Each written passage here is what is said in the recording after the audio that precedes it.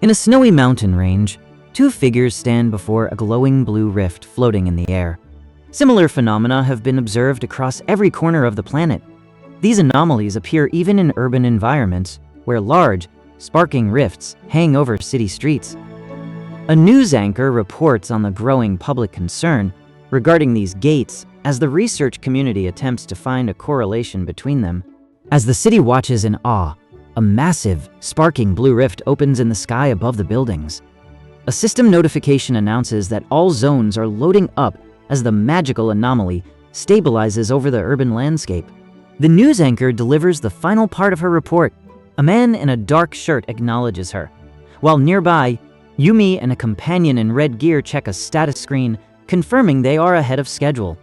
The companion listens as the man focuses on his task, telling her he just needs to finish loading up before they move. The woman in red gear offers a bottle of water to the man, who thanks her. She smiles and tells him he has a knack for the line of work, to which he simply responds with, "Here." The woman in red gear asks Yoojin why he is working so hard, suggesting it might be for his college education. Yoojin clarifies that while he is saving for school, it is not for himself, but for his younger brother. He explains that, after their parents passed away, he dropped out of school to support them both. The woman expresses deep sympathy for how hard it must be for someone so young. The woman in red gear holds up her smartphone to show Yoojin a photo of her younger brother, a tall and stoic young man. She speaks with great enthusiasm about how he was a perfect student who excelled in his classes, lamenting that she could never be as perfect as him. A man wearing a red cap and a casual shirt smiles broadly while holding his phone, excitedly exclaiming that Yoojin is finishing classes early today, as a notification confirms he is on his way. The woman in red gear shows a news broadcast about an emergency occurring after 1 p.m. The scene shifts to a bustling train station where heavy machinery echoes through the crowd. Amidst the noise, Yoojin looks exhausted near a large moving truck. The woman notes that despite it not being the typical season for moving, business has been booming lately. The woman in red gear smiles at her coworkers, telling them their hard work is finally paying off. The man in the center beams and calls her sweet, but Yoojin looks skeptical, muttering that their success is actually due to those things up there, instead of their own efforts. The news anchor asks for clarification on what things Yoojin is referring to. Yoojin explains that these things appeared out of nowhere and are the primary reason for the surge in moving activity, though he notes they are unsettling and no one knows exactly what they are. Inside a vehicle, the news anchor mentions seeing one of the creepers on her way home from her brother's school. An off-screen person questions if these entities might actually be beneficial and suggests purchasing property nearby, causing the anchor to laugh. Yoojin acknowledges the booming business but hesitates, asking if it was always cloudy. When the news anchor looks confused, Yoojin asks if it wasn't more blurry before. A sudden impact strikes Yoojin, startling him and causing his eyes to widen in shock. In the dimly lit room, a companion in a red cap asks if they heard something, while a tense Yoojin decides to investigate the noise coming from the back. As Yoojin moves toward the sound, he comes face to face with a massive, terrifying bird-like creature with glowing red eyes. The beast lets out a menacing growl that vibrates through the air as Yoojin realizes the magnitude of the danger. The massive bird-like creature lunges forward with incredible speed, catching Yoojin completely off guard. The beast strikes the vehicle with its talons, causing a violent collision that leaves Yoojin crying out in pain as the car is smashed. A woman nearby realizes someone is still trapped inside the wrecked vehicle and screams in horror. Amidst the chaos, a piercing screech echoes through the air as Yoojin and a news anchor look up in terror at the swarming monsters appearing before them. Narrative text explains that these monsters appear when dungeons are left uncleared and become overpopulated, leading to outbreaks following dungeon breaks where there is no time to identify the specific species.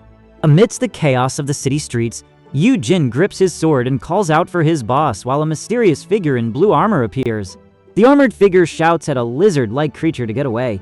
As Yoojin prepares to issue a threatening ultimatum, the armored man displays immense strength, crushing the monster's leg until it buckles and snaps. Yoojin watches from the side, his face twisted in shock at the sight of his brother's transformed arms. The man frantically warns Yoojin to get away while reacting in horror to the physical transformation of his limbs. Yoojin struggles with the overwhelming sensation of his awakening power, admitting that he suddenly feels much stronger. Narrative text explains that those who awaken became known as hunters, possessing the powers to fight monsters and clear dungeons in a world where this will soon become the most important occupation. A massive explosion of fire and smoke erupts, casting a blinding glow over the group. As the smoke clears, Yoojin pushes forward into the hazy forest, his eyes narrowing as he focuses on something emerging through the gloom. Amidst the lingering smoke and glowing embers of the explosion, Yoojin stands tense as he confronts a mysterious presence. He stares at the swirling mass of dark energy manifesting before him, questioning if it is a black fist. As the fist crackles with purple sparks and emits a volatile aura, Yoojin reacts with visible shock, his mouth hanging open as he braces himself against the overwhelming power. A hand reaches toward a swirling mass of white and blue energy as the news anchor points out the mystical phenomenon. She explains that this is a skill called Green Thumb, which grows stronger with every use. As she describes how the status window tracks these abilities, Yumi channels green energy from her hands, causing a massive surge of power. This transformation causes an immediate growth of massive trees, leaving onlookers in shock at the sheer scale and speed of the sudden environmental change.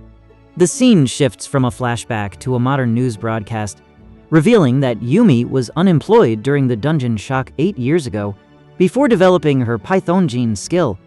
The narrator explains she used this power on a single seedling to create the vast forest seen earlier, while the news anchor smiles at the camera, noting how Yumi has successfully found work in the field. Yumi is shown integrated into her small guild, standing with teammates before glowing blue canisters of minerals. She acknowledges that while dungeon work is dangerous, the rewards are significant. The focus shifts to rare mana stones found only in dungeons. These stones can fetch a fortune, especially for skilled hunters capable of clearing high-level areas. The narrative highlights the legendary status of Yoojin Han, an S-ranker who rose from poverty to become the country's youngest guildmaster after the dungeon shock. A news report highlights the massive wealth gap between high-ranking hunters like Yoojin and lower-ranked ones. During a televised interview, the news anchor asks Yumi if she has become wealthy as well.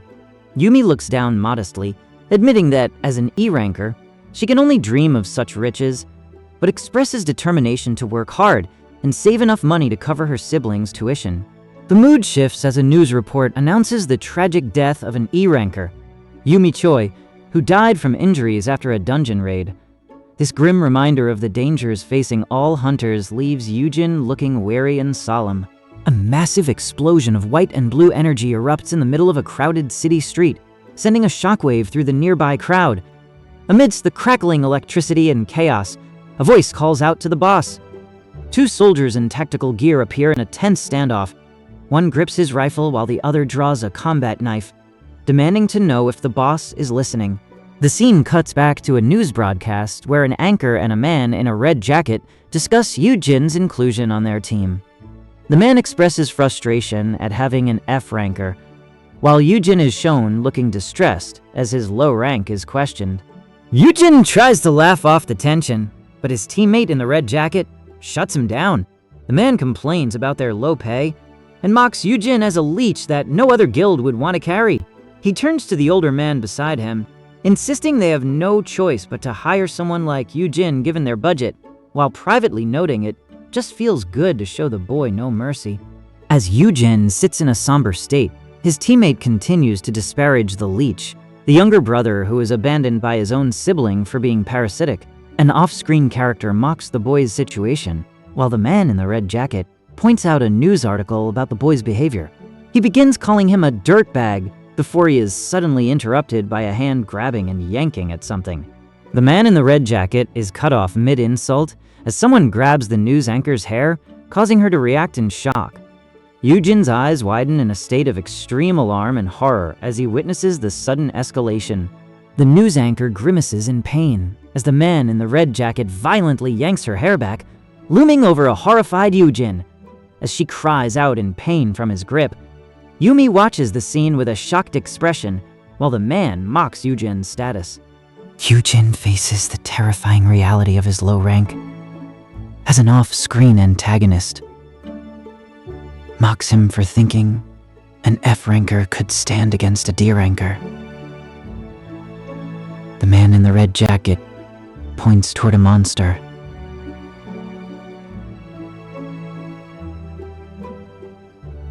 And mockingly tells Yoojin to run along and tell his fancy brother about it. Yoojin grits his teeth against the pain, reaching toward a pulsating orb of golden energy while his leg begins to glow intensely. The older man mocks Yoojin's battered appearance before they even reach the dungeon, and Yoojin can only offer a weak response as he struggles through the physical distress. The older man explains that while his magic can harden Yoojin's bones to make movement easier for a few hours, it cannot heal his injuries. He delivers a harsh reality check. As an F-ranker, Yoojin is expected to suck it up and endure the hardships of his low status. Despite his bandages and the pain, Yoojin beams with a determined smile. He reaches out to the older man in the blue jacket, expressing his gratitude for being allowed to tag along. The man looks at Yoojin's hand with a hesitant expression. The older man in the blue jacket firmly shakes Yoojin's hand, apologizing for the trouble of mediating between them. He offers words of encouragement, promising to make it worth Yoojin's while and acknowledging how hard the journey is. A massive, imposing figure suddenly intervenes, striking out at the man in the red shirt. To defend Yoojin, the large figure bellows for the man to stop bullying him, declaring that Yoojin is actually a walking encyclopedia when it comes to dungeon monsters. A system notification appears before Yoojin, alerting him that the guildmaster has come under his attention. While the older man in blue insults him, Yoojin reflects on how, despite the criticism from others, their assessment of his status isn't entirely incorrect. The scene shifts to a news broadcast where the news anchor commands her colleague Yumi to get moving. Yumi responds with determination as she prepares to move forward while Yoojin stands by. Two monstrous fur-covered creatures with glowing green eyes lunge forward through a field of energy streaks. The scene splits into two perspectives. Yoojin reacts to a massive explosion from an unseen threat, while Yumi performs a magical technique enveloped in a glowing green aura. Inside the dungeon, an off-screen voice warns the group to stay alert as monsters may appear from anywhere. The man in red mocks Yoojin's low rank, calling it a cliché underdog trope.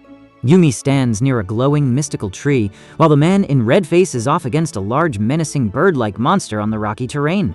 After a fight, a large monster lies defeated. An off-screen voice laughs at the high-quality loot found during dungeon shock.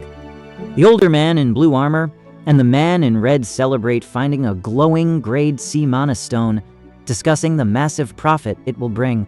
The man in red shouts at the F-ranker, mocking him and demanding an 80% cut of all mined stones. The weary F-ranker sighs, admitting he only has seed stones left, while facing threats of being stripped and tied to a pillar if he tries to hide any. Amidst this, Yumi giggles and tells the man in red to finish his choices. Yoojin strikes the wall with his pickaxe, grumbling internally about being treated like a servant and comparing himself to a modern-day Cinderella. A narrator notes that she was orphaned as a child. A flashback reveals Yoojin moved out after his awakening, despite Yoojin's pleas for him to stay because of the danger. While Yoojin was promoted to the military, his brother Yoojin recruited Yumi as his guard and eventually became a high-ranking hero. This left Yoojin behind alone in a vast space, feeling isolated and inadequate as an F-ranker. He clenches his fist in turmoil, thinking that if only he could have received his own awakening, he wouldn't be stuck in this position. A montage of news reports highlights the massive gap between F-rankers and S-rankers. Yoojin reflects on how he was conned by his brother's promises, ultimately gaining only a mountain of debt and public scrutiny from the press. A peer expresses disbelief that Yoojin is the brother of a famous hero, while the man in red reacts with shock to the details of Yoojin's past. The scene shifts back to a broadcast where a female news anchor criticizes Yoojin for the mess he caused after his awakening as an F-ranker. In a tense, face-to-face confrontation, Yoojin stares down his opponent with intense resolve despite his injuries. He shouts firmly at the man, declaring that he is no custodian of his, and that all the man does is drag him down. A flashback reveals the moment Yoojin broke his legs in a dungeon due to bad luck.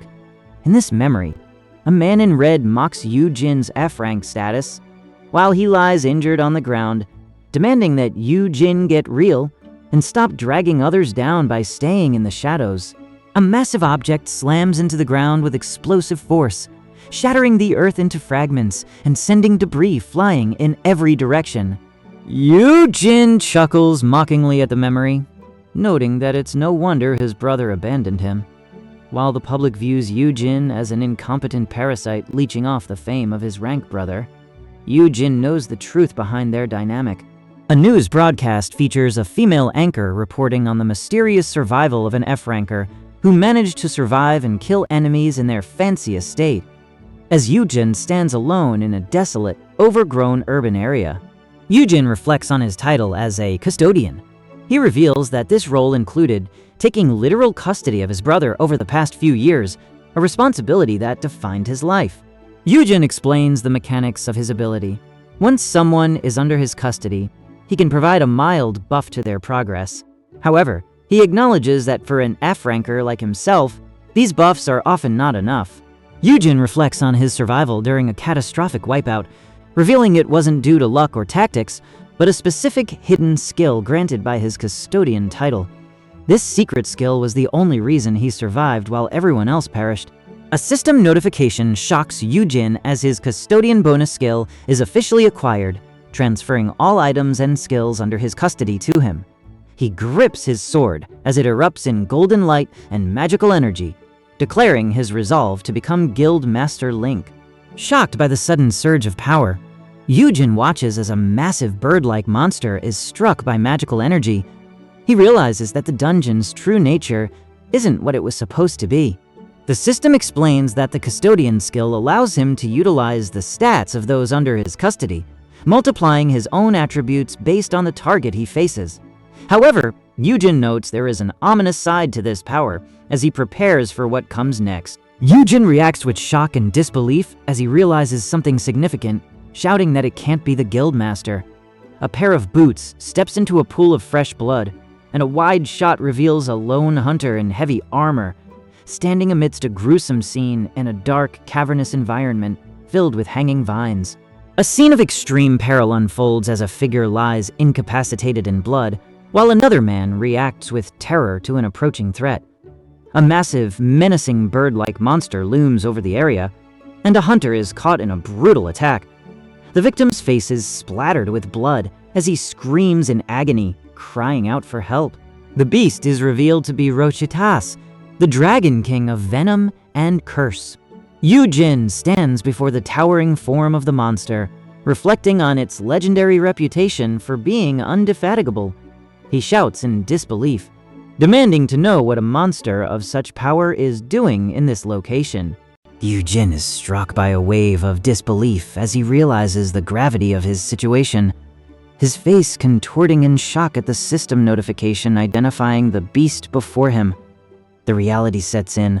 They are facing Rauchidas, a terrifying Tier 1 dragon-like creature. As the threat of a lethal bite looms, Yoojin reacts to the system's prompt regarding the beast's high-tier status. He immediately activates his defense, shouting as his legs erupt in a radiant golden glow to fortify his stance against the incoming strike. Rochitas lunges forward with a powerful dash.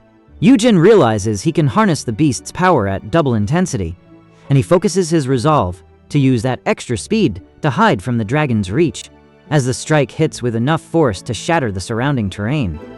Yoojin grunts in pain, bracing himself against the ground as debris flies and the dragon's massive tail sweeps through the cavern. The dragon lets out a deafening roar, and Yoojin senses the immediate danger approaching. He grits his teeth and sweats under the intense pressure, mentally preparing to cast a buff on his arm to block the incoming strike. Yoojin is left exhausted and gasping for air, his face covered in sweat as he struggles to recover from the intense exchange. The force of the attack hits with a massive impact, sending Yoojin reeling backward through the air. His heavy club is knocked loose and spins away as he tumbles helplessly before slamming into the earth.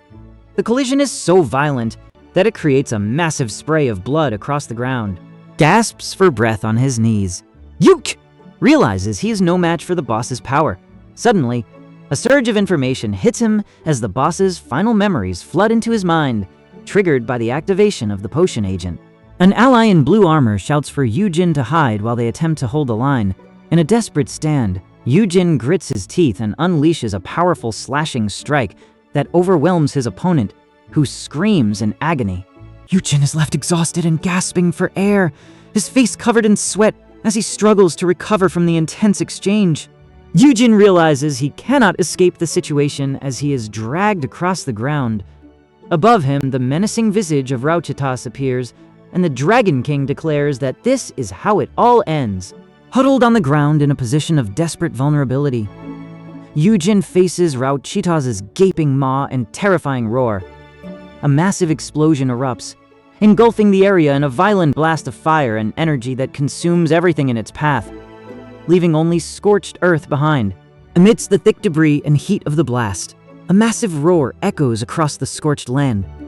While a lone hunter flees the epicenter in the distance, Yumi leans in close to Yoojin's ear, whispering his name in a panicked tone.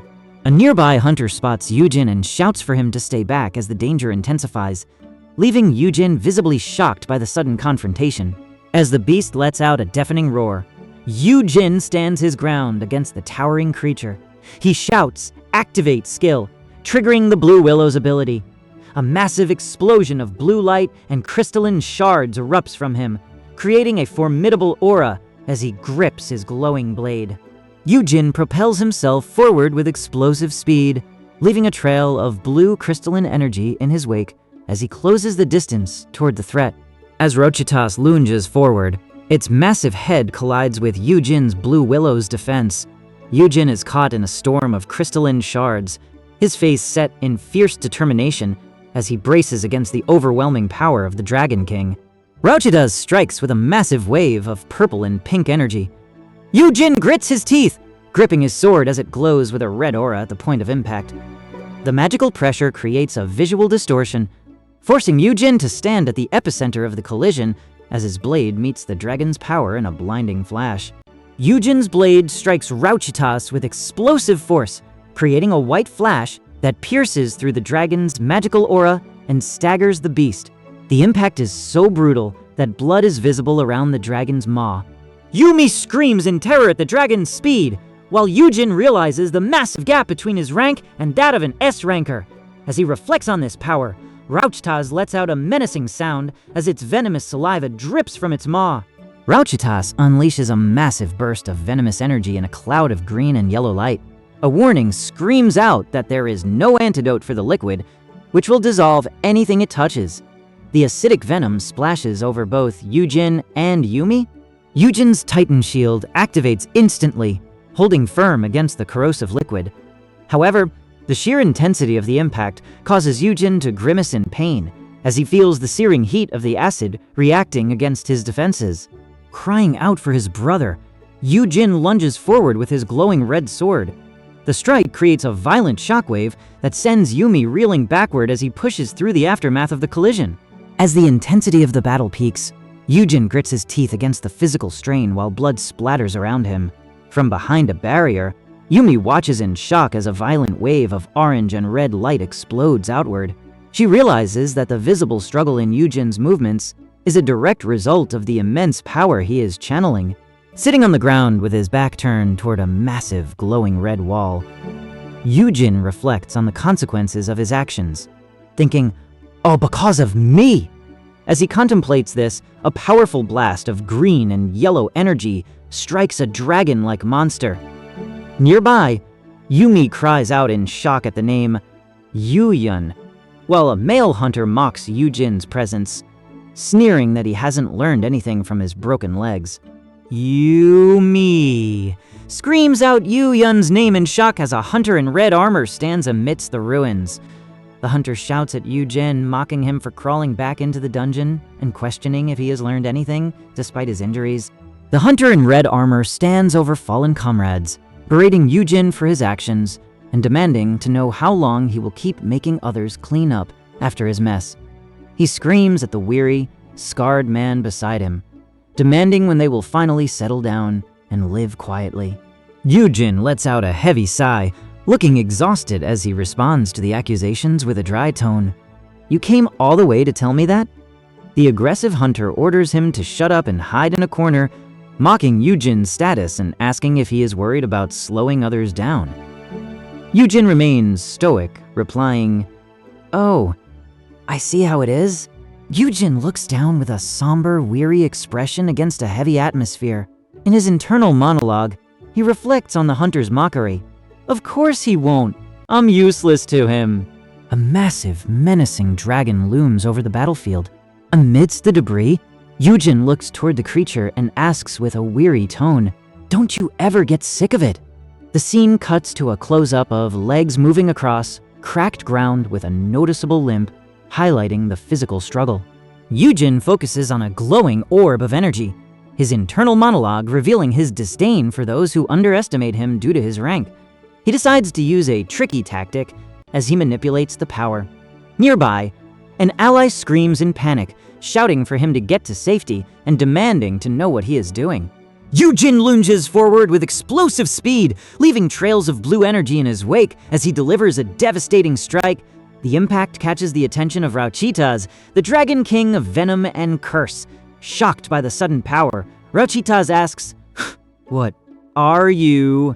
as Yoojin's boot slams into the ground. Amidst the burning debris, Yoojin stands exhausted and battered. He thinks to himself that no matter how strong his opponent is, he will ultimately be overwhelmed, even pleading for a way out. Despite his injuries, he looks toward his opponent with a grim, defiant tone. "It will save you the trouble of throwing a funeral for me?" In a desolate landscape, Yoojin stands alone while a group of hunters, including Yumi, stand on the opposite side. As Rauchitas lets out an earth-shaking roar that shakes the very foundations of the area, Yoojin grits his teeth against the overwhelming pressure and magical energy radiating from the dragon's massive, coiled body. Yoojin unleashes a devastating surge of power, unleashing a massive explosion of pink and purple energy that creates a violent shockwave, tearing through the surrounding environment. As the dust settles from the massive blast, blood begins to drip steadily onto the ground, forming growing pools in the immediate aftermath of the clash. The camera zooms in on Yoojin's face, which is flushed red and marked by bandages. His eyes widen in shock as he lets out a stunned cry, realizing the true scale of the high-level threat before him. Yoojin stands amidst a flurry of glowing embers and sparks, the intense magical energy highlighting the gravity of his situation. The atmosphere is heavy at the memorial altar, where Yoojin stands in a dark jacket before the framed photo of his parents. Life has been a grueling struggle since they passed away. His younger brother, Yoojin, looks toward him with deep concern, asking if he is all right. Yoojin offers a faint, stoic smile and reassures him, telling Yoojin that he is fine. The brothers share a supportive grip as they hold hands at the memorial. Yoojin tells his brother that he must be hungry and suggests they go get something to eat, acknowledging that it was just the two of them left. The scene shifts to a scorched, desolate battlefield where Yoojin lies injured with a head bandage, while Yumi reacts in distress to his condition. Amidst the flames, Yoojin looks up at the towering dragon Rauchitas and cries out in disbelief at its actions. The beast responds by unleashing a deafening roar that shakes the air as its head erupts in fire. Simultaneously, a news anchor reports on the situation, warning listeners that Rauchitas falls offline every time it roars. The present moment of Yoojin gasping for air is juxtaposed with painful memories. The scene flashes back to a hospital where a younger, injured Yoojin sat with heavily bandaged legs. He recalls the bitter words of betrayal from someone who told him to learn his place and stay put. In a tense exchange from the past, a man in a brown jacket confronts Yoojin and demands to know why he is there. The man holds out a glowing blue crystal, a gatestone, and commands Yoojin to take it as his trembling hand reaches out to grasp the object. Back in the present, a man in a blue hoodie leans over Yoojin to steady his body, telling him they must treat his wounds before he can use the gatestone. exhausted and bleeding from his face. Yoojin admits he doesn't think he will need the stone anymore as he collapses against his companion. As Yoojin's strength fails and blood drips onto the man's clothing, the companion notices his deteriorating state and calls out to him, asking if he can hear him. Yoojin reacts with a look of shock and alarm as his hidden abilities suddenly activate. A system notification confirms the custodian title effect is in place, followed by the activation of the final thanks skill. Yoojin is enveloped in massive arcs of blue and white energy as the system announces that the skills and stats of the deceased Yoojin Han will be transferred to him at double effectiveness. As Yoojin channels his brother's legacy, a system notification confirms the surge is occurring at double effectiveness. A massive explosion of blue energy erupts as he grits his teeth against the agony of the transformation. This power manifests as a violent force that slams directly into Rachita's. The dragon's claw strikes with devastating force, triggering a massive shockwave of crystalline light and energy that radiates outward. As the shockwave dissipates, Yoojin remains on his knees in the wasteland, battered but braced against the ground, as he absorbs the kinetic force of the strike, while the sheer scale of Rachitas's leg looms over him. Amidst the scorched remains of the battlefield, Yoojin holds a wounded Yumi close and calls her an idiot. Yumi can sense his powers flowing into her as a massive surge of purple and pink energy erupts around her arms. This raw power from Yoojin's custodian ability manifests as jagged bolts of electricity that coil around her limbs, culminating in a brilliant white light at the center. At the peak of this surge, Yoojin thrusts his glowing sword forward toward Yumi, the blade crackling with intense energy. Yumi grips a blade radiating violent red energy, sweat beading on her face as she prepares for the next move. As the beast lets out a deafening roar, Yoojin unleashes a massive burst of energy from his sword, creating a blinding flash and a powerful shockwave. The dragon Rauchitas roars again as its head lunges forward, clashing directly with Yoojin's energy in a massive explosion that shakes the earth. Pushing past his physical limits, Yoojin declares that he is twice as strong as his S-ranker brother, fueled by the hidden power of his custodian ability. He grits his teeth in a pained grimace as a massive surge of pink and white energy erupts around him, creating a violent shockwave. A deafening explosion of sound and energy follows as his hidden power manifests fully, sending ripples through the air. Yoojin stands firm, gripping his glowing orange staff as the force of his strike carries over, causing Rauchitas to reel backward and slam into the ground. As memories flow into him, Yoojin reflects on his status as an F-ranker and the disdain others have for his rank. He realizes he must hide his face from his brother to avoid being perceived as a weakness. Despite his injuries, Yoojin sprints forward with desperate intensity, believing this is the only way to save his brother. He lunges forward with a determined expression, catching Rauchitas' attention as its eye widens in reaction to his sudden movement. Yoojin lunges forward with explosive speed, his face etched with grit and determination as he pushes through the pain to strike at Rauchitas. The dragon's eye widens in shock as it registers Yoojin's sudden movement, the sheer force of his proximity creating a visible spark near its face. The scene shifts to a media report, where a female news anchor with long reddish-brown hair and a green blazer reports on the situation, while a small inset window shows Yoojin looking exhausted and distressed. A man in red sits back comfortably, mocking Yoojin's intelligence, while an authority figure nearby shouts orders to take everyone out. A massive burst of energy strikes the beast-like creature, causing it to writhe in agony as it lets out a piercing cry. The news anchor then discusses the tactical details of the strike. The news broadcast reveals the plan to treat Yoojin as a liability while keeping him close for safety.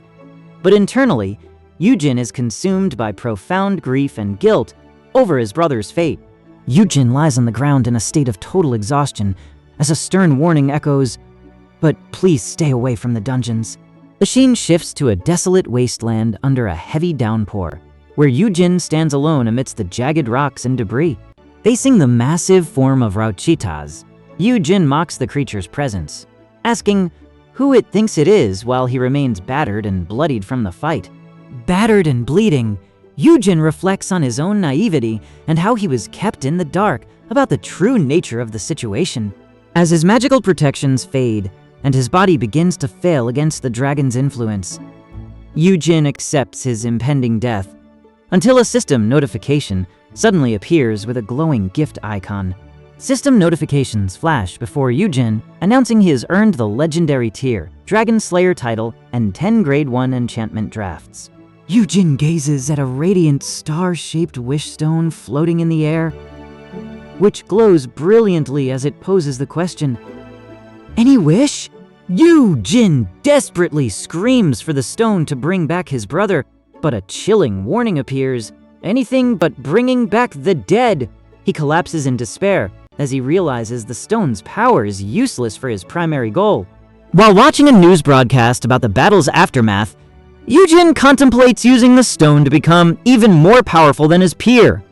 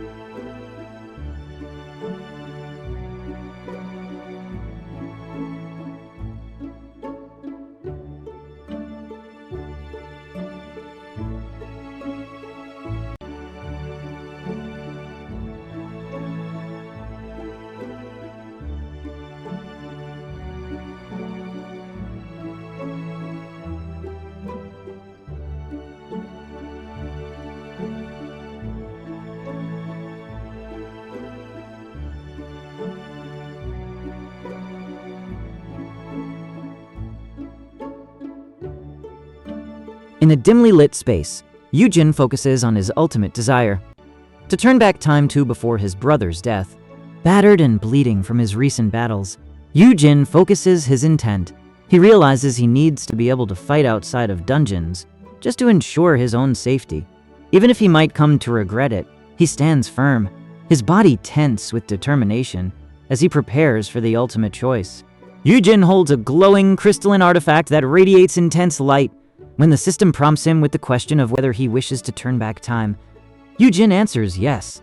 A massive surge of white and blue energy erupts from him, engulfing his face in a blinding radiance as he channels his hidden capabilities. Something suddenly strikes Yoojin, causing him to recoil in shock. He finds himself thrown into a new environment, landing on a sofa in an unfamiliar, luxurious living room. Confused by the sudden transition, he wonders where he is. A news broadcast identifies him as Hyeon, and Yoojin realizes with a shock that he has traveled back in time. He checks his phone and confirms the date is exactly 5 years in the past, leaving him bewildered by his current situation. Yoojin realizes this is the day he originally met the Awakening Broker. A flashback reveals a younger Yoojin on his knees in a crowd, devastated after being scammed out of a large sum of money by a man who took advantage of his desire to be like his brother. The weight of his past hits him, and Yoojin experiences a mental jolt as he processes a critical realization. He begins to walk across the tiled floor toward a door. As the door opens and closes behind him, he is now isolated in the room. A man with dark hair and stubble confronts Yoojin, shouting at him for how many times he has to be brought back here. Frustrated, Yoojin yells back at the man, demanding that he stop making him come back. Yoojin's face contorts in shock and alarm as he witnesses something startling. He dashes forward, realizing that everything has changed. Yoojin is caught in the center of a sudden impact, struggling as he realizes everything has returned to the way it was. His brother suddenly clings to him, and Yoojin holds him close with a sense of relief, realizing his brother is still alive. In a moment of shared remorse, Yoojin admits it was all his fault while they both offer apologies for everything. In the training area, Yoojin cries out in alarm at what his brother has done, but Yoojin holds his head and explains it isn't what Yoojin thinks. As Yoojin leans heavily against him in distress, he laments their different life paths. Yoojin reflects on his internal state, while Yoojin, overwhelmed by emotion, laments his own failure to recognize the heavy burden Yoojin carried alone as the guild leader and solo dungeon clearer. Yoojin looks toward his brother and offers a sincere apology for everything, promising to behave from now on, while Yoojin insists that Yoojin no longer needs to stress over him. As the tension breaks, Yoojin calls out Yoojin's name with an emotional expression. In a moment of reconciliation, Yoojin grips Yoojin's shoulders firmly and pulls him close, thanking him for finally being honest about their shared history. Yoojin reflects internally that he is finally at peace with himself and their situation. The two brothers embrace, with Yoojin holding Yoojin from behind in a moment of profound connection. Holding Yoojin's arms with deep affection, Yoojin looks at him and softly calls him his baby brother, solidifying the weight of their bond. Yoojin tells himself to forget about his awakening and stay out of the spotlight, but a glowing blue system notification suddenly appears before him. Yoojin stares in disbelief at the prompt as a series of notifications flood his vision, informing him of his status as a legendary dragon slayer. Perfect. Custodian, and the activation of the bonus skill, Super Nanny activated, followed by a growth bonus for his brother. Yoojin is left in total shock at the sudden revelation. In a domestic kitchen setting, Yoojin prepares food while holding a spatula. He informs Yoojin that dinner is nearly ready, and Yoojin responds with enthusiastic excitement as they share a moment of normalcy. As Yoojin stands with his back turned, the atmosphere becomes tense. Yoojin sits at a nearby table and admits to himself how awkward the situation feels. Yoojin reflects on the past, remembering how this very day was marked by a major conflict between him and his brother before he traveled back in time. Now, however, he realizes just how much things have changed. While sitting close to his brother, Yoojin reflects on their reconciled relationship. He is glad they moved past their conflicts, though he never expected them to be sharing a meal together so soon. Yoojin turns his attention to his status window and sees the title Dragon Slayer. He questions if he earned it from killing the dragon Rochitas, but realizes that because he used a wish stone to travel back 5 years, the dragon technically never existed in this timeline. Yoojin focuses on the interface, noting that his new title is an L rank, which surpasses even S rank. He taps the red dragon emblem and is shocked to discover it grants him a legendary resistance skill, potentially making him immune to all poisons and curses below that rank. Yoojin analyzes the skills further, specifically focusing on Rauchita's Bane. He realizes this specific buff will double his power when facing Rauchitas or any other dragons of its kind. Clenching his fists in determination, Yoojin processes the gravity of his situation. He realizes he might be one of those legendary heroes who is sought after specifically because they traveled back in time. The scene shifts to a terrifying display of power as the dragon Rochitas lets out a massive roar, its head filling the frame in a menacing display of strength. A news broadcast captures the chaos of the battlefield as reporters report on the overwhelming enemy power. Amidst a massive surge of energy, someone shouts for others to get back as Yoojin braces himself against the heat and flying embers of an explosion. In the aftermath, Yumi asks Yoojin if that was a refining technique. Yoojin laughs heartily and tells her it isn't. Yoojin's face lights up with pure joy as he realizes the true extent of his power, a faint image of a dragon looming behind him as his status updates. Yoojin stares intently at his status window, reviewing his attributes for strength, stamina, dexterity, intelligence, and magic guard as he prepares to move forward. A massive, menacing dragon-like creature looms in the background as a system message declares Yoojin an F-ranker. Yoojin is visibly shaken and distressed by his low rank, lamenting that he is still his old self and questioning how he can possibly use such a skill with his current abilities. Yoojin examines his digital interface, noting that while he has E-rank buffs for dexterity and intelligence, his custodian title has actually been upgraded to A rank. This upgrade grants him 4 new skills known as Super Nanny. A system notification explains that his status will grow for 3 days upon hearing a specific keyword. Yoojin is shocked to realize the growth rate is doubled, meaning his brother, Yoojin, will now experience growth twice as fast as any other hunter. Yoojin analyzes the keyword mechanic, which provides a 1% boost for every intelligent being, present up to 100. He realizes that by standing before a crowd of 100 people, he can effectively double Yoojin's strength and eventually make him the most powerful hunter in the world. A news broadcast highlights the overwhelming power of Haiyan, leaving onlookers in disbelief as they witness her incredible speed and strength. A man in a brown jacket shouts about taking all the rewards, while Yumi watches excitedly as a large red cape flows between them. Amidst the excitement of being set for life, a system prompt displays the keywords, "I love you." Yoojin looks at his brother in confusion, questioning the strange keyword until he realizes that the keywords must have changed during his second awakening. He realizes the system's internal prompt is actually a reflection of his deep bond with his brother. Yoojin reacts with comical joy and intense blushing as he realizes how extreme his inner thoughts are. He laughs to himself, realizing that if he actually spoke those words out loud, he would end up in jail before he could do anything. Yoojin reflects on his custodian abilities, noting that while some effects are amazing, certain parts of the skill seem useless at first glance. He contemplates how even an unawakened individual has potential that can be nurtured through his extensive knowledge. The news broadcast cuts away to Yoojin's reality, where he stands in an apron looking slightly embarrassed. He holds a note and sheepishly explains that he just threw together whatever was left in the fridge, hoping it would be enough. However, his expression suddenly shifts to one of shock and alarm as he notices something unexpected. Yoojin smiles warmly and tells the man that the food is delicious. The man, surprised that Yoojin actually cooked, asks if there is enough for everyone.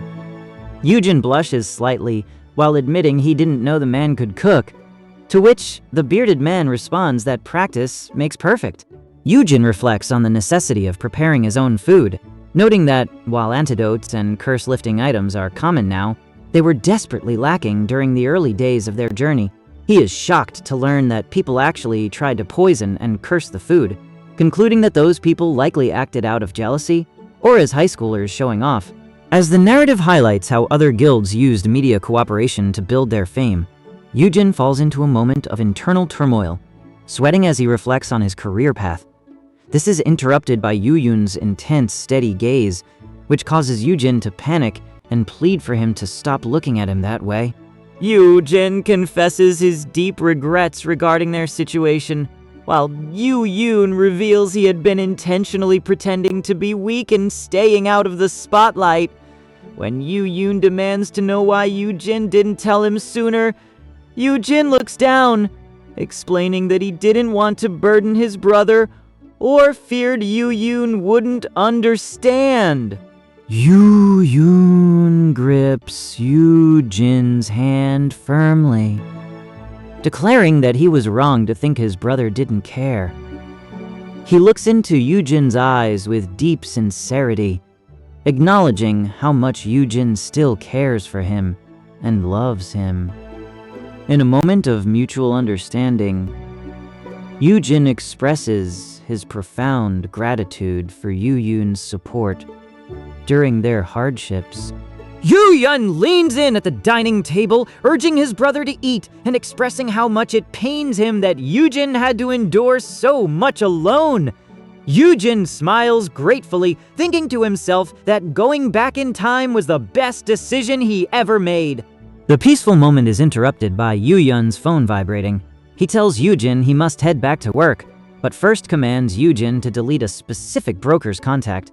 As they focus on the phone, Yoojin confirms with a smile that the contact has been successfully deleted. Yoojin blushes and promises to clean up before he leaves, but his words are cut short by a tense atmosphere. From the shadows beyond the door, an authoritative voice commands, "You are not going anywhere." Yoojin stares at his brother with a firm expression, declaring that Yoojin must stay with him from now on, and is forbidden from going outside. This sudden demand leaves Yoojin in visible shock, while Yoojin reacts with comical confusion as he tries to process the situation. The scene shifts to a living room where Yoojin is struck by shock. He demands clarification, shouting that he doesn't understand why he isn't allowed outside. However, the reality sets in as he realizes it is far too dangerous for him to leave. A stark contrast is revealed between Yoojin's past and his current reality. The news anchor declares her presence as the reason for the game's existence, stating that all means will be directed toward him. She commands Yoojin to stay in his location from now on, effectively trapping him within the new dynamic. Realizing the gravity of his situation, Yoojin panics and tries to flee through a door. He shouts that they can't be serious, but as he attempts to escape, the door slams shut with a heavy thud. A delivery man in a blue uniform suddenly appears, asking if he is Mr. Yoojin Han and presenting paperwork for his belongings. As the door slams shut behind them, a man in black informs Yoojin that this location will now be his permanent home. Yoojin confronts the man in black, who retorts that Yoojin chose this path himself. The scene shifts to a tense moment between brothers. Yoojin holds Yoojin's chin, forcing eye contact as he demands an admission of love and apology. Yoojin looks on, visibly panicked by the weight of their agreement. A massive, jagged bubble over a cityscape delivers a resounding "no it doesn't." The scene shifts to a cluttered room where Yoojin lies face down on the floor, exhausted and seemingly unconscious among cardboard boxes. A mental projection of a character questions if this state is a side effect from the reset as Yoojin's hand twitches. Yoojin eventually finds the strength to kneel and frantically pack his essentials, hoping to leave before Yoojin returns. He peers out from behind a doorway, sweating with nerves as he realizes how long he could have stayed hidden. Yoojin is confronted by a towering, intimidating man in a suit named Sun-gun Kim, introduced as an A-rank hunter and Yoojin's trusted right-hand man. Sun-gun Kim stands like a wall before him. When Yoojin nervously asks to pass, Sun-gun Kim firmly refuses. Yoojin loses his composure and shouts at Sun-gun Kim, screaming that the chumpster explicitly forbade him from being in this location. As he yells, Yoojin reflects on his lowly status as an F-rank prison guard, wondering if his brother truly left him behind. Sun-gun Kim stands firm before him, gesturing with his hand and sternly commanding Yoojin to stay put. Yoojin tries to argue that he won't be gone long, but the stress of the confrontation leaves him overwhelmed, causing him to recoil and groan in frustration. Sung-hoon Kim firmly grabs Yoojin, looming over him and demanding he get back inside or face physical force. Suddenly, a massive, intimidating bear, like beast with glowing eyes and bared teeth, looms over Yoojin. He feels his body being crushed by its overwhelming presence, feeling as helpless as a fly before a predator.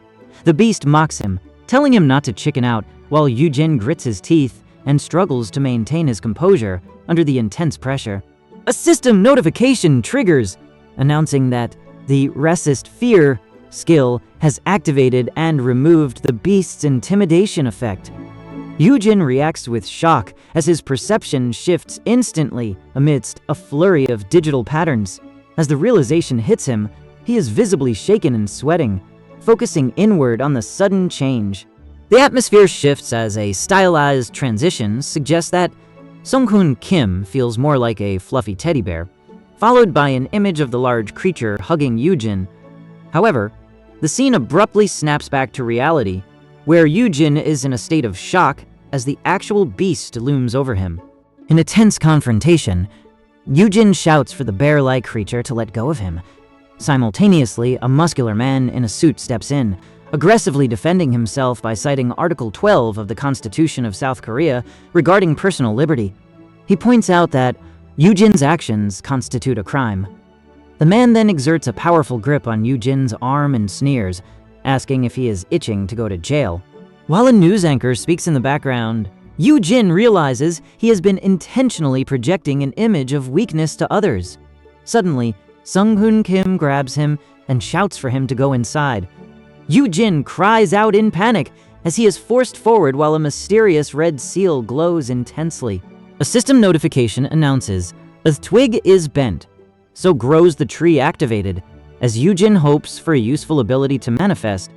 However, the moment is interrupted by Sung-hoon Kim grabbing him with such force that it causes a physical jolt.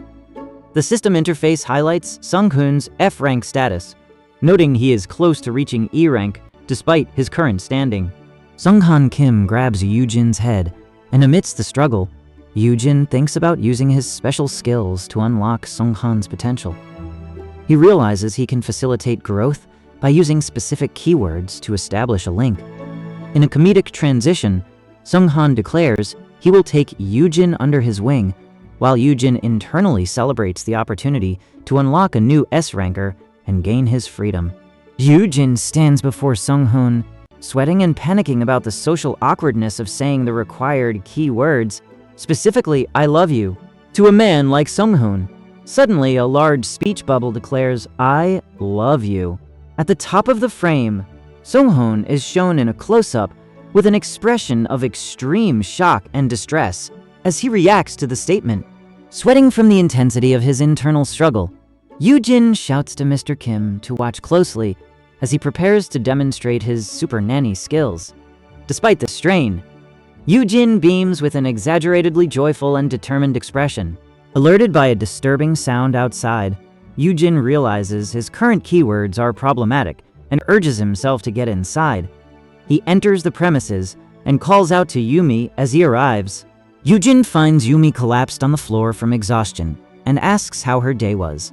While she explains that, since he is alone, he can stay in a spare room even though he hasn't unpacked yet. Yumi is visibly shocked when the mention of her being able to leave comes up, and she demands to know exactly when that will happen, while Yoojin calmly tells her not to worry. A narrative voice explains that while Haeyeon faces many rivals now, they will eventually become so powerful that no one will dare challenge them. Yoojin calmly notes they only need to wait for the guild to become the strongest in the country, though Haeyeon recalls how many years it took to achieve such power in the previous timeline. Yoojin promises Yoojin that after a year of preparation, he won't have to monitor him constantly like Sunjung did. He explains that he cannot take Yoojin out frequently because dungeons take days to clear and it is unsafe to leave him with lower-ranked hunters. Yoojin's expression shifts into intense concentration as he realizes a potential solution. Questioning himself on how he can utilize his abilities to solve the problem. Watching a news broadcast, Yoojin reflects on his past research of hunters before the reset. He plans to identify and recruit potential hunters before they are officially awakened by the system, intending to secure them as personal bodyguards through contracts. Yoojin's expression shifts into intense concentration as he realizes a potential solution, questioning himself on how he can utilize his abilities to solve the problem. Yoojin beams with excitement as he declares his ambition to find an A-ranker. In response, Yoojin smiles with intense determination and declares that he is going to find himself an F-ranker, or even better, an R-ranker. An off-screen voice suggests finding a kid who can be easily swayed.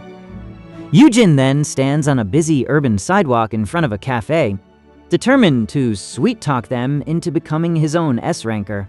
The tension is palpable as Yoojin stands before a news broadcast screen.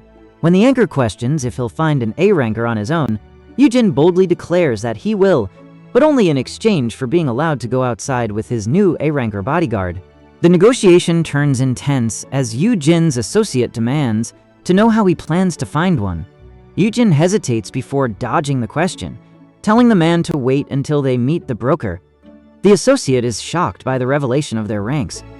While the man laments his lowly F rank, Yoojin remains calm, explaining that while he can predict high or low ranks, he can only awaken once a month. This realization brings a wave of relief to the associate. The associate explains that Yoojin's ability will soon trigger a system-driven awakening for others. Watching a news report on the center's safe awakening protocols, Yoojin smiles, realizing he can keep his true power hidden from the public. He looks toward the viewer with a desperate grin, claiming his skill is useless and pleading for just one chance to find an A-ranker. Yoojin stands firm against a man jumping in excitement, agreeing to move the man's belongings to his place if he tries to reach an agreement. With a confident smile and a look of playful defiance, Yoojin declares that no one will keep him locked up. He intends to build an army of A-rankers. The next day, at the Korea Hunters Association Registration Center, a crowd gathers in shock as they recognize Sung-kun Kim, known as the Shield of Hayeon. The onlookers begin to whisper and speculate about the man standing next to him, wondering if he is a new hunter or an S-ranker being brought along as a bodyguard. The official announcement echoes through the hall. Yoojin Han is registered as an F-ranker. The crowd reacts with shock and disappointment, questioning why he would pretend to be an S-ranker, but Yoojin remains stoic, clarifying that he never actually claimed to be one. Yoojin reviews a document confirming he received 1 billion won from his brother, Yoojin. He heads to the Hunter's Mall to begin his shopping spree. Inside a brightly lit showroom, the news anchor welcomes him and presents several high-end pieces of equipment with fabulous designs, though Yoojin notes the exorbitant prices reaching over 90,000 gold. Yoojin examines the high-end items offered by the news anchor, noting that while most are exorbitantly priced, one smaller item is flagged as relatively normal. Upon checking his updated status as an imperfect hero at age 15, Yoojin reacts with excitement, exclaiming that this puts him at roughly C rank. Meanwhile, the holographic interface informs them that any item can be purchased with enough money, while Sung-kun Kim remains composed. Sung-gun Kim looks ahead with a serious expression as he plans their next moves, stating that he intends to use the remaining funds to purchase contracts and potions. Sung-hoon Kim stands with his arms crossed in front of a building, looking stern and impatient as he is confronted by someone off camera, demanding to know where he has been. A woman with reddish-brown hair speaks to someone off-panel about getting a free melon with her friend before the scene transitions. Sung-hoon Kim provides a detailed briefing on Yurim Park, identifying her as the Ice Witch. He explains that she lived near a munchie restaurant after her parents passed away and was one of the top A-rankers before the reset. Because she awakened at age 18 and only 3 years have passed since the reset, she is considered a suitable candidate for Yu Yun's satisfaction. The scene shifts to a vibrant, neon-lit street at night filled with food stalls and munchie signs. The atmosphere is lively as people mill about the market under large canopies. The scene cuts between two perspectives. A news anchor on a broadcast looks dismissive while stating she has never heard of Yurim Park, and a man in a white hoodie at the night market who expresses frustration at the number of barbecue stalls. Yoojin feels overwhelmed by the number of barbecue stalls and reacts with a comical expression when the smell of meat hits him. Sung-hoon Kim asks if he is hungry and questions why Yoojin chose this specific location, as there are many other spots nearby. Yoojin remains stoic, explaining that he was simply drawn to a powerful presence in this area. A girl contemplates grabbing dinner before her internal monologue is interrupted by a loud burp that shocks Yoojin. Immediately, a girl with purple hair, Yumi, begins a heated confrontation, yelling at Yoojin that it was Suchin Park's fault. Yoojin bluntly tells Yumi that he hears her and commands her to go do something, leaving her in a state of shock. However, Yumi suddenly experiences an intense realization, her expression shifting to determined focus as she shouts, "Found you." Yumi lunges forward with explosive speed, her fist and arm moving with force as she closes the distance. She shouts, excuse me," as she enters Mr. Kim's personal space, thrusting a small, glowing golden object toward him while he reacts in shock. Yoojin is shocked by Yumi's incredible speed, noting that she is moving fast despite not having awakened yet. A system prompt confirms her gear is a B-rank item. As Yumi accelerates away, leaving a trail of light and creating a shockwave in the air, Yoojin remains confident that he can easily catch her. The force of Yumi's movement catches nearby bystanders off guard, causing them to cry out in alarm. As she retreats rapidly through the crowded street, Yumi remains determined, thinking that she is sure her target came this way. As they track their target, one man confirms her path in his thoughts, while his companion spots her nearby and shouts that she is right there. An unidentified man approaches Yumi in a public area and asks if he can speak with her for a moment. Yumi turns toward him, surprised by his presence, and questions if he was sent by her uncle. Yumi shouts that she has nothing to say and refuses to go back, sprinting away from the man who calls her old man. As he frantically tries to correct his mistake, a man shouts for Yumi to watch out for the car. Yumi reacts with shock and terror as a vehicle approaches. Yumi is struck by a massive force and sent tumbling through the air. As she flies toward the ground, the scene cuts to a male news anchor in a studio who reacts with visible shock and alarm at what he witnesses. Yumi lands on the ground in a crowded area, visibly shaken and in pain as she clutches her head while the surrounding crowd reacts to the commotion. In a split-view interaction, Yumi looks distressed and tells the man she didn't get with a more heroic form. She leans forward and asks if he could get off her first, while the dark-haired, bearded man looks toward her amidst the bustling crowd. Yoojin admires the perfectly cooked lobster and celebrates having proper beer at the table. In the crowded restaurant, he encourages Yerim to eat more while secretly feeling relieved that his corporate card will cover the costs. When Yoojin questions if they are in the right spot since her guild has its own barbecue joint, Yerim dismisses his concern, telling him not to worry about the meat being too tough for an old man. Yumi asks Yoojin about his brother's role as a guildmaster, and then questions why someone of his status would want anything to do with her. Yoojin smiles warmly, explaining he senses a great force within her. Yumi suddenly leans across the table, shouting "Live long and prosper," causing the furniture to creak, which prompts a startled Yoojin to shout back that he isn't a nerd. Yumi reveals that their parents knew each other and helped them after they passed, admitting she felt a desperate need to appear perfect for others. She apologizes for the delay in expressing this, noting that, while her actions were complex, Yoojin didn't lie to her. When she mentioned she noticed his potential, Yoojin reacts with surprise at the word potential. Yoojin explains his unique ability for awakening and how he can help others unlock their latent powers. He tells Yerim that she will make at least an A-ranker, and notes that with the Haiyan Guild backing him up, she can jumpstart her career as a hunter immediately. Yoojin leans forward and offers to become her official sponsor, presenting a contract for her to sign so he can make her a hunter. Yumi stares in shock at the offer, internally questioning if she could actually become a hunter. A news broadcast highlights Yoojin's reputation. Despite being an F-ranker, his perfection makes him a public nuisance to the media.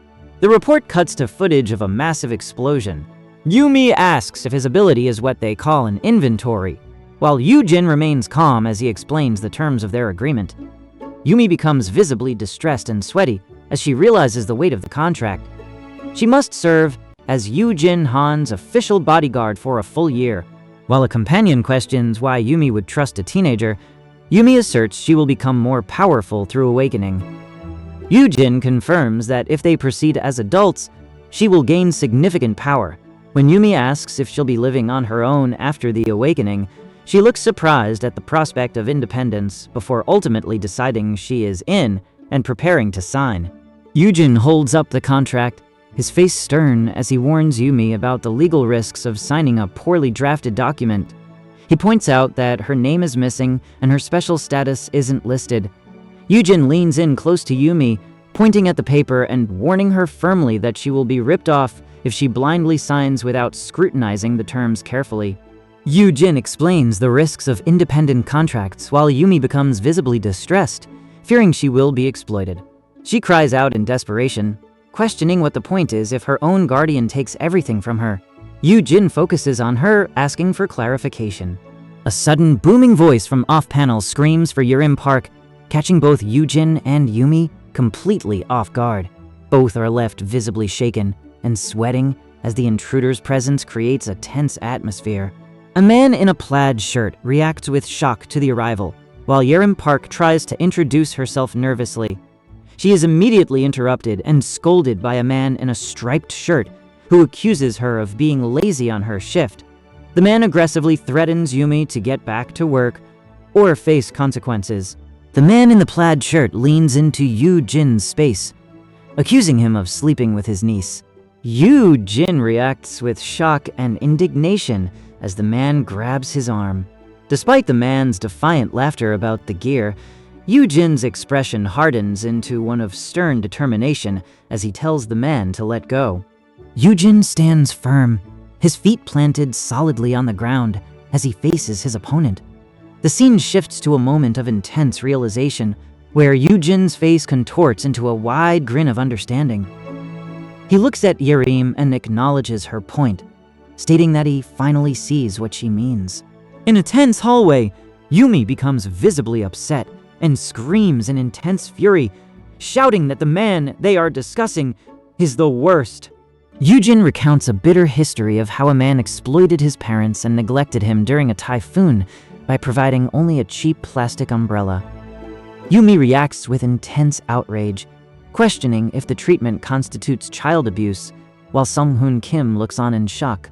In a flashback, the man who neglected Yoojin reacts with explosive rage to her accusation of child abuse, screaming at her to stop running her mouth. A large, muscular man in a striped shirt lunges forward with explosive rage and shoves a seated young man. The force of the shove causes him to lose his balance and tumble forward. Yumi watches in shock as the man lands on the ground, disoriented and sweating. After the fall, Yumi leans toward the large man slumped on the ground and asks if he is okay as a crowd begins to murmur around them. A large man hits the ground hard, causing Yumi to react in shock while a nearby man is startled by the commotion. Yumi shouts out in alarm as the man, caught off guard, cries out in confusion. As he lies on the ground groaning in pain, Yumi calls out to see if he is okay. Yumi aggressively tackles and rolls the large man across the floor while shouting at him. The man is caught completely off guard by her sudden physical outburst, crying out in shock as he is tossed back. Yoojin stands his ground against a large man who looms over him, accusing Yoojin of being in the way and untrustworthy. The man in the striped shirt then yells at Yoojin for trying to harm a fragile girl, causing Yoojin to explode with fury as he declares he has had enough. The man in the striped shirt grabs Yoojin by the collar and yanks him forward, leaving Yoojin visibly shaken and sweating. As they shift positions during the tense standoff, the atmosphere becomes heavy with tension. A violent collision occurs as the older man is slammed into the ground, causing a nearby younger man to react in shock at the impact. While a news anchor warns viewers about slippery floors, Yumi face plants into the ground in frustration. She cries out in distress as she realizes she has gotten kimchi up her nose. Yoojin leans over the man pinned to the ground, sternly telling him he should be ashamed for ripping off his own niece. While Yumi cries out to be let go, Yoojin's face hardens with intense fury as he delivers a chilling final warning. If he ever treats her like that again, there will be consequences. A news anchor reacts in shock to a sudden event, while the man next to her is slammed into a table. A massive tremor shakes the area, causing Yumi and others to panic over potential earthquakes or terrorist attacks. Amidst the chaos, Mr. Han looks terrified as Yumi flees from a massive, multi-eyed monster appearing on the street. A massive shockwave erupts as the news anchor screams in terror, and the city street is engulfed by an explosion of debris and fire. The multi-eyed monster lets out a deafening roar, sending chunks of concrete flying through the air. Nearby, people scream in terror as they are caught in the immediate vicinity of the breach. As the threat of a dungeon break looms, a warning signal flashes and a man in a suit screams for everyone to run. The man in the suit reacts with shock at the danger, demanding others get back before it's too late. He makes a desperate stand, raising his hand toward a glowing golden seal as he tries to buy them time, triggering a massive explosion of light. As the man in the suit activates the seal, A massive explosion of golden light and energy erupts, sending a violent shockwave that shatters nearby structures. Amidst the chaos, a system notification confirms the activation of an A-rank defensive skill, Terra Shield. The sheer force causes the ground to buckle and crack, sending debris flying as several hunters are caught in the immediate fallout of the energy release. As the danger looms, the man in the suit shouts for Yoojin to take his chance and flee. Yoojin, sweating and overwhelmed by confusion, questions how this monster appeared, while an official nearby frantically asks if a dungeon break has occurred. Hearing a command to move, Yoojin reacts to the immediate threat and lunges forward with intense focus. Yoojin lunges forward with explosive speed, his face set in a grimace as the world blurs into motion lines. He soars past massive metallic structures and heavy debris, creating a massive sonic displacement as he cuts through the air. During his high-speed maneuver, Yoojin collides with a massive explosion of energy, pushing through the blast at full speed. As the dust settles from the explosion, a sharp sound echoes as an object is sliced apart. Yoojin watches in shock, realizing that the entity they just struck was not its primary form, but merely a secondary part of its body. As the monster's whip-like appendages strike, Yoojin braces himself against the impact while Yumi screams in terror as the entity breaches the wall. As the ceiling begins to collapse, Yumi cries out in alarm at the falling structure. Simultaneously, Yoojin's foot catches on debris, causing him to trip and hit the ground with a heavy thud. He lands in a sprawling position, visibly shaken and exhausted, letting out a strained groan from the physical toll of the collision. Yoojin is violently blasted backward by an intense force, his body thrown horizontally through a cloud of sparks and debris. He is caught in the collision with his face contorted in shock. Nearby, the news anchor reacts with alarm to the unfolding disaster as Yoojin panics at the closing danger. Amidst the chaos of falling debris, Sung-Kun Kim engages in a desperate struggle with an opponent while others shout for everyone to find shelter. Suddenly, a man with reddish hair is grabbed by a large hand, his face filled with shock. Nearby, a man with purple hair reacts with intense distress as he is seized by the same massive grip on his wrist. The scene shifts to an underground shopping center, serving as a shelter. In the tense atmosphere, Yoojin urgently commands Yumi to get down while she looks at him in confusion, questioning what is happening. Yoojin realizes the gravity of the situation, his eyes widening as he tells himself he must get back there immediately. While individual monsters are manageable, they become a deadly threat when grouped in colonies, and they must be eliminated simultaneously before they become an unstoppable menace. Sung-Kun Kim braces himself against a massive explosion of energy, his defensive powers proving to be exceptional. However, despite his impressive capabilities, the narrator warns that these defenses will not be enough to overcome the specific monster they are currently facing. Sung-Kun Kim faces a sense of overwhelming desperation as he struggles internally to find a way to counter the monster's power. Sung-Kun Kim firmly grabs Yumi's hand to show his resolve. As they stand before a news broadcast, he declares that his awakening is complete, and he can now fight alongside her, promising not to let her get hurt. Sung-Kun Kim sternly lectures Yumi, questioning her motivations regarding the contract and warning her about the dangers of being over-prepared. He questions if she truly expected that simply awakening would instantly turn her into an elite fighter. In a desolate area, Sung-Kun Kim declares his protective stance over Yumi, stating he would never forgive himself if she had to fight alone. Yumi reacts with urgency, shouting at him to let the adults handle the situation and demanding that he get himself to safety immediately. As the situation escalates, Yoojin stands firm while a sudden movement occurs nearby. Sung-Kun Kim lunges forward with intense focus while Yumi is caught in the background. Under intense pressure, Yoojin is forced into a moment of internal focus. He grits his teeth and calls upon his 5 years of experience as a hunter, mentally challenging himself to find at least one way to overcome the obstacle. In a rocky cavern filled with falling debris, someone calls out for Hunter Kim. Yoojin looks up in shock at the sudden call, amidst a massive energy blast causing destruction. Yumi screams at Sung-Kun Kim to use his shield skill because it is too dangerous for him to be there. She laments her own inability to help in the moment. Amidst the chaos, Yoojin remains focused and confident.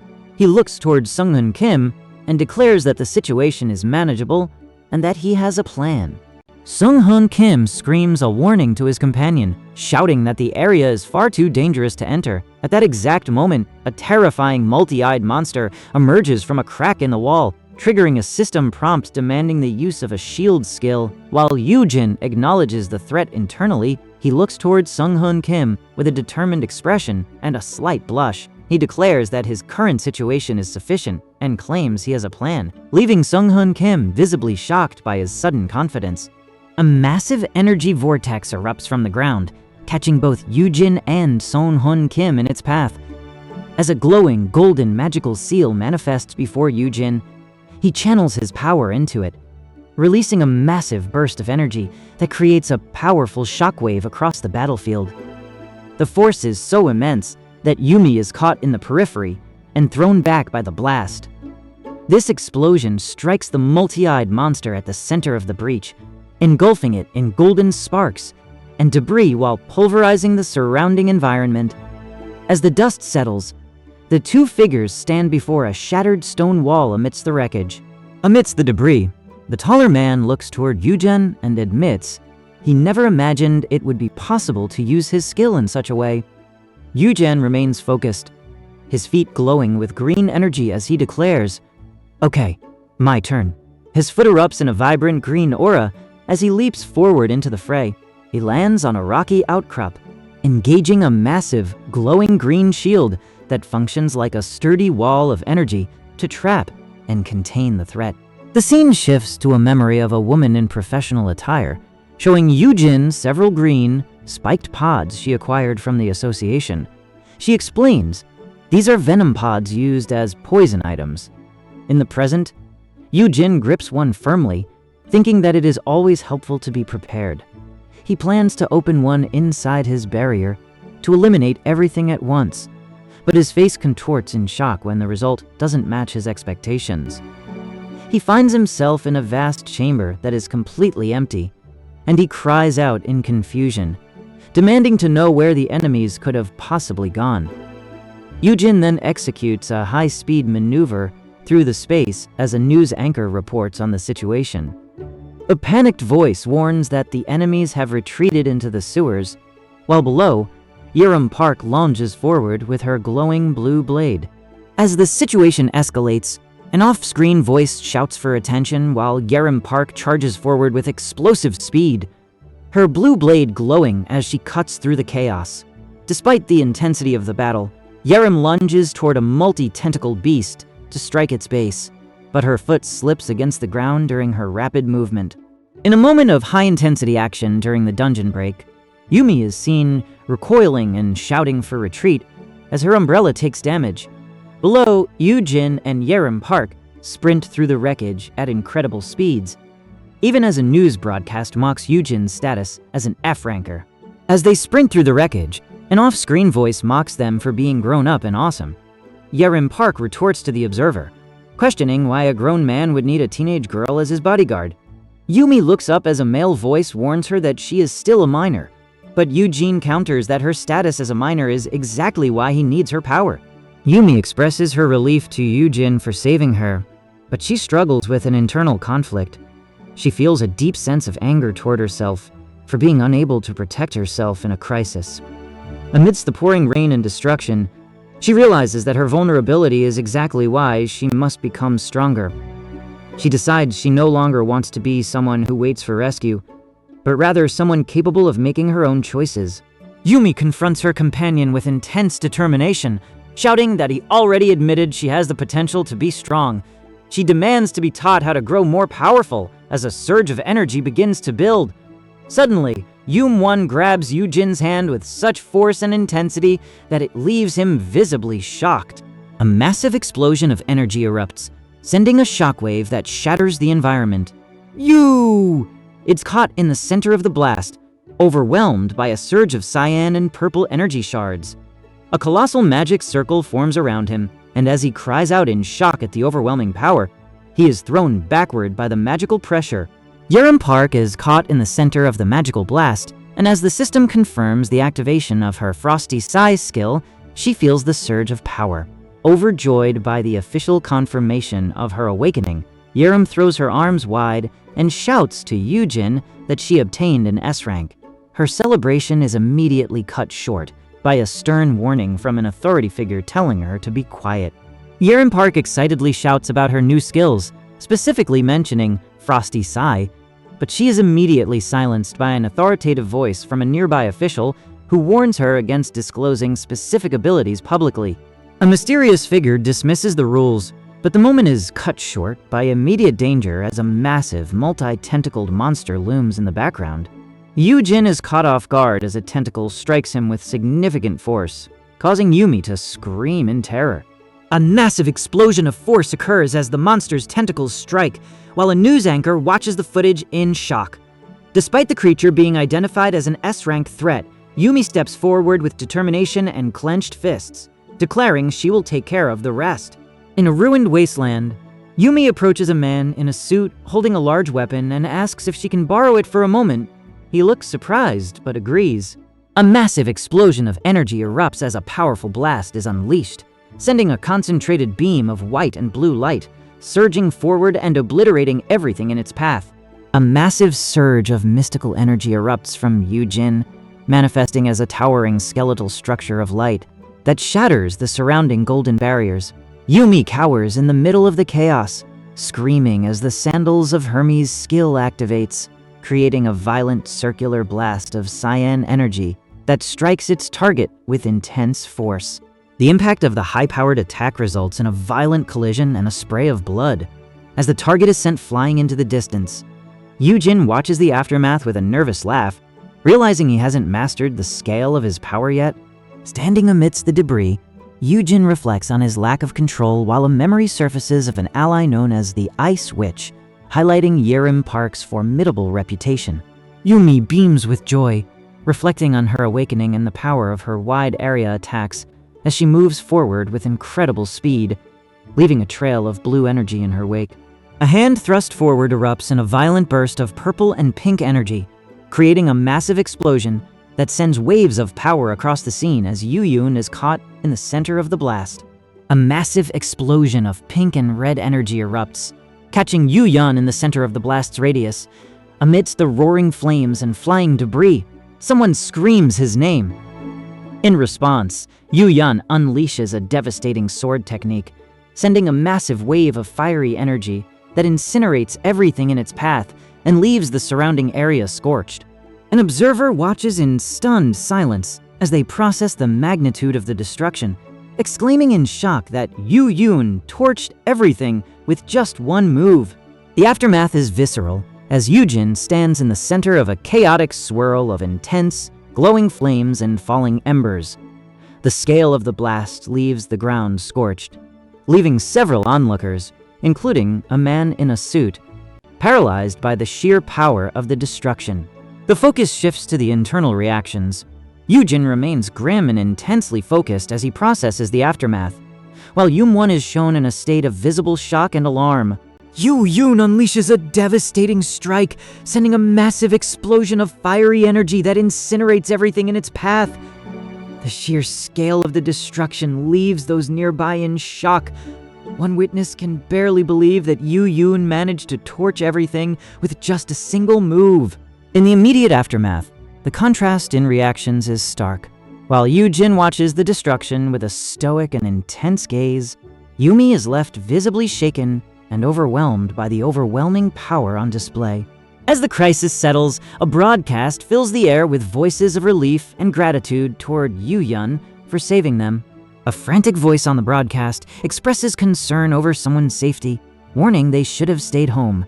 Suddenly, something moves at high speed past Yumi and Yoojin, causing Yumi to cry out in alarm. Yoojin beams with excitement, announcing to the audience that he has finally found someone capable of keeping him safe. Yerim Park, his new S-ranker bodyguard. When introduced on screen, Yerim offers a shy greeting while Yoojin and Sungwoon Kim observe her, noting how attractive she is. Yerim Park struggles with the weight of her new role and the public's reaction. While Yoojin questions the logic of an F ranker being assigned such a high-level position. The news anchor pauses awkwardly before delivering a shocking revelation. She was actually trying to become Yumi's legal guardian, leading her to shout in disbelief at the others. A male official explains that, unlike a sponsor, a legal guardian holds the same status as a parent over a minor. This revelation hits Yerim Park with profound shock, causing her to scream in disbelief at the mention of being a parent. Yerim Park confronts the man about his overprotective behavior toward a stranger. The man admits he is only acting out of concern for Yumi's safety, warning that powerful minors can be dangerous to their guardians. He even shows a comical vision of Yumi physically overpowering an S-ranker.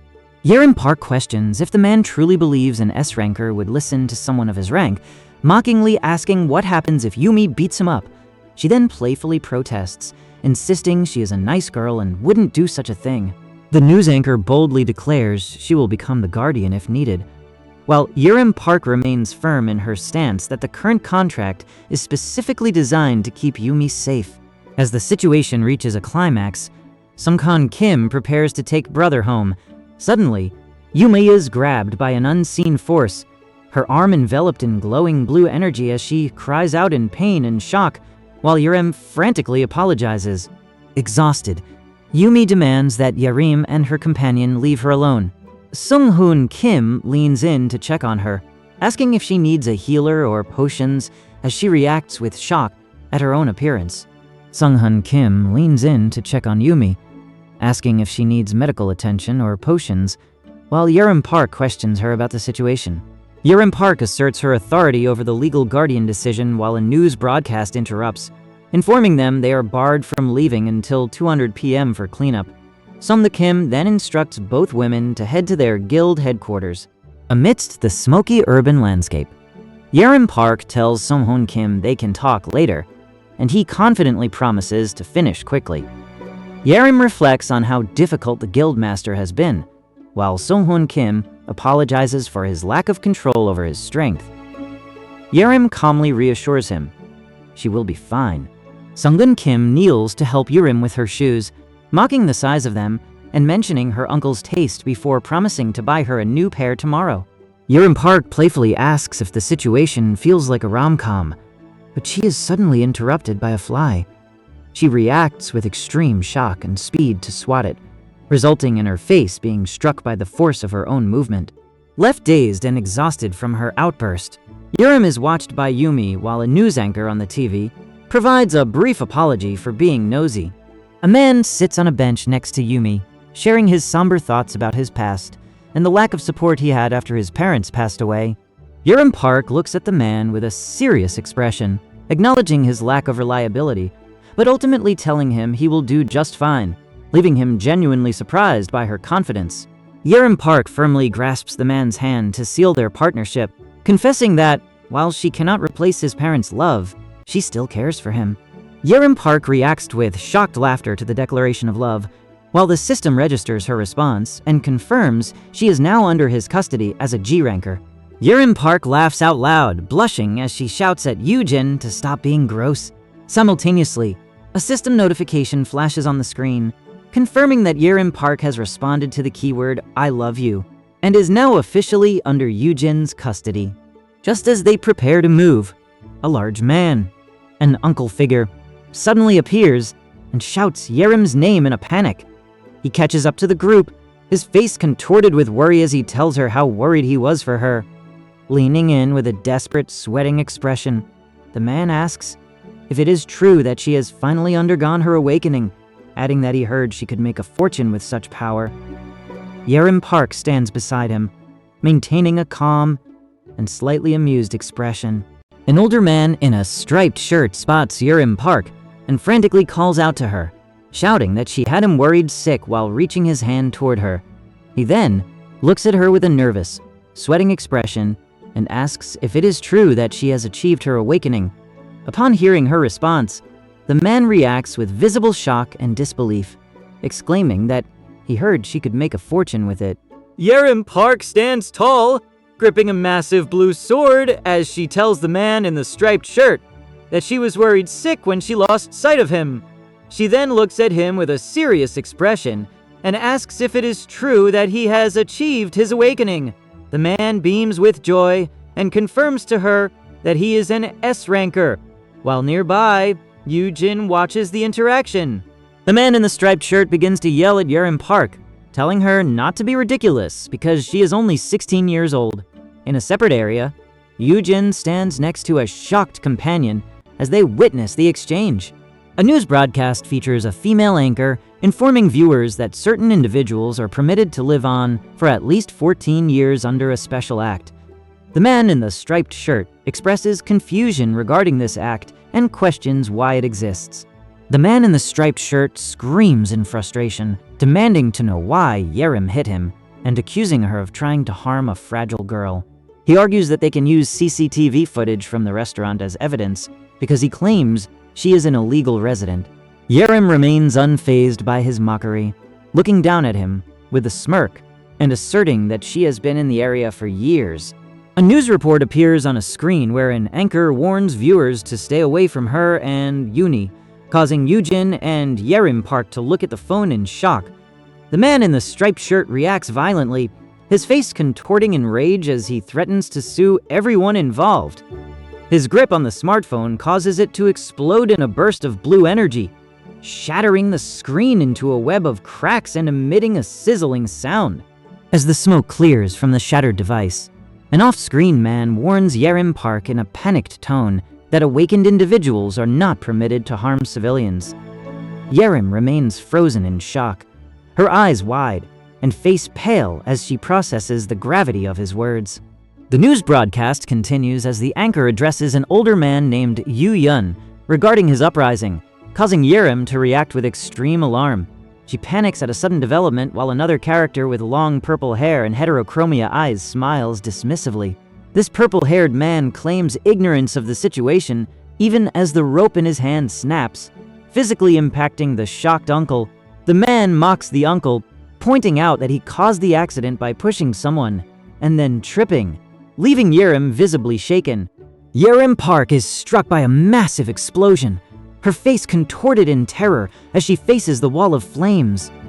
However, a system notification triggers resist fear, allowing her to maintain her composure against the overwhelming pressure. Nearby, Yoojin watches the inferno, visibly shaken by the sheer scale of his brother's rank power. Amidst the cracked earth and settling dust, Yoojin stands near a discarded blue umbrella that has been crushed into a crumpled mess. A man nearby mocks a guardian for failing to provide a proper umbrella for a child, while Yerim Park sits on the pavement nearby, exhausted by the ordeal. The man mocks Yumi, claiming he could squash her into a ball like the one she is currently huddled in. Yoojin places a hand on his shoulder, causing the man to flinch. Yoojin leans in with a cold, disdainful gaze, telling the trembling man that he isn't being merciful. He simply deems the man unworthy of his time or effort. He delivers a final psychological blow. I hope you always remember how worthless you are.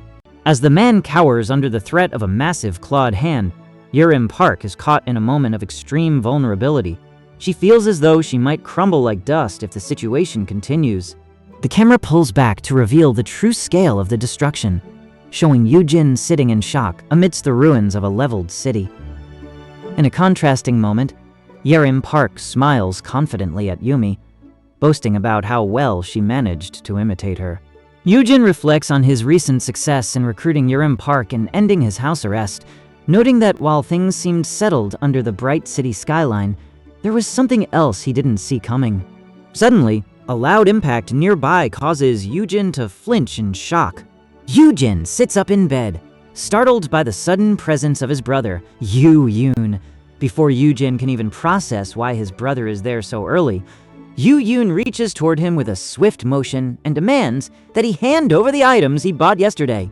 Panicked, Yoojin tries to clarify that he isn't talking about his spending at the Hunter's Mall, but specifically the Venom Pods. Before he can finish, Yoojin aggressively snatches one from his palm. Yoojin is shocked that his brother knew what they were, only for Yoojin to grab him in a forceful hug and ask if he truly felt like he couldn't count on him. As an off-screen voice shouts in alarm, Yoojin stares intensely at Yoojin, acknowledging that his brother purchased something as a last resort. Yoojin sternly warns Yoojin, against taking such drastic measures for his own safety, placing a steadying hand on his shoulder and explaining that if anything happens to Yoojin, it is Yoojin who will suffer the consequences. In a moment of realization, Yoojin admits that while he originally intended to clear Ka's being alone, he realizes he cannot do so without Yoojin's presence. A close ally speaks in a shaky, grateful tone to Yoojin, while their little misunderstanding continues to escalate beyond their control. As a clink echoes in the room, Yoojin asks if everything worked out with Yerim. Yoojin confirms that Director Biome took over to finalize arrangements, explaining that they uncovered paperwork showing their uncle misappropriated Yerim's inheritance to fund his failing business. In a professional setting, the man with glasses and a mustache confirms they have secured a legal settlement for Yerim Park. In exchange for dropping her lawsuit, the uncles signed an agreement never to contact or approach her again. The scene shifts to Yerim's current activities as she trains in a room with equipment durable enough to withstand S-rank attacks, allowing her to train without holding back. A massive shockwave erupts, shattering the training area and sending a wall of debris and dust toward Yumi and Yoojin. As the dust settles from the impact, Yumi is left bewildered by the mention of withstanding said rank attacks, while Yoojin stands beside her, looking uncertain in the face of the chaos. A massive impact shatters the environment into shards of ice and debris, sending a powerful shockwave through the structure. Yerim Park is violently thrown backward by the force, her body spinning as she flies through the air, with her long purple hair and heavy chains whipping behind her. She slams into the ground with such violence that it creates another shockwave before being propelled forward at high speed, colliding with heavy objects and causing them to shatter around her. Yerim Park stands amidst the massive crater, looking exhausted as she sighs about the hazardous day. In the wreckage below her, Yoojin and Sunghoon Kim appear. Yoojin looks around at the destruction and asks what happened. While Sunghoon Kim checks on Yerim Park's status, someone suddenly grabs Yoojin from behind, leaving him startled and shocked as a confused voice reacts to the sudden contact. Yerim Park finds herself immobilized and panics, shouting that she can't move as a system prompt appears to activate her skill. Suddenly, she is propelled forward with explosive speed, becoming a blur of motion. Yoojin reacts in shock at her sudden movement while his brother Yoojin remains composed, but calls out to him. Yerim Park stabilizes in a crouched stance amidst swirling energy, her face showing a mix of shock and focus. The ground beneath her foot reacts to the intense kinetic energy she unleashed during her dash, glowing with a blue aura. As she reels slightly from the force of her own impact, a massive shockwave blasts debris into the air around her. Yerim Park slams her foot into the ground with devastating force, triggering a massive explosion of blue and white energy that shatters the earth and sends rocks flying. She then thrusts her fist forward, letting out a cry of Bizinga as it erupts in pink and purple light. This final strike releases a violent shockwave that obliterates the surrounding area and causes the ground to shatter into a web of cracks under the pressure of her S-rank power.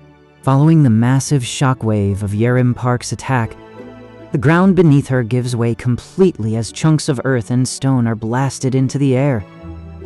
Yerim stands amidst the debris, her presence marked by a lingering blue aura. An off-screen character shouts for Yoojin to wake up.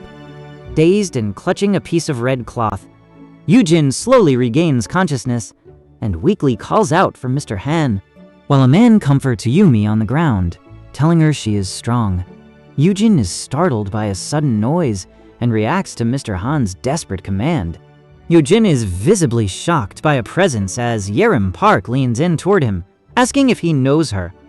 When she demands to know if he remembers her, Yoojin asks if she has amnesia. She quickly corrects him, explaining she simply didn't recognize him due to her new hairstyle. Yerim beams with joy over her new look, explaining that Hayeon's styling team gave her a makeover for their visit to the association. She boasts about the modeling offers she is receiving, while Yoojin notes that although it's a hassle to look the part, rankers are essentially celebrities in the public eye. Yoojin acknowledges the need to maintain a professional appearance and shows the completed registration paperwork, noting he meticulously documented all his skills, Yurim explains she was practicing her skills one last time, just to ensure they were correctly recorded on the forms. Yurim is surprised to see Yoojin enter the room, but he ignores her apology to ask for the name of the magic she just performed. Yurim introduces her primary skill, Frosty Sai, explaining it is a versatile tool for buffing, debuffing, and teleportation that can be enhanced by swallowing others. In a news broadcast room, the news anchor explains that Frosty Sai is technically classified as an immortification type dead body skill. Yurim is surprised by the technicality and agrees with the anchor that she would prefer to acquire an additional attack skill rather than focusing solely on her current utility-based abilities. Yoojin explains his strategic reasoning for omitting certain skills, noting that dead body skills aren't necessary for high-level growth. Yurim is struck by his expertise, her face flushing as she looks at him with wide eyes while he smiles confidently. Yoojin steps in, telling the others to keep their distance because his brother is highly knowledgeable from researching these matters. Yurim reacts with frustration when she feels the guildmaster interrupt her conversation, while Yoojin calmly explains he is only assisting as her brother. Yoojin looks toward the camera with a slight smile and a nervous expression, wondering if his current actions are okay. A swarm of paparazzi and reporters surrounds Yoojin and Yurim Park in front of a large building as cameras flash. A news broadcast announces Yurim Park as the newest member of the Haiyun Guild and the 8th rank combat-oriented hunter in Korea, who possesses 3 initial skills. Yumi and a man with glasses react with visible shock to the announcement. Yumi questions why Yoojin is going out of his way for her, and Yoojin reflects that his past was simply being too kind. Beside him, Sung Kim warns Yoojin that once Yurim becomes a superstar, she won't need him anymore. While holding Sung Kun's phone, Yoojin acknowledges that Yurim will likely forget him once she settles into her new life. Yet, he feels genuinely happy that she finally has her own path to walk. The narrative highlights Yurim Park's transformation. The cold, snowy Ice Witch persona has vanished, replaced by a cheerful and serious heroine. A news broadcast confirms that a major dungeon break from days ago has been erased from history due to Yoojin's time travel. Despite his brief worry over the timeline's instability, Yoojin decides that everyone's happiness is more important than historical accuracy as he begins searching for new recruits among the crowd. Using his system to scan the crowd, Yoojin notes a sea of low-ranked individuals and realizes finding an S-ranker among them will be difficult. As he moves quickly through the crowd, a man in a suit and sunglasses notices him and calls out for Mr. Han. As Yoojin moves past the man, he reflects on his secret history of traveling back in time to save his brother. He views finding hidden potential as finding a pearl in the mud, but his thoughts are suddenly interrupted when someone's hand firmly grabs his arm. A young man with dark hair and an ecstatic grin grabs Yoojin's arm, declaring that the purpose of his life is to help pearls finally shine. Simultaneously, a system notification alerts Yoojin that he has successfully unlocked an optimal skill ranked at SS rank, leaving him startled and confused by the mysterious man's identity. Yoojin leans in close to the mysterious man, his expression grave and focused. The man is visibly shocked by Yoojin's presence, gasping as he asks if he even knows who Yoojin is. However, a system interface reveals a shocking truth. While the man appears to be an unranked F-ranker, he actually possesses a hidden, unlockable optimal skill of SS rank. Yoojin is suddenly approached by a man acting with intense enthusiasm. The stranger claims to recognize Yoojin as his old friend Myung Woo, whom he lost for a long time. When Yoojin looks confused, the man nervously admits he can't actually remember their past connection. Despite this, the stranger smiles broadly and says it's been so long that he can't blame Yoojin for forgetting, while Yoojin remains unimpressed, noting that they have never actually met. The mysterious man holds up a thick book, and the quality immediately reveals it to be an SS rank crafting skill. Yoojin realizes that if he can help this man upgrade his skill, everything will change. They will become incredibly wealthy and famous. He is overwhelmed by the scale of the opportunity, realizing that, despite his tired and timid appearance, this man is actually a walking gold mine. The scene shifts as the man asks a woman how she has been, and if she recently underwent an awakening, She admits to being an F-ranker, but mentions a Morist subsidy is available for those who make it. When she offers to train together to secure the subsidy, the man dismisses her, stating he is only there for the money. The woman insists that no one will hire an F-ranker without training or experience. She then leans in close with an intense smile and grabs onto Yoojin, offering him a spot in her guild for free training, catching him completely off guard. Mr. Han smiles warmly at the news anchor, gripping her hand and promising to put in a good word for her. The woman is startled by his sudden proximity and grip.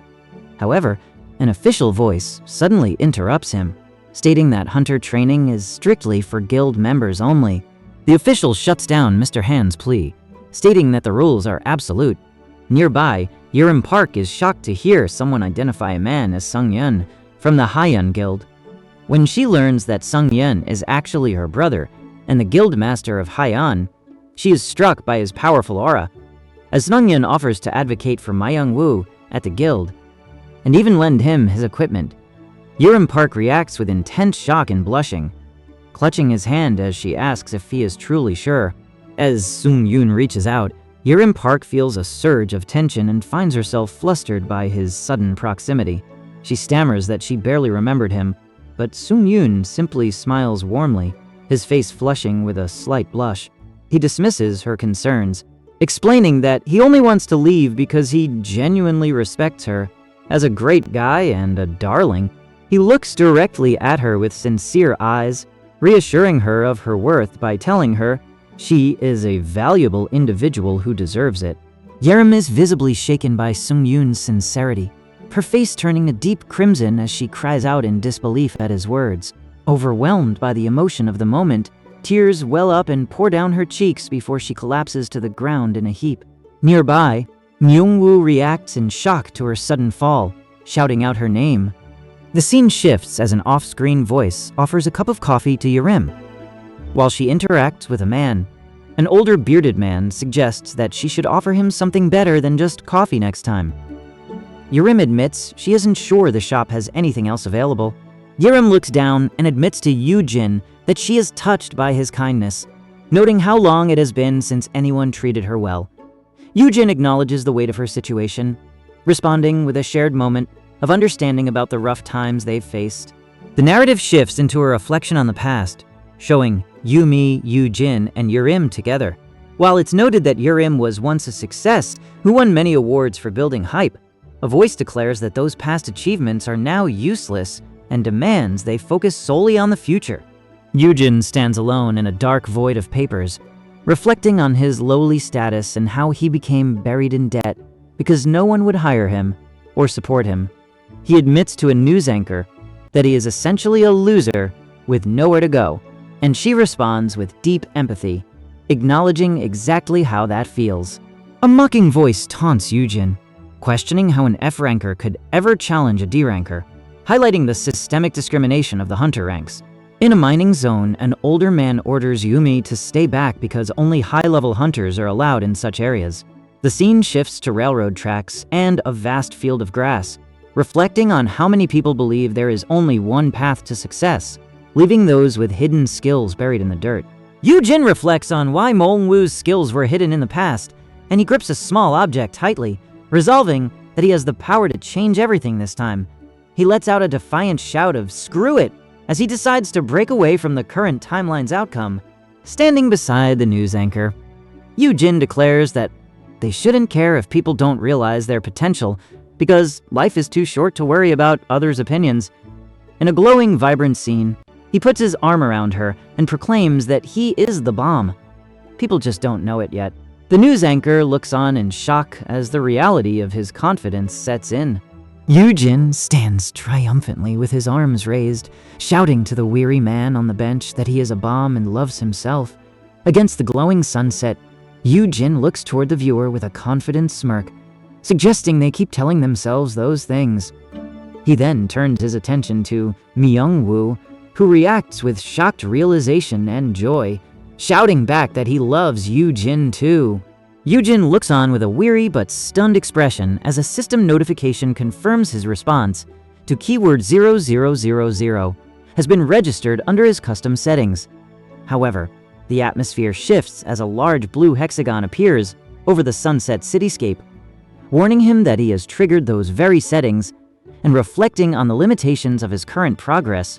Shamyong Seo, the director of human resources for the Haiyan Guild, stares forward with a stern expression and firmly declares that they will not offer an official status to strangers. He explains that training requires absolute confidence in a subject's ability, noting that, while they usually only make exceptions for long-term members with years of experience, he is currently maintaining this firm stance against Yerim Park. Yerim Park reacts with shock and disbelief, shouting at Shimyoung Sak's stance. Shimyoung remains composed, adjusting his glasses as he tells her he is being strictly hypothetical before leaning in with an enthusiastic grin, pleading for her to take the situation seriously and recognize that this guy is the real deal. He then addresses a sir, praising their keen eye for potential and noting that finding Miss Park alone shows significant skill. With a strained comical expression and sweat beading on his face, Shimyoung Seok makes a hushing gesture while internally questioning if the situation might just be a fluke. He then addresses the sir with skepticism regarding their motives, pointing out that it has been less than a week since the scam occurred. An off-screen authority figure expresses deep suspicion about the motives of those involved, while a news broadcast featuring Yumi and Yerim Park plays in the background. The scene turns chaotic as Yoojin frantically covers his face and tries to flee, yelling that they can't stop him. Shimyoung Seok reacts with explosive frustration regarding the director's behavior, while his companion reflects on how intimidating the situation has become. Shimyoung Seok looks down at his phone to contact someone, but the man standing opposite him smiles peacefully with his eyes closed, telling Shimyoung not to bother because being told he is a valued person is enough for him. The news anchor, Myung-woo, thanks Shimyoung Seok for his motivating words and declares her intent to find a new job. As they stand on the sidewalk, a black sedan speeds down the street and pulls up sharply in front of them. A hand grips the doorframe as an off-screen voice calls out urgently for Myung-woo. A large, muscular man with a silver chain stands in the foreground, telling someone that, since they are a hunter now, it is time to go back to bed.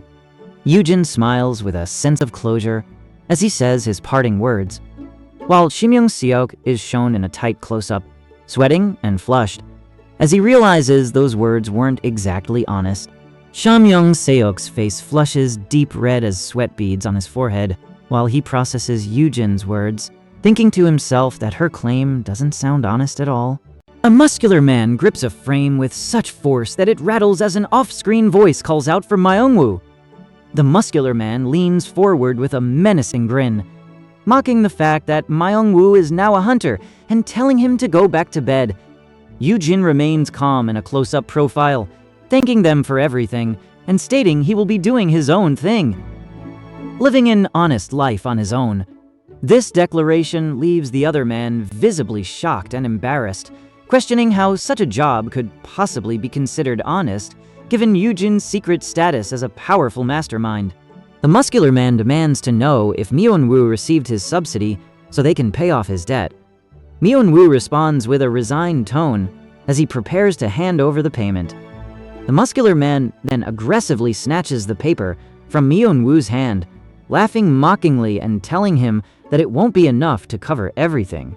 A defeated Myung-woo can only offer a weak response. A news broadcast cuts in as a female anchor looks shocked while reporting on the identity of certain individuals and mentioning Long Sharp.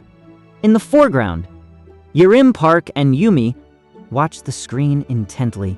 In a tense confrontation, Yoojin stands between two intimidating men, a muscular man and a scarred older man who both loom over him with aggressive expressions. Amidst the hostility, a man nearby becomes visibly distressed and sweating, desperately shouting that he wants to accompany them. The scene shifts to a dynamic close-up of a vehicle's wheels spinning rapidly as it speeds forward. Inside the vehicle, Shimyoung Seok, Yoojin, and Yerim Park sit in a tense silence. Yerim Park leans toward Yoojin, whispering that he appears to have borrowed money from dangerous people. She explains her predicament, that she was denied a bank loan and only intervened because she couldn't let the creditors take him away by force. A news broadcast then plays on a screen where an anchor asks if viewers have experienced an awakening, causing Yerim Park to react with alarm and sweat as she confirms her status. A split screen shows Yumi and Yerim Park laughing together while the text notes Yoojin's brother is nearby.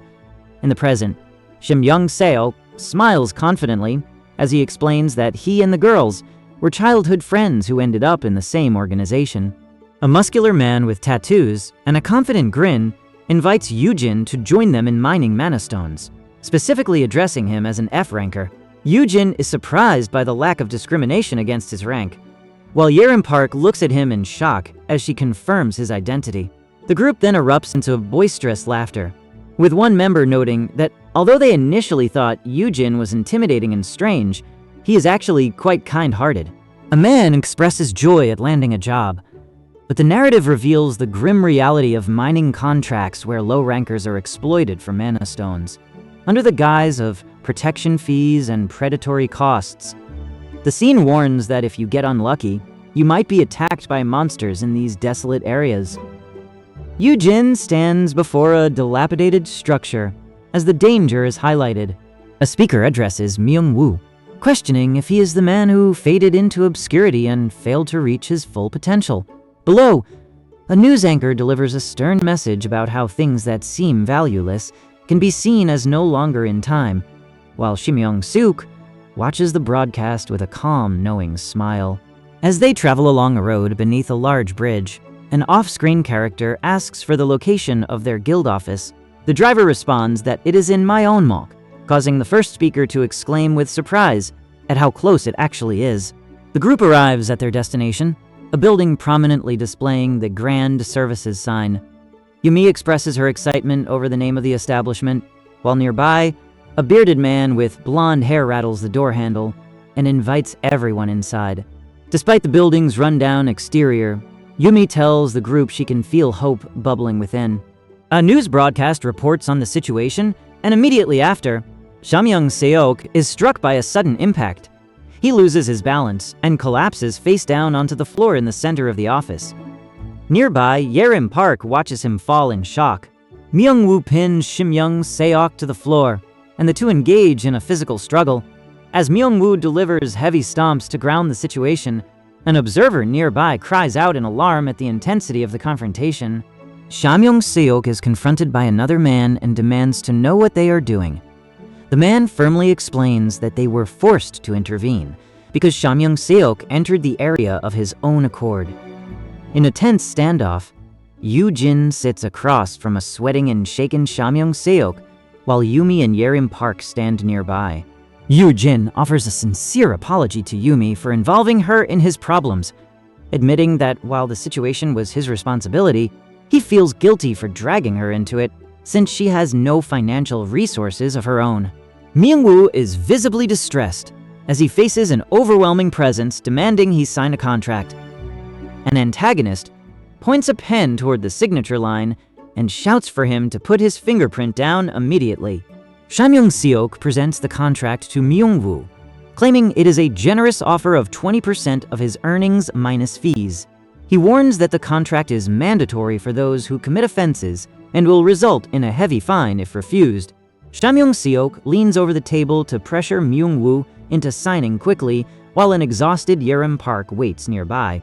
Myung-woo looks toward Shim-young-seok and tentatively asks if he can request a favor. But Shim-young-seok responds with a hardened expression, telling him he can no longer walk away scot-free. Myung-woo examines the glowing blue contract while a bearded man nearby expresses that he would feel cheated if he were granted the same terms. The bearded man, flanked by two muscular guards, declares that unlike Myung-woo, he doesn't owe them anything. The three men then erupt into boisterous laughter, mocking the situation. Sham-young-seok presents a news report to an official, sliding the document forward. The man reviews the terms and realizes that if Yumi only receives 15%, then the logic regarding Beat and his outstanding debt holds up. The official stares intensely at the documents, realizing that this is essentially a slave contract. As a pair of gloved hands grips the glowing white paper, a voice speaks out in defiance, asking if they truly thought they could scam his friend like this. The ally grips the glowing white contract with intense focus, tearing it apart to defy the scam. The bearded and bald men watch in shock as a system notification appears above him, confirming that his reassessed curse successfully neutralized the incoming debuff. The protagonist lunges forward with a powerful strike, sending Shimyoung Seok flying backward in shock. As Shimyoung Seok cries out in pain, a nearby observer questions if he is truly an F rank, while Shimyoung Seok desperately calls out for the guildmaster. A massive beam of energy strikes Shimyoung Seok from above, slamming him into the dirt. The scene cuts to a news broadcast where a female anchor declares her status, while nearby Yerim Park reacts in shock as Yumi screams at someone off-screen. A menacing threat is shouted that they won't be walking out alive as two large hands lunge from off-screen to ambush Yumi and Shimyoung Seok. Shimyoung Seok looks at his phone, realizing it's too late to call the police because he has already established contact with Sung-Hoon Kim. He grips the device tightly as the surrounding environment begins to shatter and crumble. As a massive, glowing-eyed figure exerts overwhelming power, the pillars crumble into dust. Shimyoung Seok's hands tremble as he grips his phone amidst the falling debris and the collapsing floor. A massive, looming figure dominates the foreground, its overwhelming scale causing Yumi, Yerin Park, and Shimyoung Seok to react in shock as a violent force erupts. A massive fist strikes forward with such intensity that it creates a devastating shockwave. Shimyoung Seok is caught in the center of the blast, his face twisted in agony and alarm as he reels from the impact. Amidst the chaos, a man with short brown hair appears, shouting to alert others. As Shimyoung Seok is physically overwhelmed and confronted by the man with brown hair, he cries out in distress and shock. The scene then cuts to a news broadcast where an anchor remains composed, while a hand operates a device.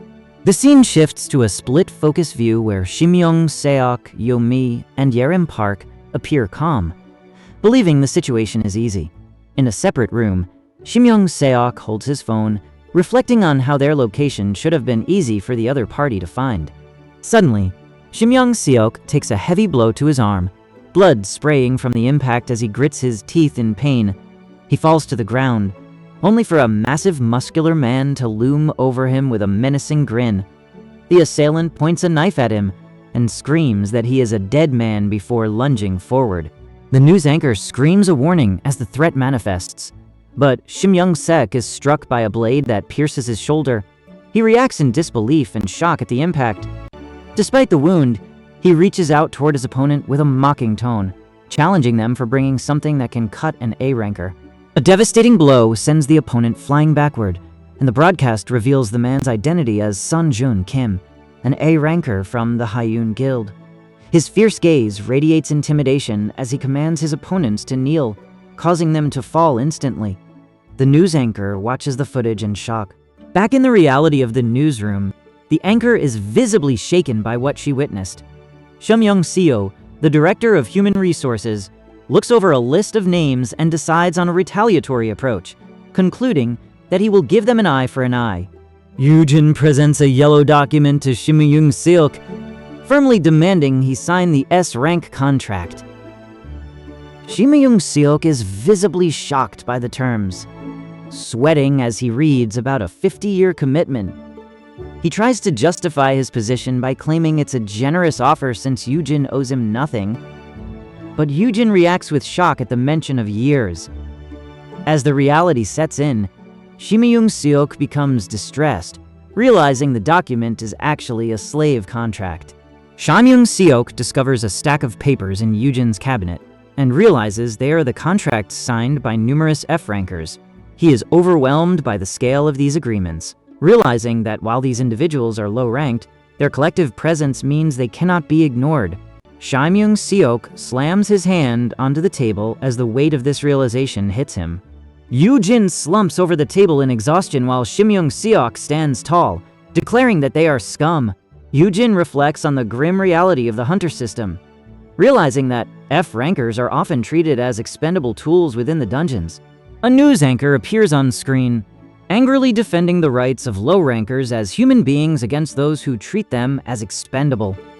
Nearby, a menacing voice tells an opponent it is time they face the consequences of their actions.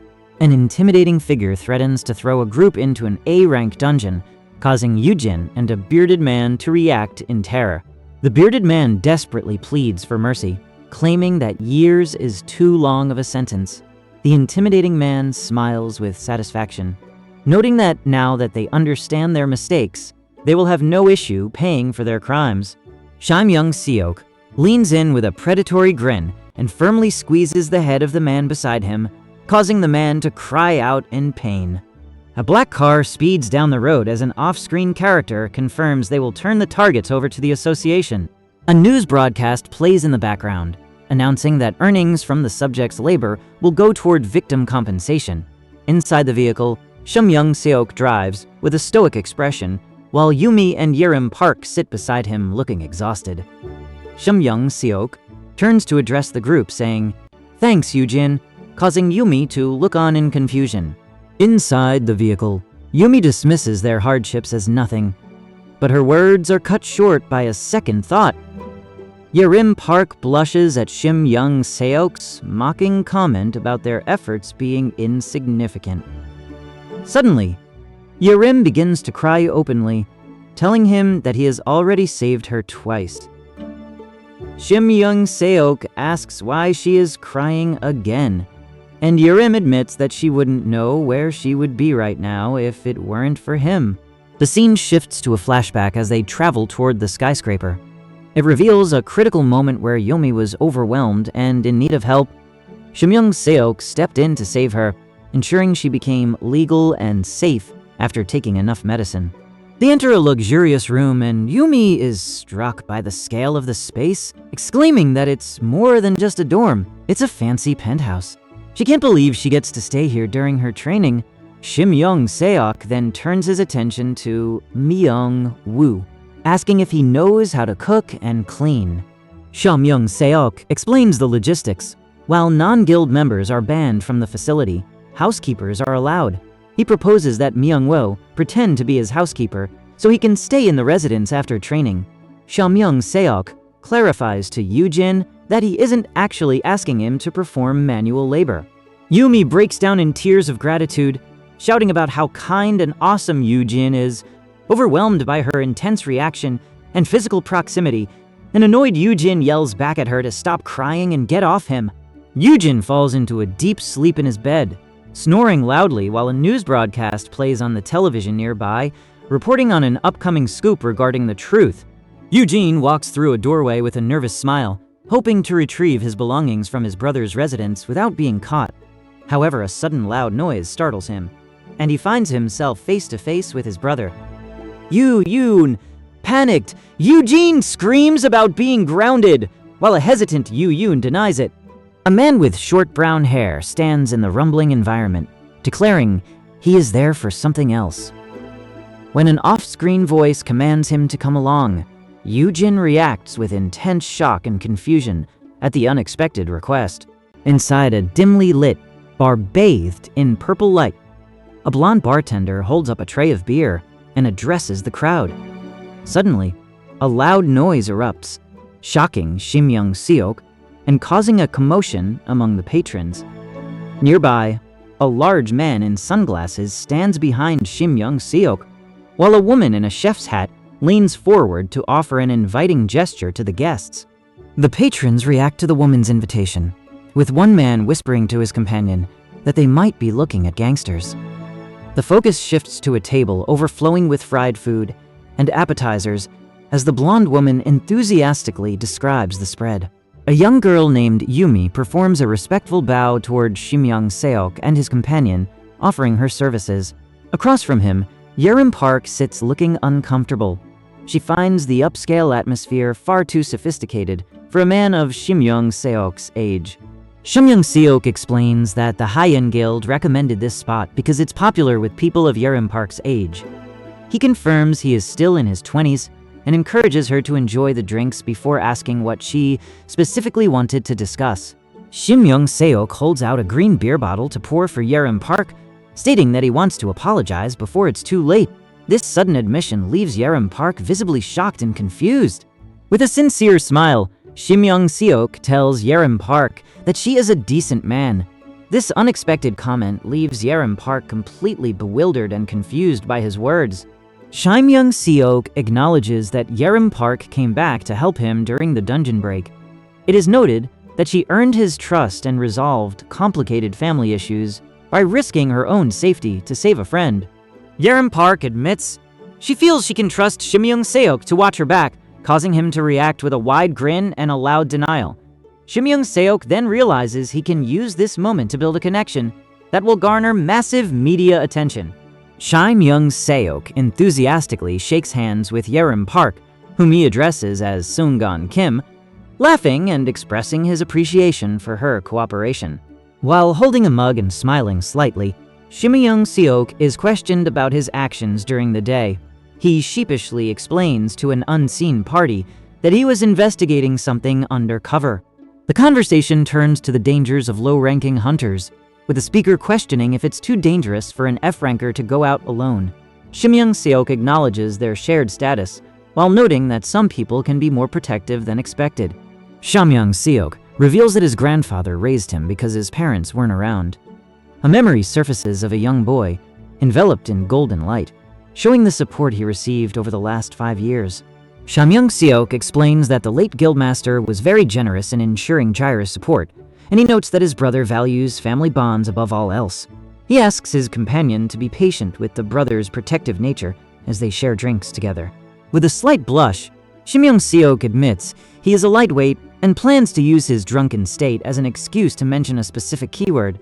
The young man across from him is shocked to realize just how much alcohol Shim Young-seok has already consumed. Shim Young-seok stares at his phone in disbelief as he checks his status screen. He realizes that his resist poison passive skill is preventing him from getting drunk enough to say the necessary keyword. Panicking that he cannot say the keyword while sober, Shim Young-seok desperately tries to turn off the system notification on his phone. The device glitches violently, causing a nearby drink to splash out of its glass. A loud noise nearby causes Shim Young-seok to react with alarm and shock, his face flushing red as he calls out for Mr. Han. He is visibly flustered and startled by a sudden impact that hits him faster than he expected. Something hits the table with great force as Shim Young-seok sits surrounded by liquor and food, while someone off-panel shouts for Mr. Han. Shim Young-seok is in a state of physical distress, gasping and sweating, as he slumps over a table covered in empty liquor bottles. He clutches his head and cries out in pain from the sudden loss of his skill's effect. His face freezes in shock, while a muscular man stands behind him with a calm, knowing expression. As the tension builds, Shim Young-seok jolts upright in a panic. The muscular man remains composed and delivers a firm command. You should get ready for the first pay of basic training. A system prompt appears, causing Shim Young-seok to panic as he questions the presence of a Singshan item in his inventory. Amidst his confusion and sweat, the muscular man looks at him seriously and tells him he must have a terrible hangover and offers to take a look. Overwhelmed by the chaos of the previous night, Shim Young-seok looks around in disbelief and cries out to himself, asking what on earth happened last night. In a hallway lined with news posters, Shim Young-seok sits on the floor, completely overwhelmed by his lack of memory. A large man looms over him, demanding to know what happened the previous night. Shim Young-seok is visibly distressed and pale with shock as he struggles to piece together the events. He eventually cries out in a fit of confusion, screaming at the top of his lungs about what on earth happened last night. Shim Young-seok is now in a state of extreme fluster, sweating and blushing as he tries to decline in advance while sitting on a couch in his pajamas. The muscular man next to him offers to massage Shim Young-seok's head to help with his hangover, causing Shim Young-seok to react with intense discomfort. When the man then offers him a potty bowl, Shim Young-seok panics and shouts at him for being so overly accommodating. Shim Young-seok is shaken to realize that he truly doesn't remember anything at all. This shifts the perspective as a memory surfaces, revealing what was said during those lost hours. Last night, you told me. The scene shifts to a dimly lit lounge, where a large man named Sung-hoon finds an intoxicated young man slumped over a table. Sung-hoon notices the boy has had far too much to drink and prepares to take him home. In a moment of desperate intensity, the intoxicated youth looks up at Sung-hoon and declares that he has something important to say. The youth suddenly confesses his love, leaving Sung-hoon in a state of total shock. As the youth's head falls against Sung-hoon's shoulder, Sung-hoon becomes overwhelmed and panicked by the proximity. The youth shouts that he understands Sung-hoon is a hero, while Sung-hoon frantically apologizes for the situation. Despite the chaos, Sung looks toward the side with a gentle smile, admitting that the confession actually made him happy. He pauses to acknowledge how strange his words might sound before continuing. The scene flashes back to a room filled with alcohol bottles where Sung-hoon was in a drunken stupor.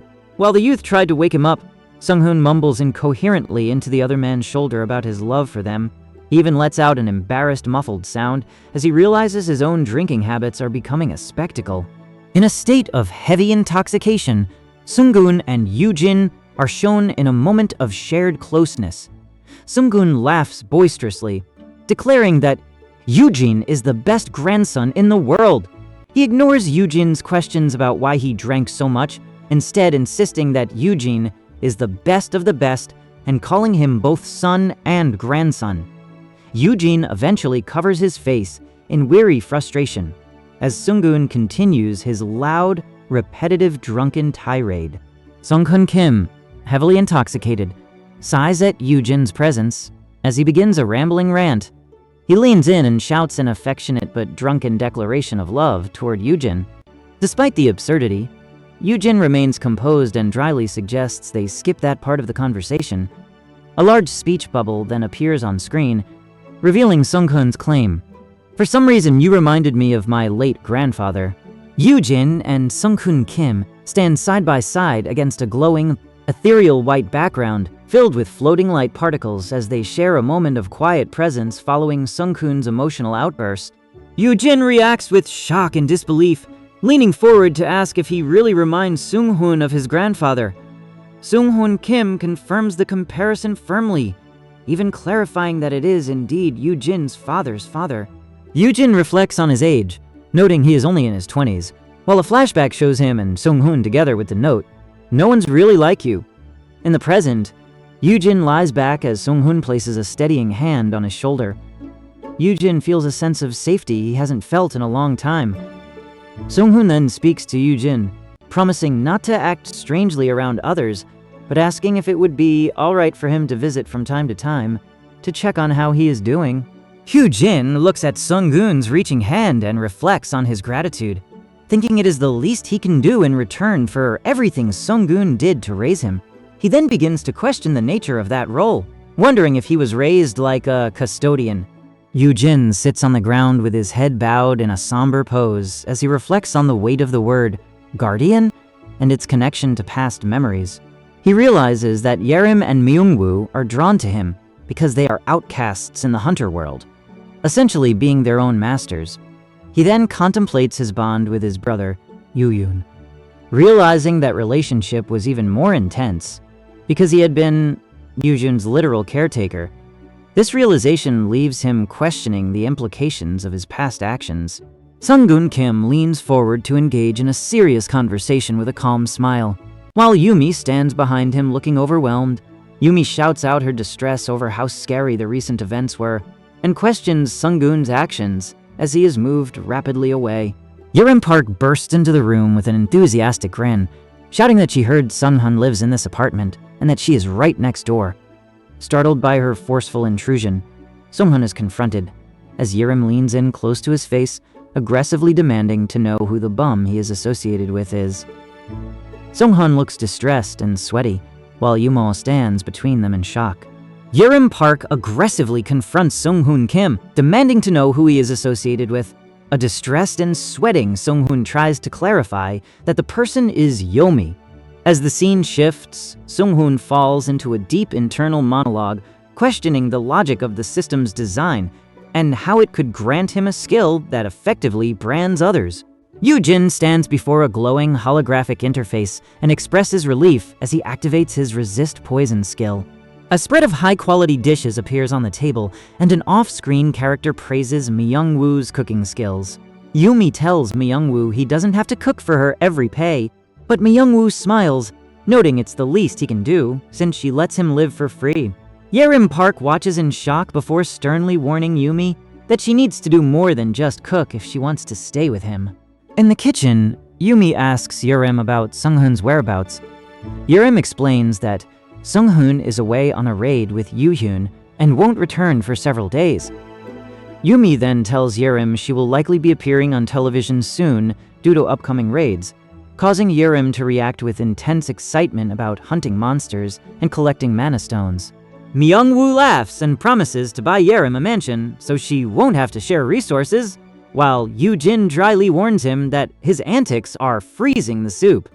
Yoojin tries to mediate by asking if they can get along, causing both Yerim and Myung-woo to react with exaggerated shock. When Yoojin informs them they must attend boot camp together, both react with comedic horror at the idea of being paired with one another. A loud chime rings out, startling Yerim and Myung-woo, while Yoojin sighs and heads to the door. When Yoojin opens it to find Shim Seok, he tells the others to knock off their bickering since they've started the day with so much energy. Shim Seok stands before the group holding a schedule, causing someone to cry out in shock at his presence. He maintains a professional demeanor as he informs Yerim and Myung-woo that he came personally due to a change in the schedule because the instructor for room 402 is running late.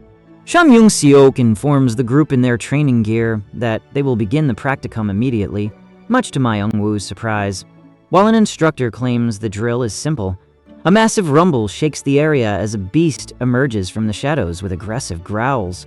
A large beast lunges forward with bared teeth, and despite the instructor's claim of it being easy, a violent tremor causes the participants to cry out in panic. Following the violent rumble, 3 figures stand in a tight defensive formation, one in a brown tunic with a heavy polearm, flanked by 2 others. As the ground shakes with a violent rumble, Yoojin shouts in disbelief at the sudden appearance of multiple monsters, while the girl to his right screams in terror from the intensity of the situation. An off-screen voice advises them to pick off one monster at a time. Amidst the chaos, Shim Seok laughs wildly, telling them they just need to get rid of those things. He then speaks calmly into a communication device, explaining that their current objective is to acclimate them to the presence of monsters through frequent exposure. Yerim Park reacts with visible frustration and disbelief at his statement. Yoojin and Yerim Park stand side by side on a rocky precipice, gripping their weapons as they look out over a vast cavern filled with massive rock formations. As a heavy rumbling echoes from below, Yerim Park prepares for a decisive strike. She skids across the ground and shouts that she will wipe them all out at once before lunging forward with explosive speed. Her attack connects with an unseen foe, creating a massive burst of sparks. A series of rapid-fire strikes land on the monster's face, leaving it visibly shocked as Yerim Park lets out a triumphant cry. Following Yerim Park's explosive attack, a massive blast of blue energy fills the center of the frame. Yoojin stands amidst the lingering energy and remarks that at least she is enjoying herself, acknowledging her enthusiastic combat style. Yoojin stands in shock as his brother looks on, and Yoojin questions if they really think he is just an F-rank. The scene shifts to a TV screen, showing a news anchor before transitioning to Shim Seok. Shim Seok welcomes Yoojin's presence and tells him not to worry about the dangers of being an F-ranker in training, even joking that he's concerned there won't be any other Feokers left to feed on. Yoojin looks at a massive glowing ice structure and exclaims that it looks like a Christmas tree. A group of large serpentine aquatic dragons move through a glowing underwater environment. Suddenly, one dragon slips and looms over Yoojin, realizing there is still another beast in the area. Yoojin reacts with shock as Shim Seok panics and screams for him to strike the beast with his spear. As the monster lunges forward, Yoojin cries out in panic while desperately trying to maneuver. His spear strikes the dragon with a heavy impact, but the beast continues to close in, terrified that he cannot handle it. Yoojin sprints forward at high speed.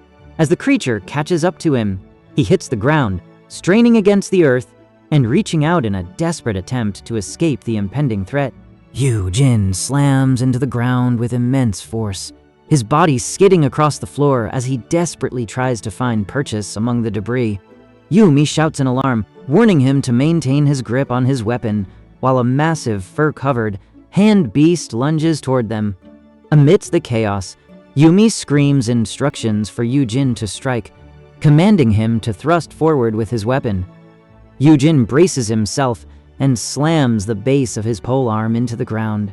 From a distance, Seok observes the scene with a grave expression, noting that while Yoojin's actions are puzzling, he seems to possess an extraordinary amount of knowledge regarding battle mechanics. Seok reflects that, despite being an F-ranker, Yoojin's contract with Yerim Park allows him to be treated as an S-ranker, making his movements unpredictable. Below, Yoojin swings his sword toward Yerim Park with a powerful motion. Yoojin turns to Yerim Park and asks if she is certain about their situation. Despite being an F-ranker, she reassures him with a determined face. However, Yerim Park is internally shaken by the monster's erratic behavior, fearing it might be suspicious of her as it acts like someone who has been at this for years. The beast, struggling with its own transformation, lets out a desperate plea for help while lunging forward.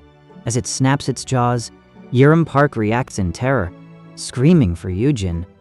Nearby, Seok addresses Mr. Han to offer his assistance as the scene of chaos unfolds. As the scene settles, a voice asks if it is over. Yoojin, looking weary with a blue streak in his hair, tells the person they encountered that it was nice to meet them, and he's glad he got to try. His brother stands beside him in silence as their interaction concludes. A companion checks on an injured individual who groans in response. Seok apologizes to the injured Yoojin, and Yoojin responds with a sarcastic tone, questioning if Seok is truly prepared for combat. Yoojin thinks to himself that he would have preferred to stay out of sight if companions had existed earlier. Seok then stands before the group, praising all three of them for surviving their basic practicum. Yerim Park tells Yoojin that while she was flawless, he was hopeless, causing Yoojin to react with shock. Seok shouts at him, threatening to tell his brother about his performance. Seok then formally announces they will proceed with the third-class offer, starting from Sharyong, and introduces their new instructor, Professor Hyeon Seok. The students react to the introduction. A blue-haired student is shocked by how young the professor is, while Yoojin reacts with intense excitement, shouting that he recognizes her. A flashback reveals her as Dr. White, a world-renowned authority in scientific research and a pioneer of hidden principles. When Yoojin shouts her name in excitement, Dr. White responds with a calm, amused remark that not many people know her by that specific title.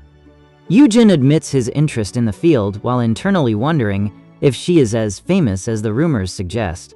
Yoojin looks toward Dr. White in surprise, questioning if she isn't famous yet. Dr. White smiles, noting that her uncle, Director Seok, has spoken highly of him. This revelation leaves Yoojin visibly shocked and confused as he processes the connection. Seok is shocked to discover the woman shares a surname with Director Seo, exclaiming that it's unbelievable.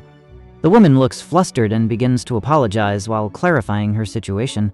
A woman with long black hair and glasses speaks into a microphone, warmly announcing her arrival at Guildhaven for a research project and expressing her hope that everyone can get along.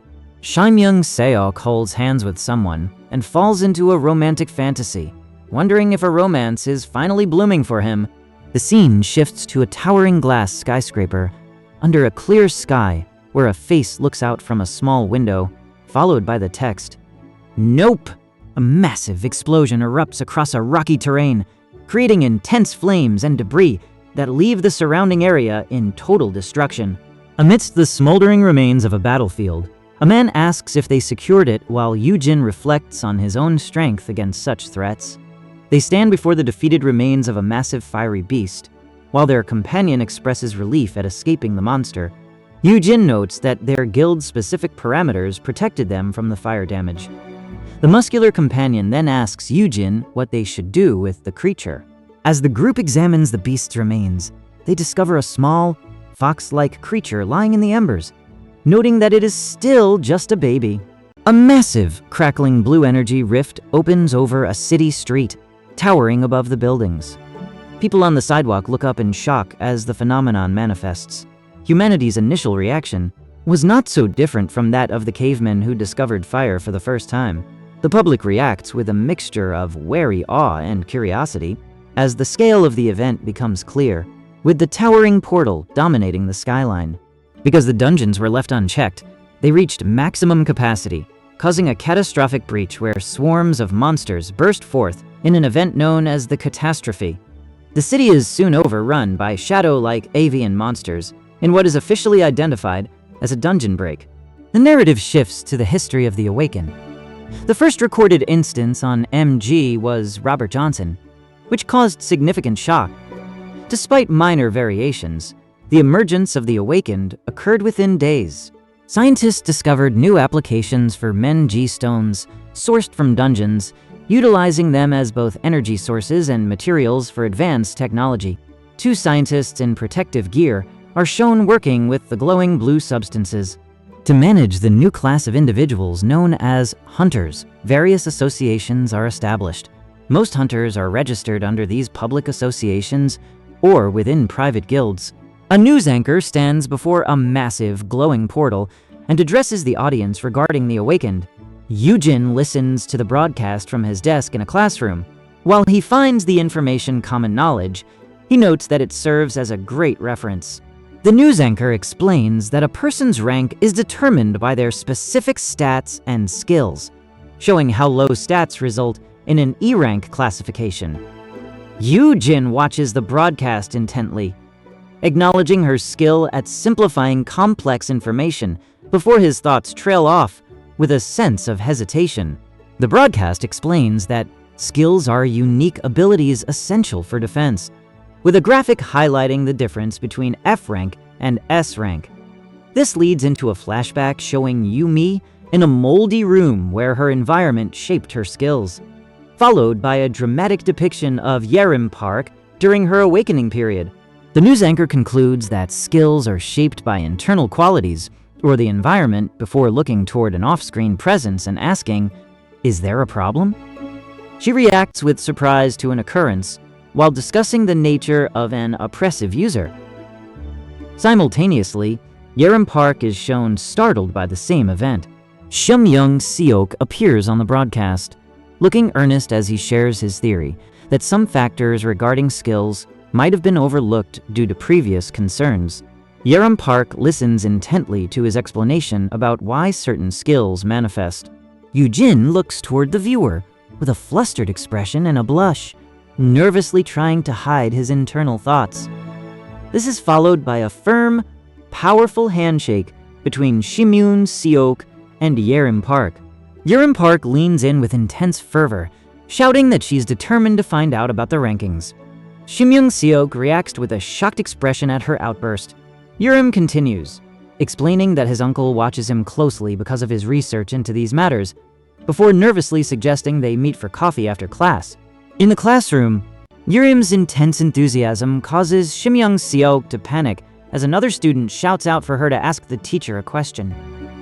Shimyoung Seok cries out for help as he is caught in the crossfire of her high energy. Yerim excitedly asks how an S-ranker makes their living, leaving Shimyoung Seok stunned by the weight of her question. He eventually laughs, acknowledging that it is a significant inquiry as the reality of their massive wealth sets in. A news broadcast reveals that S-rankers earn an average of $100 million annually. Yerim and Yumi are visibly shocked by the scale of these figures, while the narrator explains that such wealth is a result of how incredibly rare these individuals are. The news broadcast displays a map showing the scarcity of S-rankers across East Asia. The report explains that while these individuals risk their lives in dangerous high-ranked dungeons to protect the public, the loot they find, including rare plants and legendary monsters, possesses astronomical value. During a broadcast, an anchor confirms the capture of a freeliner monster from an F-rank dungeon. The narrator describes it as a manticore of the unicorn subspecies, featuring a single horn, fiery red fur, and a fox-like tail. It is noted for its extreme danger and fire-based skills, which even its rankers struggle to face alone. The beast lets out a powerful roar as its body is engulfed in flames. The news shows a small, cute version of the monster, leading Yoojin to wonder if it can be tamed. Shimyoung-seok looks at his phone, noting that while the mark of the master has limits, it is growing even more powerful. Shimyoung-seok activates the mark of the master, causing the gem in his palm to emit a powerful blue flash. The fox-like creature is caught in the magical discharge and recoils. Shimyoung-seok realizes the ritual is working as the creature lets out a guttural growl and leaps forward in an aggressive posture. As the creature lunges forward, an onlooker screams in shock at its sudden movement. Yoojin reacts instinctively to the danger, forcefully shoving his brother away from him to protect him from the threat. As the threat closes in, Yoojin focuses intensely and unleashes a massive burst of pink and purple magical energy from his outstretched hand. While shielding Yumi with one arm, Yoojin looks toward the blast and tells Doyun that he didn't need to roast the manticore alive, as the creature is blasted by the surging magic. The manticore lunges forward with explosive speed, its claws extended toward the heroes. As it strikes downward, Doyun recoils in shock from the impact, while Yumi lunges from below to land a powerful punch on the creature. A frantic cry of Yoo-hyun echoes through the scene as a violent environmental impact occurs. A man holds a small, hissing orange fox-like creature while inside a greenhouse. Yoojin decides to lock the creature up in the greenhouse, and his brother notes how feisty it is as it sits perched on a tree branch. The brother then questions Yoojin if he is sure about this, given how wild the creature remains despite its mark. Yoojin explains that since he didn't get the mark high enough, the fox is worth getting rid of. When his brother asks for clarification, Yoojin firmly states he must kill it, to prevent it from falling into a rival guild's hands. His brother shouts, "Kill it," and despite his visible tension and hesitation, Yoojin realizes there is no other choice. Yoojin is shocked when a system notification reveals the target hasn't been exposed to the keyword yet. He realizes he can bring monsters under custody and exclaims his discovery, causing the green-haired man beside him to call out in confusion. Yoojin realizes that if this capability is possible, Yoonyun will become unstoppable as he envisions himself atop a massive, flaming, fox-like beast. Yoojin asks Yoomyun if other golds possess monsters of their own, and Yoomyun confirms they do, but are typically lower-rank creatures unlike the powerful one Yoojin has. Yoomyun then asks for permission to try taming it, with his companion excitedly claiming it could be a massive jackpot and potentially the world's only high-tier mount. A massive, flame-wreathed dragon looms menacingly over a warrior in red robes who grips their katana firmly as smoke and fire swirl around them. While these dragon-like creatures were dangerous and difficult to tame, they were eventually neutralized or successfully tamed by warriors who sought them out for their strategic value. Mountable monsters provide a significant tactical advantage in combat. As the rank of these creatures increases, they grow larger and become even more valuable for transporting warriors. A formidable dragon-like beast appears amidst swirling energy. Since it can resist fire, there is no reason to give up, leaving Yoojin visibly shocked and intense as he witnesses the scene. A man with dark hair gestures toward the viewer, declaring that it is the perfect mount for them. While finding a beast that can withstand the stress of flight is difficult, Yoojin imagines the rewards of obtaining one for free, envisioning himself triumphantly riding a mount and sitting atop a mountain of gold coins. A fierce, horned beast with orange fur and glowing eyes lets out a menacing growl in a smoky area, leading someone to question how the protagonist could possibly tame such a dangerous creature. Yoojin ignores the complexity of the beast for now, focusing on his immediate priority, food. Two men explain that these creatures will follow if given something tasty to eat, specifically a pot of ultra-premium monster food mixed with crushed C-grade mana stones. Given the extreme value of mana stones, an older man sits by a large orange beast, eating the premium food while Shimyoung-seo looks on at the creature, noting how cute it is. While old keywords didn't need to be exact, expressing affection every time Shimyoung-seok feeds the creature might be the key to taming it. As the door opens and the situation escalates, the small orange beast lunges forward. Shimyoung-seok reacts with determination, swinging his weapon before successfully grabbing the tail of the rank beetle beast to restrain it while Yoojin watches. Reflecting on his experience as a pet sitter, Yoojin notes how much animals enjoy playing tug-of-war. This is put to the test when a small orange fox-like beast grips a thick rope firmly during a high-tension struggle. As the creature's body strains under the pressure of two opposing forces, the news anchor shouts out in alarm for Yoojin. The news anchor cries out in concern, asking if Yoojin is all right. Despite his visible strain and distress, Yoojin weakly confirms he's okay before turning his attention to the fox-like beast. He presents a glowing blue crystal, playfully declaring himself as its new master with a teasing "coochie coochie goo." The startled creature recoils in pain. A system notification appears informing Yoojin that his new title, Beast Coordinator, amplifies the effects of the Mark of the Master. This revelation leaves him shocked, as a second notification confirms the fox-like creature has begun to feel affection for him. Amidst a flurry of sparkling light, the creature rolls onto its side and lets out a cute meow. Overjoyed by the creature's behavior, Yoojin exclaims at how cute it is while his companion watches in awe. As Yoojin leans in to offer a cuddle, the man beside him frantically warns him to be careful, reminding him that the creature is still a dangerous and classified monster. Just as Yoojin leans in, the fox-like beast snaps its jaws shut on him, causing him to scream in terror. Yoojin scolds the bad kitty for biting people while holding it close.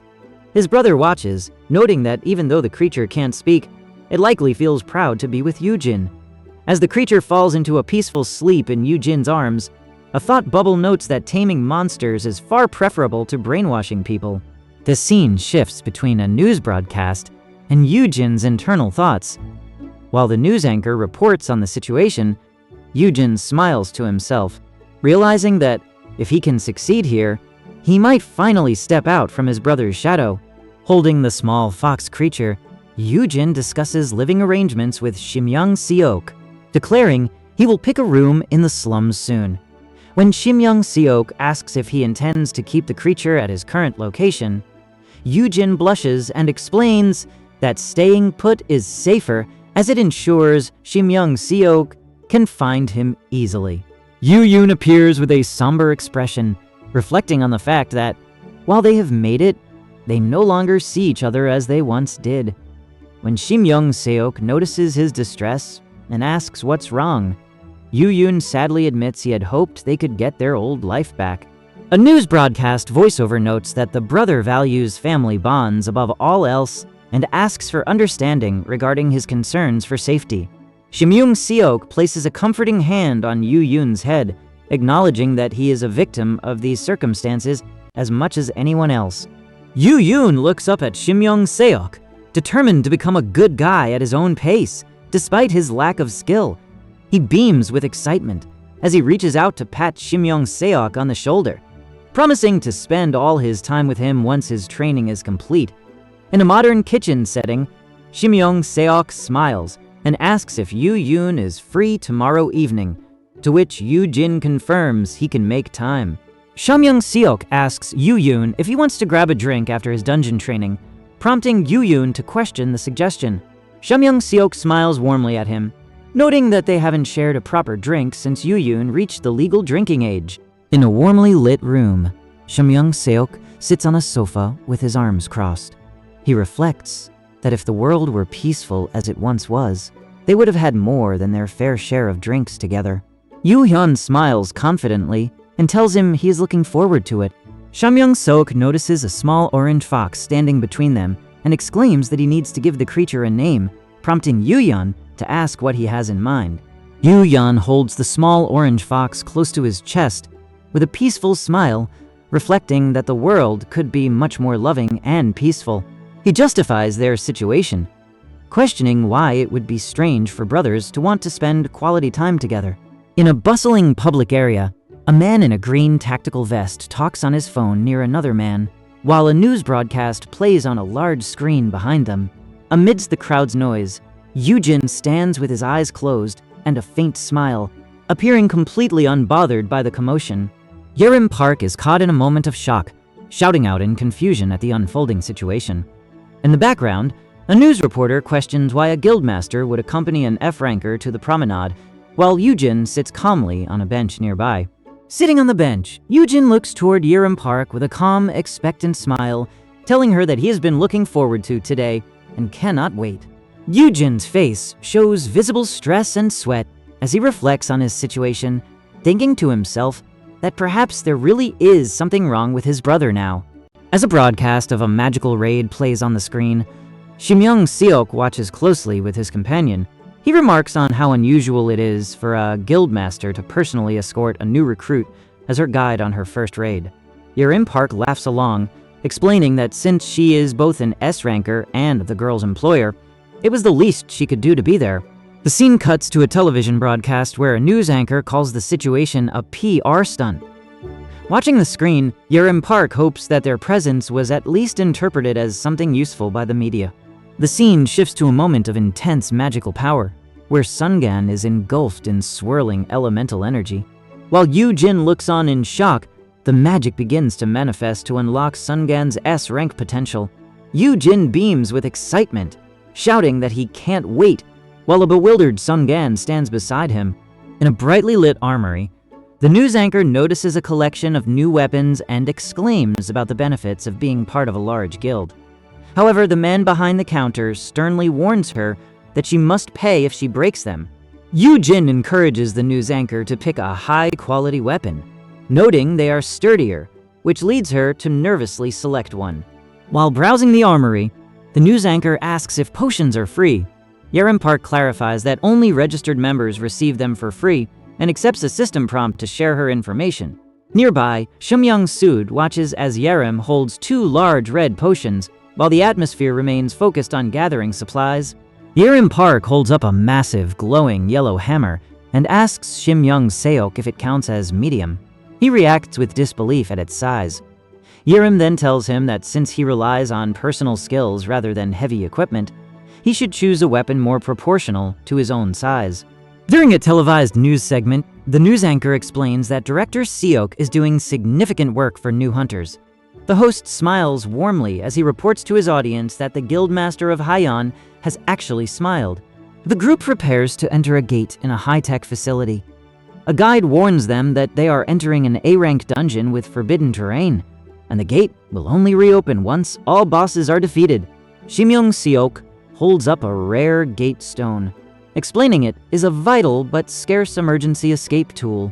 As they prepare for the challenge, Shimyoung-seok looks toward Yoojin and Yerim Park, urging them to do their best before calling out to Yoojin specifically.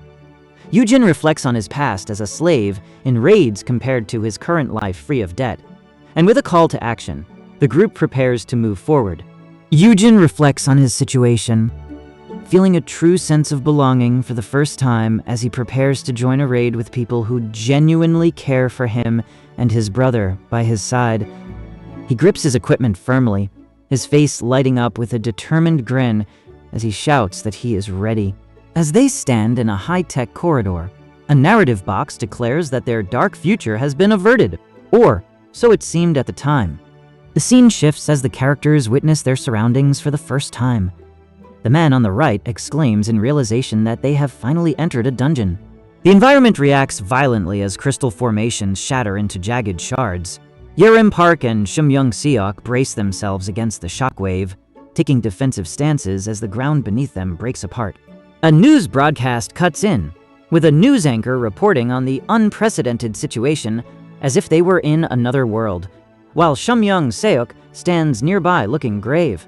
A massive surge of purple energy erupts from a central figure, sending a powerful shockwave through the area. Yoojin and his companions are caught in the blast. Yoojin is visibly shaken as he struggles against the force, eventually gasping out a single word of disbelief. What? A massive explosion of orange and yellow energy erupts, filling the horizon with flames and particles. The 3 figures on the rocky ground are left stunned by the scale of the destruction. As the smoke clears, Yoojin shouts at Yerim Park for causing such a massive explosion. While the news reports on the environmental impact, Yerim Park calms herself and realizes that monsters were actually present in the spawn. A man with dark hair warns that the fierce world is dangerous for F-rankers who lack basic knowledge. He sternly questions Yerim Park's understanding of the material, and she explains that while she learned it, she lacks a personal account to utilize it. Yerim Park is shocked to learn that new skills can be acquired, though Yo mocks her for not paying attention during training. He explains that skills are granted every 10 levels by hunting monsters. Now, Yerim Park looks at a holographic display, realizing she has the agency to choose her own optimal skill. As the selection is finalized, a massive burst of energy erupts as the system confirms the Pale Rain skill. A notification appears explaining that this is a legendary AE skill once used by Verm, and Yerim Park watches in awe as her progress toward unlocking it officially begins. Yoojin looks toward the center boy and declares that his gut tells him the boy will learn an area of effect skill. The blue-haired boy reacts with excitement, laughing and claiming he will reach level 10 quickly to help Yoojin in return, while the man on the right dismisses the boy's claim. Shimyoung Seok explains the massive gap between their ranks, noting that rankers and F-rankers require vastly different amounts of experience to reach level 10. He then aggressively points at Yoojin and shouts that his brother will be fine with his help, demanding that Yoojin focus on his own level, leaving Yoojin shocked. Shamyoung Seok leans in toward Yoojin, trying to de-escalate the situation while questioning what his problem is. A news broadcast plays in the background, where an anchor questions why Yoojin isn't more of a guardian, leading Shamyoung Seok to tell Yoojin directly that he should be more of one. An off-screen voice then notes that someone involved themselves far too excessively for that to be true. Yerim Park and Shimyoung Seok engage in a heated argument. Yerim shouts that he was the one who agreed to bring her along, while Shimyoung Seok's internal thoughts reveal his desire to have his brother around constantly. Inside the dungeon, Shimyoung Seok says about their location, but Yerim Park immediately counters him, eventually demanding that if they are going to keep arguing about her, the other person should leave immediately. Yerim Park demands to know why Yoojin is there, and he remains composed, stating his purpose is to serve as a guide. They begin arguing over their objectives until Yoojin, visibly enraged and sweating from the intensity of the argument, points a finger forward and shouts for them to stop bickering and focus on hunting monsters immediately. Shamyoung Seok confronts Yoojin, shouting that he should at least pretend to be on good terms like they were during the interview, and declaring he is finished with both of them if the fighting continues. Yoojin flinches at the harsh words, and Shimyoung Seok lets out a groan of frustration before begrudgingly conceding with a strained "fine" to end the exchange. Yerim Park expresses her commitment to their new partnership, and Shimyoung Seok gives a hesitant but positive affirmation. Yerim then turns to him, noting that they will get loads of work together, as a vision of 3 figures in a high-action sequence flashes behind them. In a wide shot of the rocky dungeon, Yerim Park warns the group to stay alert as something moves rapidly past them. She looks toward Shimyoung Seok with an expression of surprise as he turns toward her. Shamyoung Seok charges forward with explosive speed and a determined grin, shouting that he will hunt them for the group and help his brother. He lunges forward with his staff as a massive explosion erupts between him and his opponent.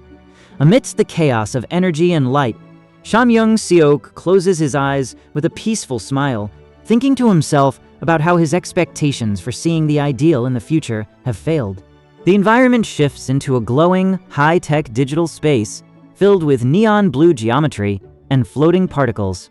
As they navigate the vast landscape, a realization hits that someone has entered a dungeon, leaving them to wonder who it could be.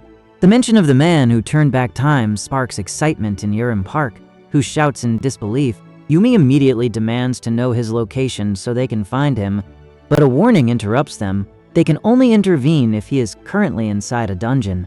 In a chilling close-up, Yoojin stands before an unseen presence as a haunting voice addresses him directly. "We've been waiting for you, honey." The scene opens on a desolate, mountainous landscape where several large horned beasts roam the rocky terrain.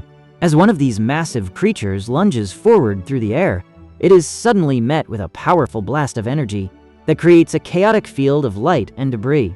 Amidst the crackling frost, a man smirks and declares it's too easy.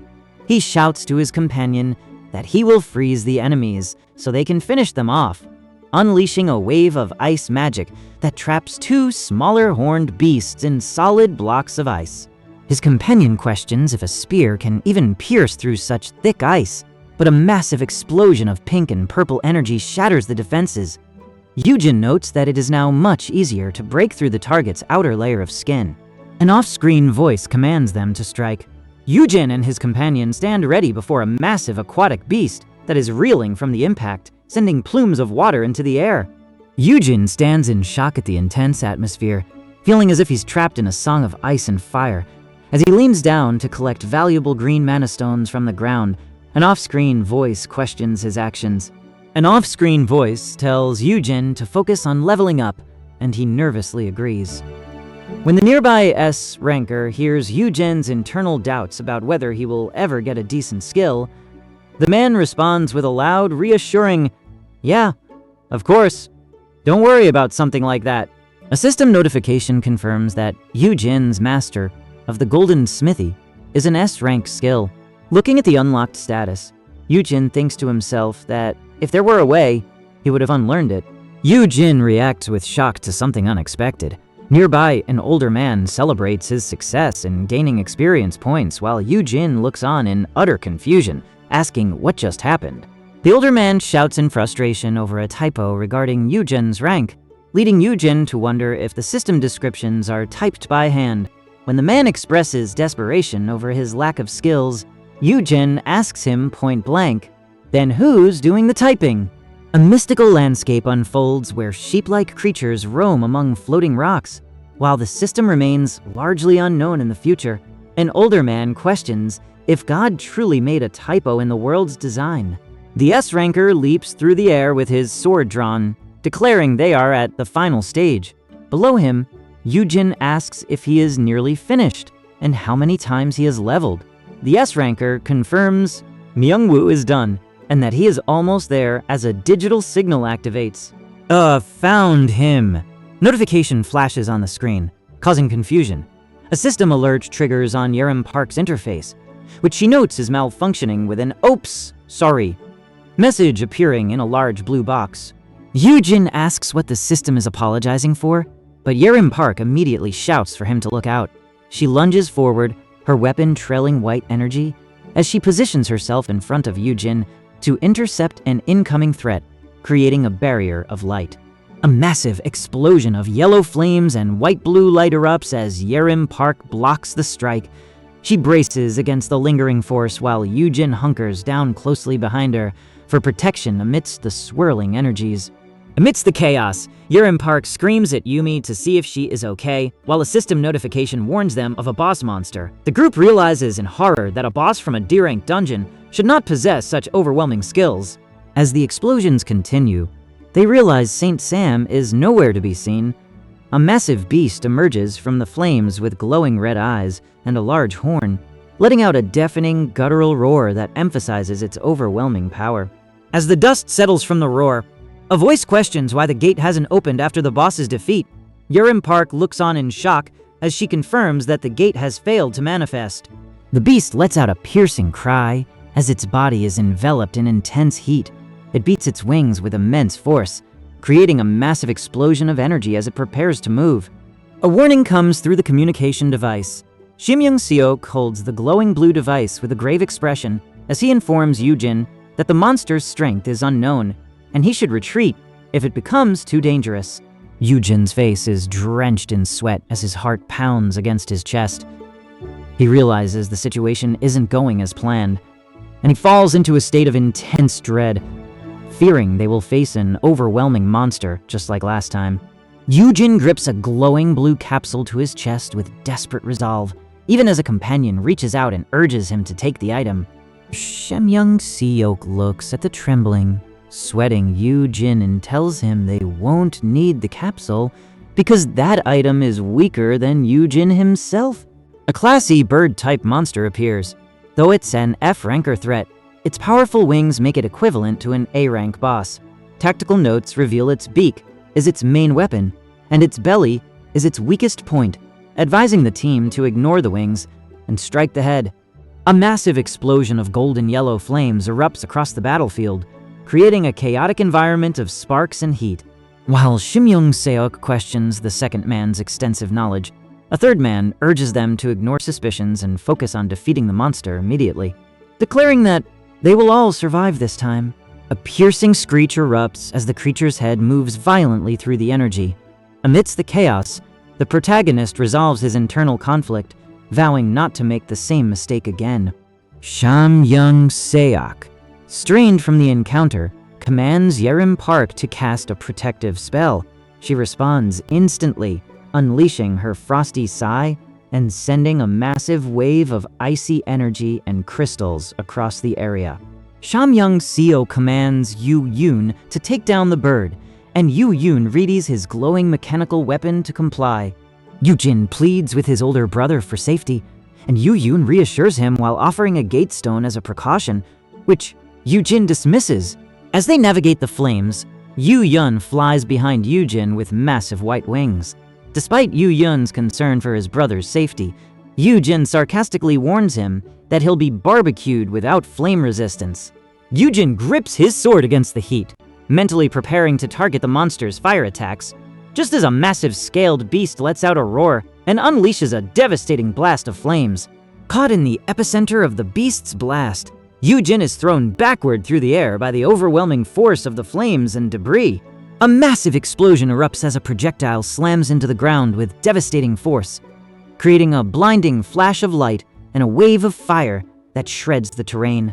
Amidst the heat of the aftermath, the man leans forward, sweat dripping from his face as he confirms to himself that the strike landed successfully. Ignoring the lingering flames, Yoojin lunges forward into the chaos. He ducks low and moves with explosive speed, his body propelled by a sudden burst of momentum to reposition himself within the blast zone. Yoojin's strike collides with the avian monster, triggering a massive explosion of sparks and fire. The force of the impact sends debris flying as intense yellow and orange streaks of energy erupt where his strike connects. As the dust settles, a man on the left exclaims in awe that Yoojin managed to lop off the monster's wings in a single blow, while the younger man beside him questions why the wings were targeted. The severed wing begins to flap violently with trailing energy as Yoojin stands amidst the debris, surrounded by sparks. The avian monster's wing sweeps through the air, creating a trail of intense sparks and energy that strikes with devastating force. Yoojin stands behind a massive pillar of white light as the ground explodes from the sheer impact of the creature's movement. The avian monster's wing sweeps through the air, creating a trail of intense sparks and energy that strikes with devastating force. Yoojin stands behind a massive pillar of white light as the ground explodes from the sheer impact of the creature's movement. The intense heat from the surrounding flames begins to overwhelm Yoojin, who grits his teeth and clutches his head in agony as the ground burns around him. His face is shown in a close-up, twisted with shock and confusion at the unfolding situation. Yoojin realizes he could have used the Blue Willow's skill instead of flying, but then a chilling realization hits him. He hasn't unlocked that skill yet. This thought is immediately followed by an overwhelming surge of energy that throws him backward through the air. A massive, fiery feathered bird lets out a piercing screech as it turns toward the target. Below it, Yoojin falls helplessly through the air, his eyes widening in terror as he realizes how close the looming beast is.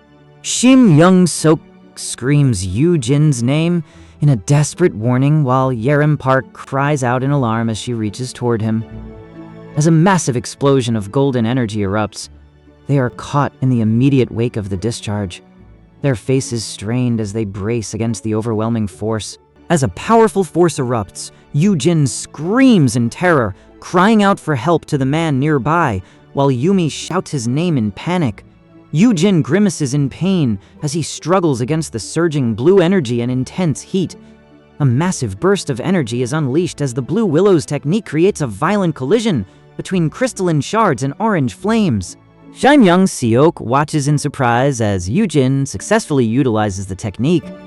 but he quickly realizes the situation is spiraling out of control. As a massive orange dragon-like creature erupts in blue energy, Shimyoung-seok shouts at Yoojin in shock. From off-screen, a voice warns them that they aren't using it correctly and commands them to step on the leaves. Upon the command to step on the leaves and run, Yoojin reacts with alarm just as a foot stomps down, causing the magically charged leaves to explode outward. Yoojin thrusts his hand forward into the center of the discharge, standing firm amidst the swirling debris. He grits his teeth against the overwhelming pressure, his face covered in sweat as he focuses on enduring the surge. Realizing his plan is taking hold, Yoojin shouts that it might work and executes a powerful maneuver. Launching himself forward, he pushes his body to the limit, dashing through the debris and shattering crystals into fragments. A massive explosion of light and energy erupts, engulfing him in a brilliant yellow-white aura as he is propelled through the air amidst a surge of orange flames. Amidst the violent eruption of flames, Yoojin shouts defiantly that they cannot burn him as he stands steady against the heat. He remains at the epicenter of a massive explosion, enveloped in a pillar of white light and surging magical energy. The power intensifies into a surge of purple and white electricity before culminating in a massive explosion that shakes the entire area. Shimyoung-seok is caught in a close-up as he endures the brunt of the exploding magical energy, his face strained under the pressure of red light and jagged streaks. The force becomes too much to bear, and a massive explosion sends Shimyoung-seok flying backward through the air. A massive explosion of golden and orange energy erupts across the scene, leaving Yerim Park tensed as she navigates the aftermath. Amidst the heavy debris and lingering energy, Yerim stands braced, while Yumi crouches nearby on the ground as observers react in shock to the scale of the blast. A violent collision of energies erupts as orange and red flame-like projectiles clash against a massive arc of blue energy, creating an intense and high-speed magical confrontation. A massive wave of blue energy slams into Yoojin's feet, forcing him to buckle forward as the magical force anchors onto the ground. Despite the overwhelming pressure, Yoojin plants his feet firmly to stabilize himself against the exploding shards of light. Covered in sweat and blood from the intense pressure, Yoojin looks shocked as his brother rushes toward him, shouting out in desperation to check if he is okay. As the pressure fades, Yoojin's brother grabs his shoulder to steady him.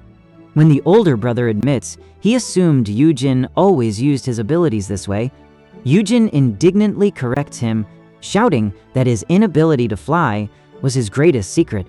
Upon realizing he has essentially gained a new skill for free, Yoojin beams with overwhelming joy, looking like a child who just received both his birthday and Christmas presents at once.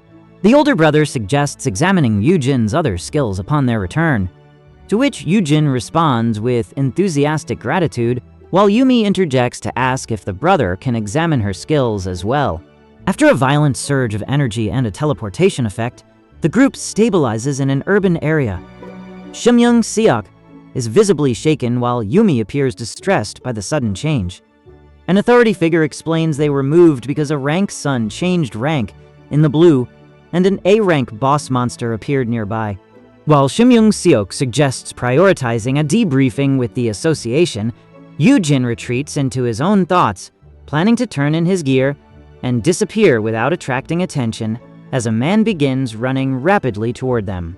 A man with spiked hair and a panicked expression screams out for Mr. Han, while sweating profusely under intense pressure.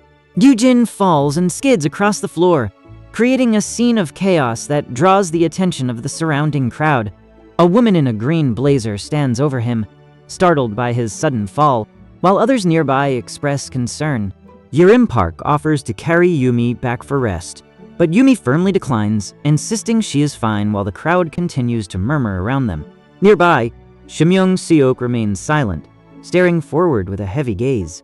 Against the backdrop of a tall, modern skyscraper illuminated at night, an off-screen voice calls out to Yoojin. The scene shifts to a kitchen where someone excitedly mentions receiving free expensive liquor from a concierge, causing Yoojin to look startled by the sudden noise. In the kitchen, Yoojin rummages through a large white bag of alcohol bottles. To pass the time while waiting, he decides to play with Peace, the small fox spirit, as Peace leaps toward him from the foliage. Yoojin watches with a mischievous smile. As Yoojin tries to interact with the fox, Peace strikes him with unexpected force. Yoojin is sent flying backward through the air, still shouting his love for the spirit. He eventually lands near a glowing blue bowl where Peace sits, happily munching on its contents, amidst a flurry of sparkling light and falling paper. After the chaotic encounter, Yoojin lands and reflects on the absurdity of the day. He examines his system interface, noting that even the typos in the screen were part of the bizarre experience, ultimately concluding that this strange series of events has only just begun. As a small, shrimp-like creature floats beside him, Yoojin begins to worry if these occurrences are linked to his journey back in time. He realizes that advanced knowledge is being revealed prematurely, which explains why the system attempted to communicate with him directly. Sitting in a chair, Yoojin grows frustrated with the system's lack of clarity. He realizes it was never intended for direct human use, and he presses his finger against a large red Ficon on the digital screen. The digital interface reacts suddenly with a sharp movement, startling Yoojin. He panics as he stares at the malfunctioning window, shouting in confusion at what is happening to the display. The scene shifts to an ethereal space where Yerim Park stands near a large white mount. Beside her, Shimyoung Seok appears as a system prompt, clarifies that no guide is needed for the process. Yerim explains that while they had to act quickly, she is confident in the implications of their actions. A graphic showing 2 portraits appears under the heading, "Under Your Custom," as the scene shifts back to Yoojin, kneeling in a grassy area. He looks at a grid-style book and questions if it is some kind of yearbook, looking visibly perplexed by the system prompt appearing beside him. Yoojin stares at the system interface, sweat dripping down his face as he struggles to comprehend its logic. He points toward the display and demands to know what the designer was thinking. Upon examining the Under Your Custody screen, Yoojin notices portraits of Shimyoung Seok and Sanghan Kim. Realizing he cannot see any other names or images, he concludes that the system only recognizes S-rank individuals. Sanghan Kim enters the room shirtless and disheveled, wiping his head while apologizing to Yoojin for the delay caused by stubborn bloodstains. When Sanghan Kim notices Yoojin's pale and distressed appearance, he asks what is wrong. Yoojin, visibly shaken and sweating, can only offer a hesitant response as he sits before them while a news broadcast plays in the background. A monstrous beast with glowing red eyes and sharp teeth lets out a menacing growl before it is struck by a powerful blow that carves through its body, sending debris flying into the air. The narrator reports on the erratic behavior of 2 friends and a juvenile fire manticore, which has nearly doubled in size over the last 2 days. Yoojin reacts with shock as he processes this information. While Yoojin stands in the training area, an off-screen voice surprises him by declaring him an apex preparer. In a moment of warmth, Yoojin reaches out toward Peace, the fox spirit jumping into his hands as he praises its work.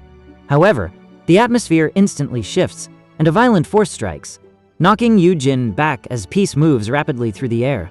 Yoojin chuckles to himself, reassuring himself that his actions won't harm Peace, while he focuses on the task of cleaning its fur.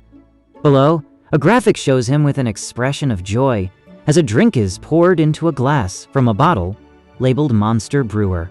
Yoojin warns his companion that the drink isn't good for him, but the man explains he recently reached level 50 and gained a new skill called Monster Brewer. Yoojin is shocked to learn it is an S-rank skill that allows the user to tame and level up monsters independently. A news anchor on a television mocks Yoojin's status, highlighting the absurdity of an F-ranker possessing an S-rank skill. Shimyoung Seok leans over Yoojin with a comical grin and a thumbs up. The companion explains that they need more high-tier monsters like the small dragon to serve as mounts for guild members, allowing them to ride through massive dungeons instead of walking on foot. Yoojin looks ahead with determination, declaring that his unique skill has the potential to revolutionize standard dungeon raiding methods. He notes that, fortunately, Peace is already under his custody. Upon the command to fetch, the large orange fox leaps through the air toward Yoojin. As the fox strikes with force, Yoojin's internal monologue reveals his goal of collecting 50 sex rankers as commanded by the system. He reflects that taming monsters is a much less suspicious method than trying to brainwash people. After the intense clash, a drained Yoojin sighs at his exhaustion while the fox looks on. He reflects on the irony of his path and concludes that acquiring more mounts will make dungeon raids more efficient, ultimately making the world safer by reducing the frequency of dangerous dungeon breaks. As Yoojin lies on the ground, he reflects deeply on his long-term goals, noting that even just securing more mounts is a worthy endeavor given the thousands of dungeons created every few years. His small orange fox-like mount perches on his chest and speaks with determination, declaring that its conscience won't let it slack off. Nearby, Shimyung Seok lies on the ground in shock as an off-screen voice proclaims his performance outstanding and applauds him loudly. This sudden praise causes Shimyung's eyes to widen, while another character nearby shouts out in alarm at the presence of director Seok. Shimyung Seok stands in the training area with his hands clasped and a polite smile, praising Yoojin's dedication for continuing to train after the practicum. Yoojin, kneeling with his fox companion, explains he was given permission to use the facility. Shimyung Seok calmly reassures him that he isn't there to kick him out. Shimyung Seok admits his admiration, telling Yoojin that he is one of his favorite new rookies, and that impressed is an understatement. It's truly inspirational. Yoojin responds by performing a deep, respectful bow, while the sudden intensity of the praise leaves him sweating and shocked. Shimyung Seok shouts in confusion at Yoojin's reaction, later apologizing for his rude behavior, which he blames on his younger brother's influence. He watches Yoojin with intense excitement, internally acknowledging that Yoojin possesses real talent through his keen insight and newly acquired skills. Shimyung Seok physically grabs Yoojin in a desperate, frantic attempt to recruit him. He pleads intensely for Yoojin to join his guild and revolutionize the hunter industry, while the fox-like creature stands nearby as he grips Yoojin firmly. Yumi reacts with alarm to Shimyung Seok's request, claiming the task is beyond her capabilities. But Shimyung Seok insists she is needed. Yoojin, sweating heavily from the pressure of the situation, shouts in disbelief at the mention of his insight, internally admitting he was actually cheating. Shimyung Seok asserts his boundaries to another man, stating he doesn't want the other person involved in his affairs due to past bullying. He then leans forward with intense desperation and sweat on his face as he begs an unseen superior to reconsider their position. An authority figure offers Shimyung Seok comprehensive support, including monster cubs and all breeding costs, leaving him shocked by the scale of the offer. Meanwhile, the protagonist reflects on the current timeline, noting that Shimyung Seok has no memory of him as the goofy loader from his previous experience.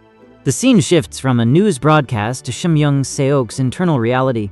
While the news anchor speaks into her microphone, Shimyung Seok appears visibly shocked in his own space. An exhausted man calls out to Shimyung Seok as a text box confirms that Yumin has agreed to cover all expenses. The character reflects on the benefits of this offer, noting that while there are conditions, the prospect of free room and board is highly tempting. Shimyung Seok leans forward with a glowing blue contract interface, urging them to sign immediately, while specifying he will join as general staff rather than a hunter. Beside his fox companion, Yoojin sits confidently and declares his intention to work independently as a freelance hunter. Shimyung Seok looks toward the broadcast, explaining that this path allows him to spend months building something significant to gain recognition from the Haiyan Guild. As the news anchor explains that breeding mounts is a highly coveted skill, Yoojin realizes it would allow guilds to multiply their ranks. The anchor notes that a golden egg is invaluable for high-rank hunters and questions what happens when an F-ranker holds such a prize. Realizing the predatory nature of this world, Yoojin reflects on how others might try to ruin his progress just to keep him from having it. He contemplates whether staying independent is safer, ultimately deciding that he would rather offer a fee to give up the creature than risk being hunted by stronger rivals who see him as an obstacle.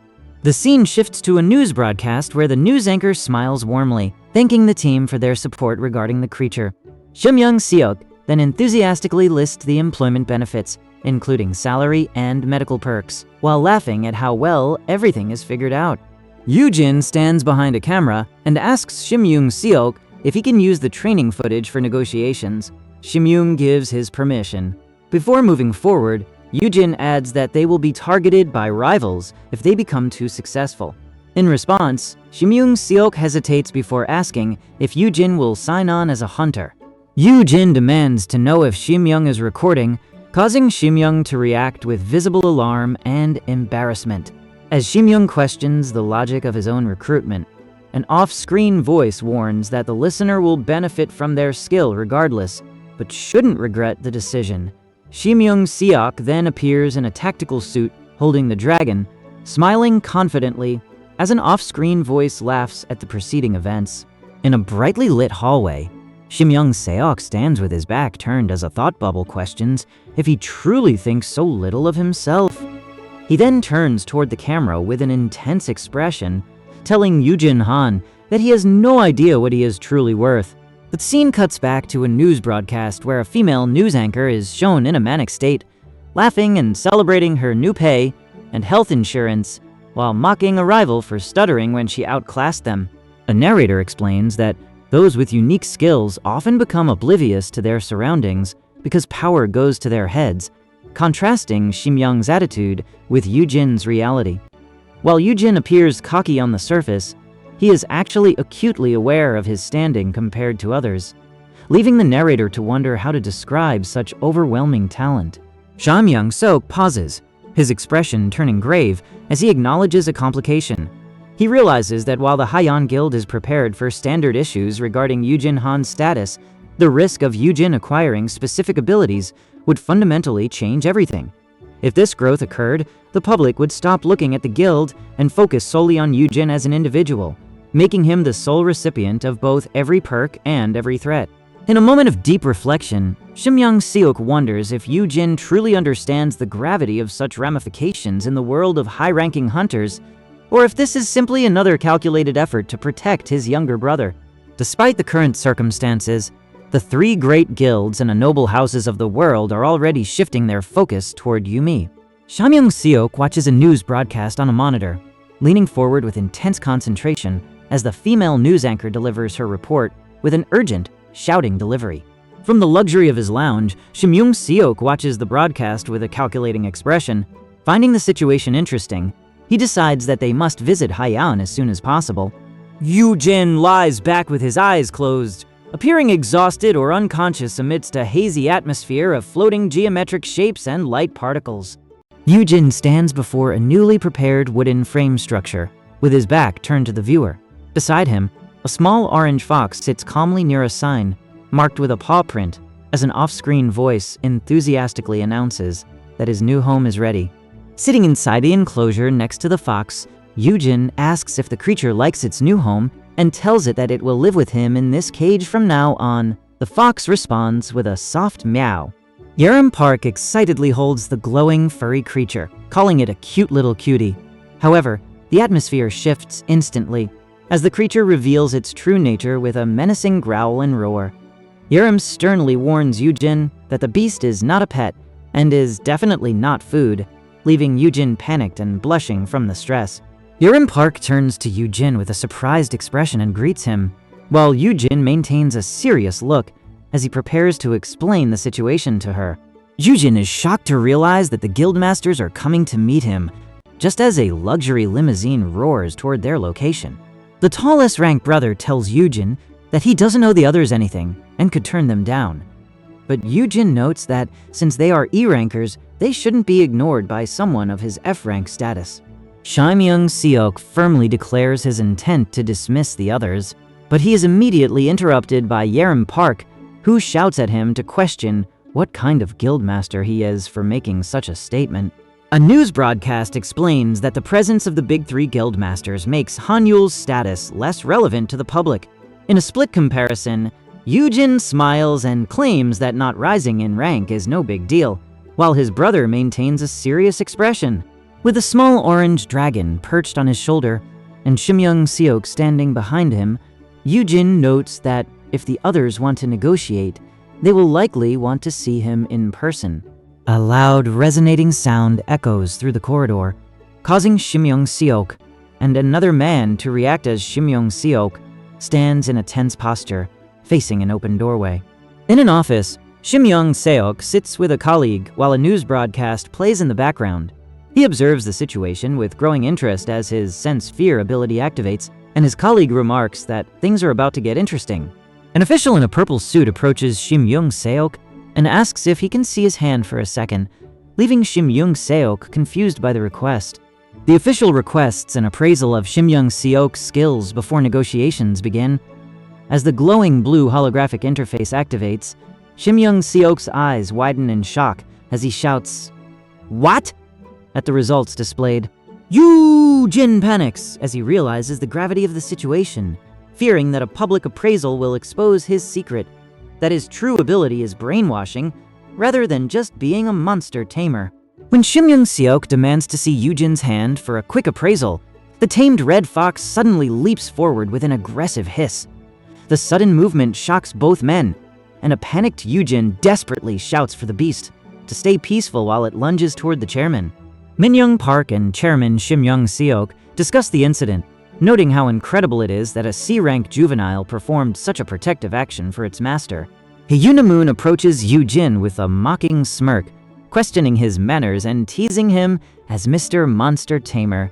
As she leans in close, causing Yoojin to blush, the scene reveals the fox is actually an S-rank boss from a dungeon.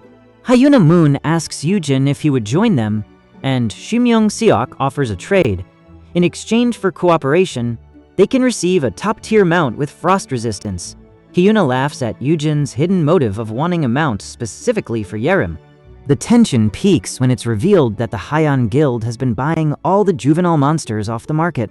When Shim Young-seok suggests they swap monsters for mounts, Hyuna Moon reacts with explosive anger, slamming her fist on the table and accusing him of trying to cheat them using his brother's skills. Shim Young-seok glares intensely at Hyuna Moon, shouting that they can see through her schemes regarding his brother's status as a freelancer. Hyuna Moon points accusingly back at him, declaring that he will belong to Haiyan as long as he is Shim Young's brother. The tension is broken when Hyuna Moon shouts for Guildmaster Cho to stop, while Shim Young-seok holds the small orange fox named Biped and maintains a firm stance. Shim Young-seok looks forward with a serious expression, explaining that he is seeking help from the Haiyan Guild because he cannot handle the situation alone and that this meeting was called for that very reason. He then addresses the group sternly, questioning why he would offer his services if he intended to simply rely on his brother's strength, leaving everyone in stunned silence. An unseen character pokes Bipe, the small orange fox, explaining that they can only tame a limited number of monsters at once. In another room where news is playing, Yoojin stands with Biped on his shoulder. He explains to the group that this is a rare opportunity for any hunter to bypass usual intimidation and gives everyone a fair first chance. A news clip shows an anchor mentioning how reasonable the man looks on television. Yoojin reflects internally that he used to be part of the Haiyan Guild team before this announcement, and his face suddenly fills with shock as he realizes something. Hyuna Moon leans in very close to Yoojin, mocking his durability and asking if he and his friends are considered part of a package, while offering him a spot in Bear Girl. As she speaks with her face inches from his, Yoojin stammers in confusion as the scene cuts to a news anchor shouting into a microphone. Yoojin blushes heavily as he realizes his ambition to become the best of the best in the country. This is immediately followed by a news broadcast where an off-screen voice repeats the question regarding his status. The scene shifts to a formal meeting room where Wonho Sung, the guild master of the second guild, sits behind a desk. A voice from the news broadcast asks if he can be officially listed as the NO1 for the second guild. Yoojin holds baped and looks at Hyuna Moon with a nervous expression, stammering out a hesitant He thinks to himself that the Sesong Guild is currently the most powerful organization and its leader would provide absolute safety, while an image shows the guildmaster's hand crackling with orange energy. Hyuna Moon watches a news broadcast where an anchor reports on the growing notoriety of the Sesong Guild. The report emphasizes that conditions are not set, and the situation is becoming even more intense. Yoojin thinks to himself in a large speech bubble, questioning how he could possibly accept such an offer at this moment. A young man mocks his companion's status, calling it a family reek and pointing out that the other man is the only one in their family to achieve global fame.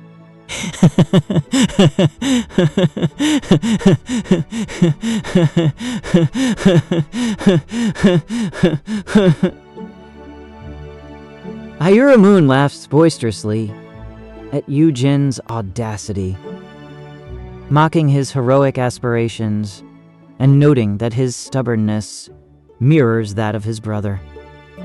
Yoojin lets out a dry laugh while holding the distressed fox creature. Yoojin feels completely overwhelmed, feeling like a tiny shrimp trapped between two massive whales as he faces the crushing pressure of these high-ranking hunters. He laments that without his resist fear skill, he can barely cope with their presence.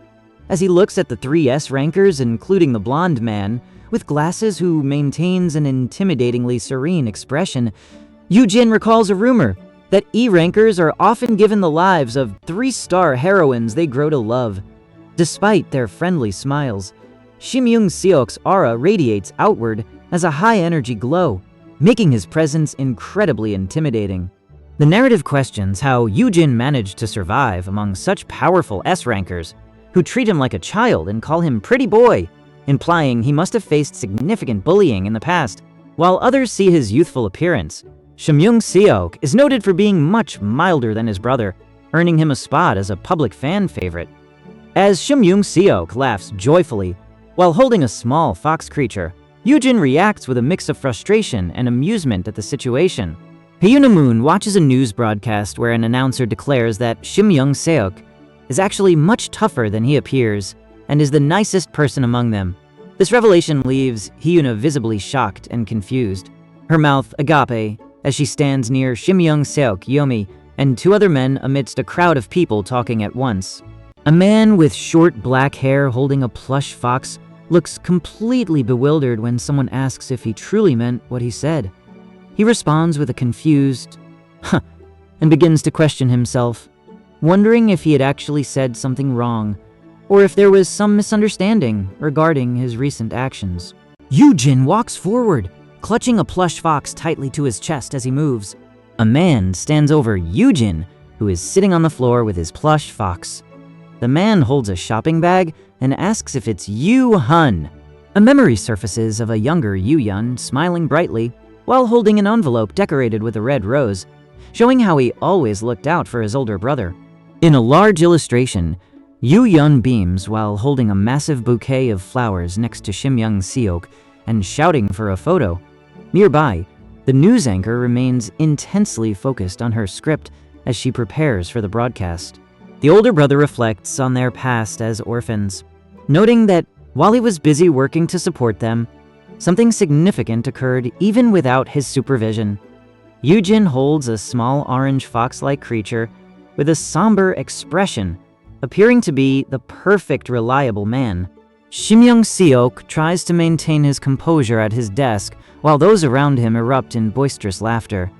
On a television broadcast behind him, the news anchor and Yumi appear. A man nearby laughs hysterically at the screen, mocking the situation. Shimyoung Seok notes internally that the subject's polite behavior today is completely out of character. Hyuna Moon mocks Shimyoung Seok, calling him a jackass for acting coy while he sits visibly distressed and sweating.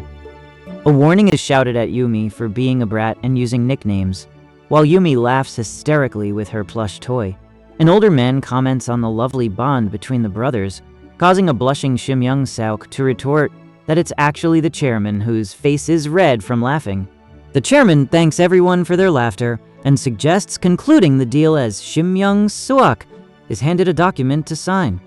Internally, Shimyoung Seok reflects on Yumi's behavior, noting that while he is a fine young man, he cannot always be lenient with him given his position as the guildmaster.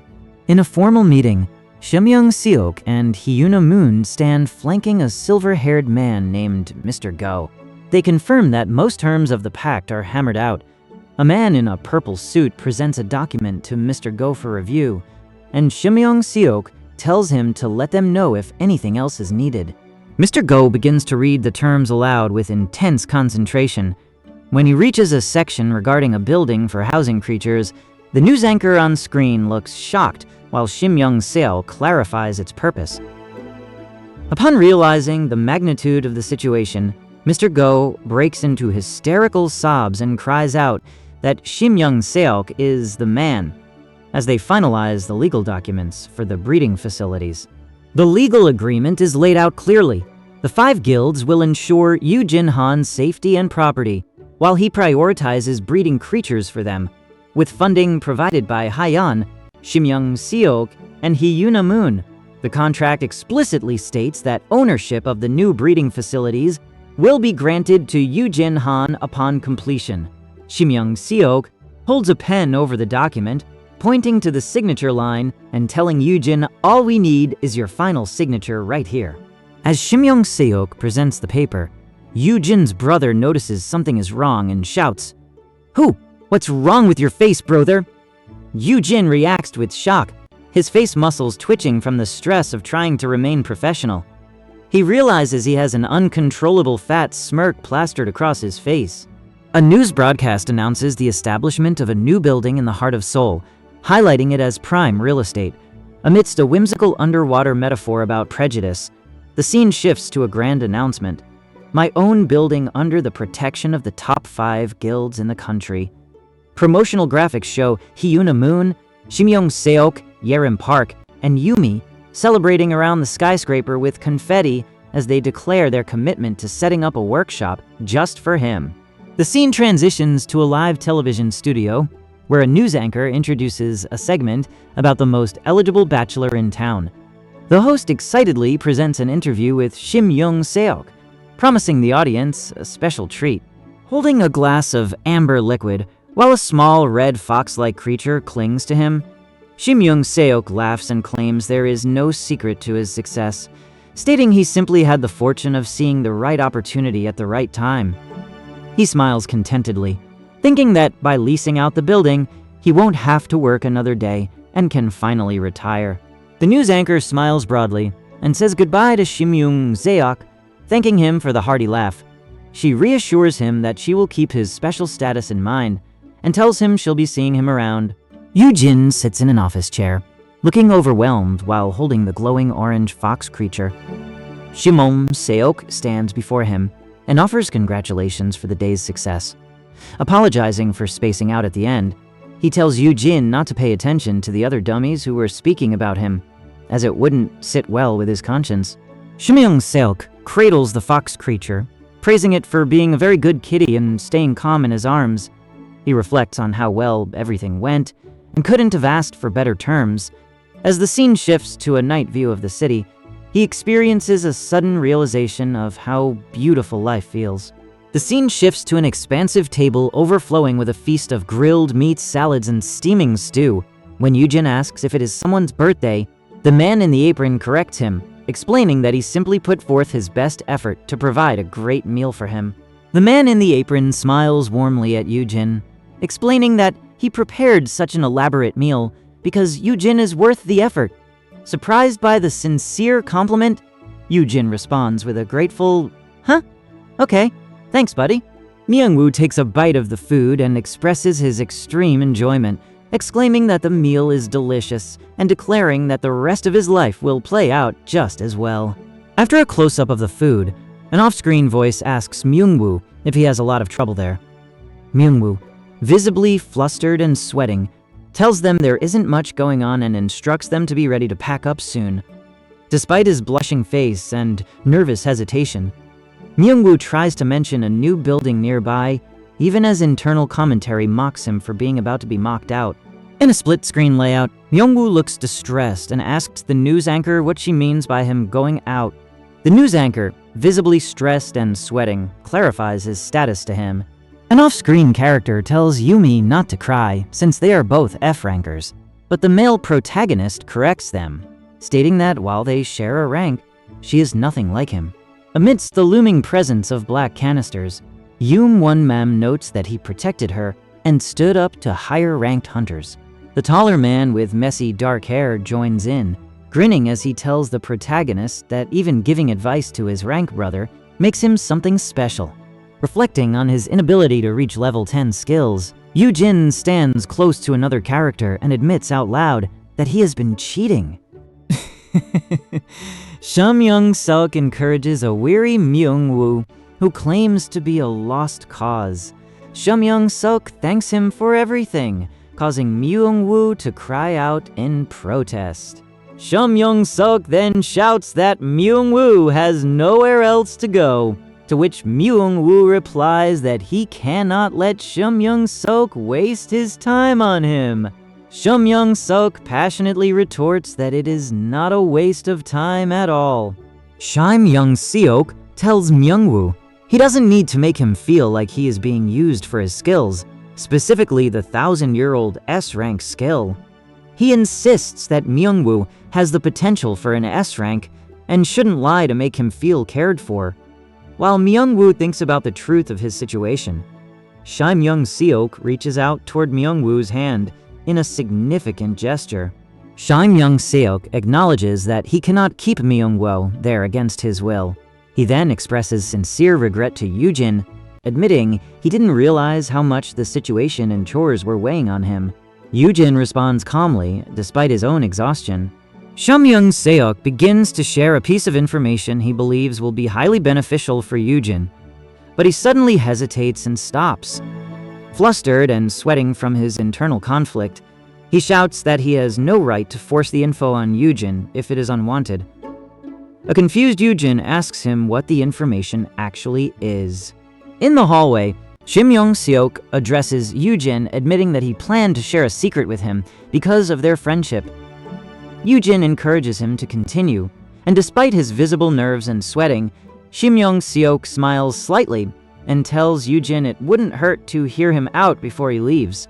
Shim Young-seok explains that he heard about a specific type of training for beginners to unlock special skills, emphasizing that the most effective way to gain someone's belief is by quoting an authority figure who is skilled in the field. An apologetic voice from off-screen promises to make up for misusing Professor White's name while inside the R&D lab. Shim Young-seok works intensely at his computer.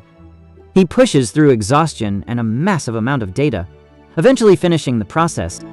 He leans in close to his monitor, his face illuminated by the glow of the data as he hopes it is adequately responsive. An off-screen voice declares that the current situation is perfect training for Yoojin. The woman with reddish-brown hair warns him that she cannot let anyone know she allowed him to perform this task, as it puts her job at risk. Yoojin remains calm, viewing the task simply as his homework, when she notes that he possesses weapon-related support skills and suggests he use them to sharpen the knives. A surprised but compliant Yoojin agrees to begin.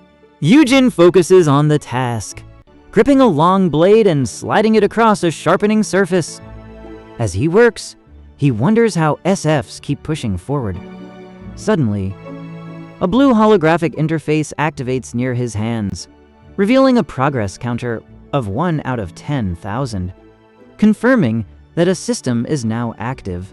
Shim Young-seok explains to the woman that repeating this action will unlock multiple new crafting skills and a significant amount of gold. The woman reacts with shock at the possibility.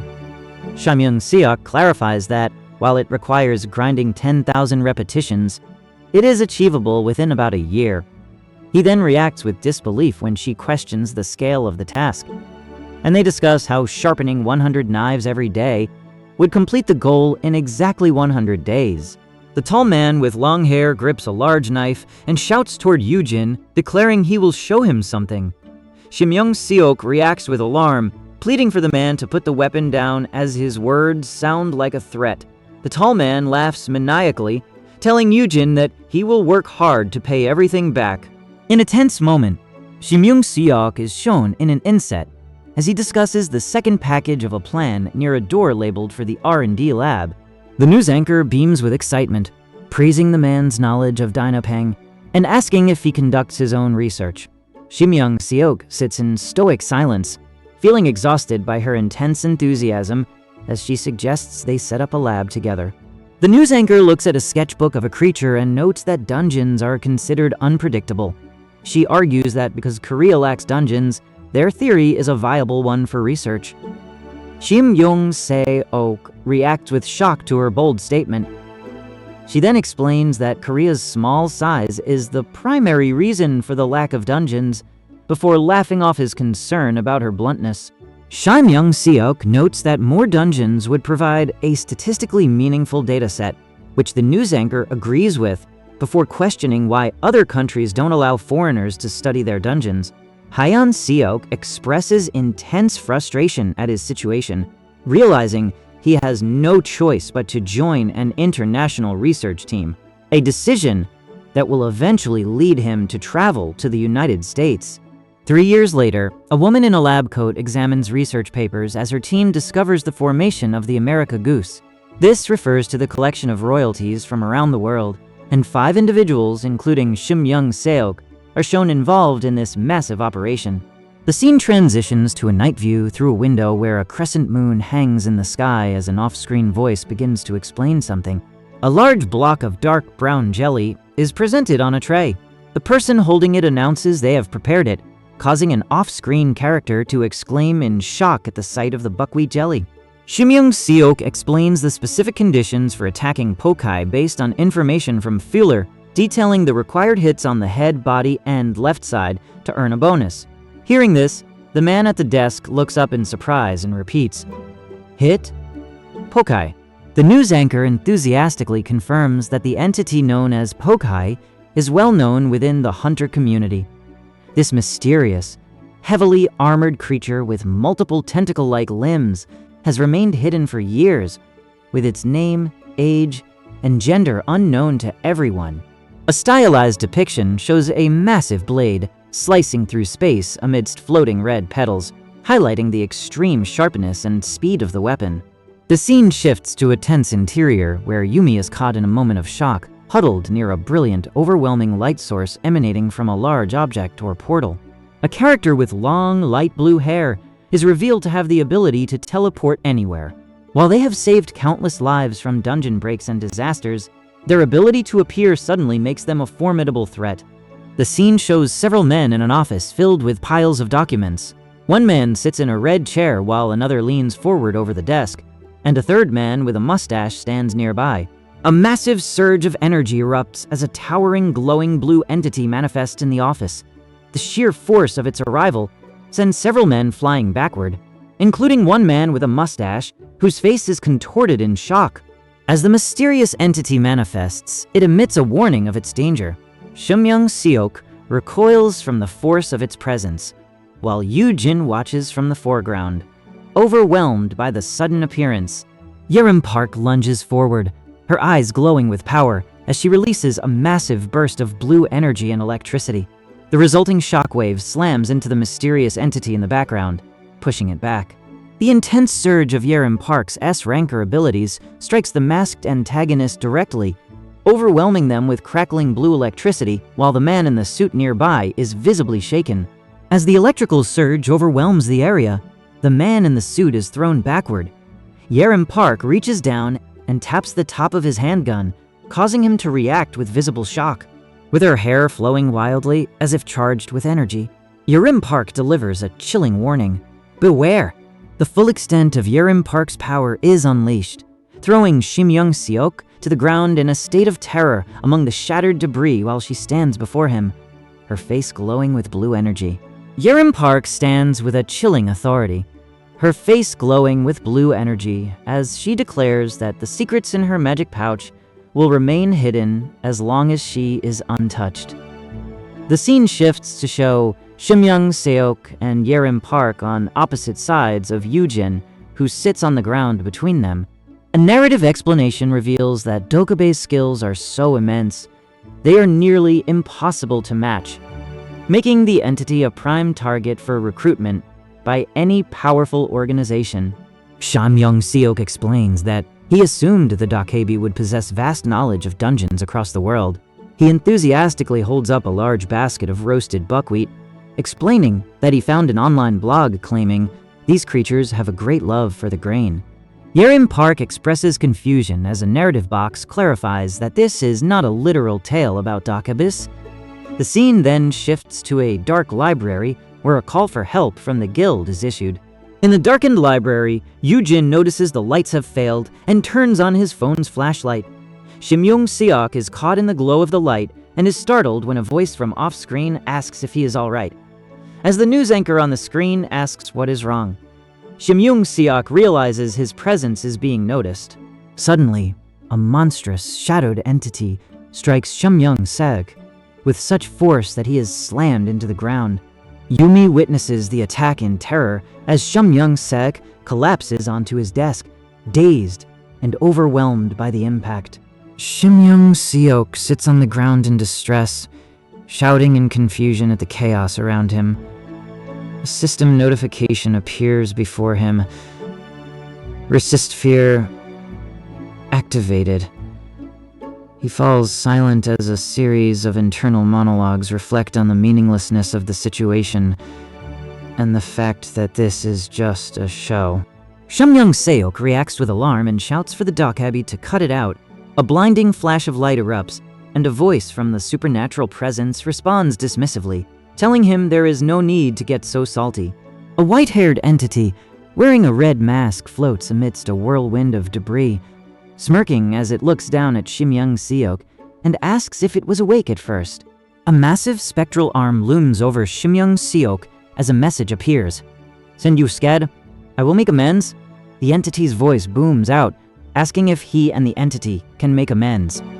As Yoon observes his opponent, his status screen confirms a successful initiation. Seeing that the target hasn't been exposed to the keyword yet, Yoon realizes he can finally use his skill on this man. The system identifies a monster not bound to any guild or country, as glowing blue particles and digital artifacts surround them. Yoon stands steady in his apron, while the news anchor looks on with hope, believing this might be exactly what she needs. Thanks to Pokebe's assistance, Dr. Seok may no longer need to travel overseas. A hand in a black fingerless glove rests against a surface, highlighting the gravity of the situation. Shimyoung Seok looks at his opponent with a confident smirk and tells them that their francs don't scare him, challenging them to drop it now. The ghostly figure mocks Yoojin, shouting that he saw her trembling. Yoojin maintains a deadpan expression, retorting that she only reacted because she didn't expect him to appear. The ghost attempts a move that the system labels as childish and classic, consistent with folklore about Dakabis loving to pull pranks. Shimyoung Seok remains calm despite the spirit's antics. Shimyoung Seok finds the ghost's prank ridiculous and nearly falls for it, but he stands firm against the eerie surroundings. He challenges the entity directly, proposing a wager that it cannot truly scare him. The entity responds to Shimyoung Seok's challenge with a menacing tone, warning him that he has just met his worst nightmare. Yoojin wakes up in bed and groans, but his expression quickly turns to alarm as he shouts out for Dokabi. In a split frame, Shimyoung Seok appears looking frantic, confirming that Dokabi is gone. Yoojin panics, shouting for the location of Dokabi, while Shimyoung Seok remains in a state of distress.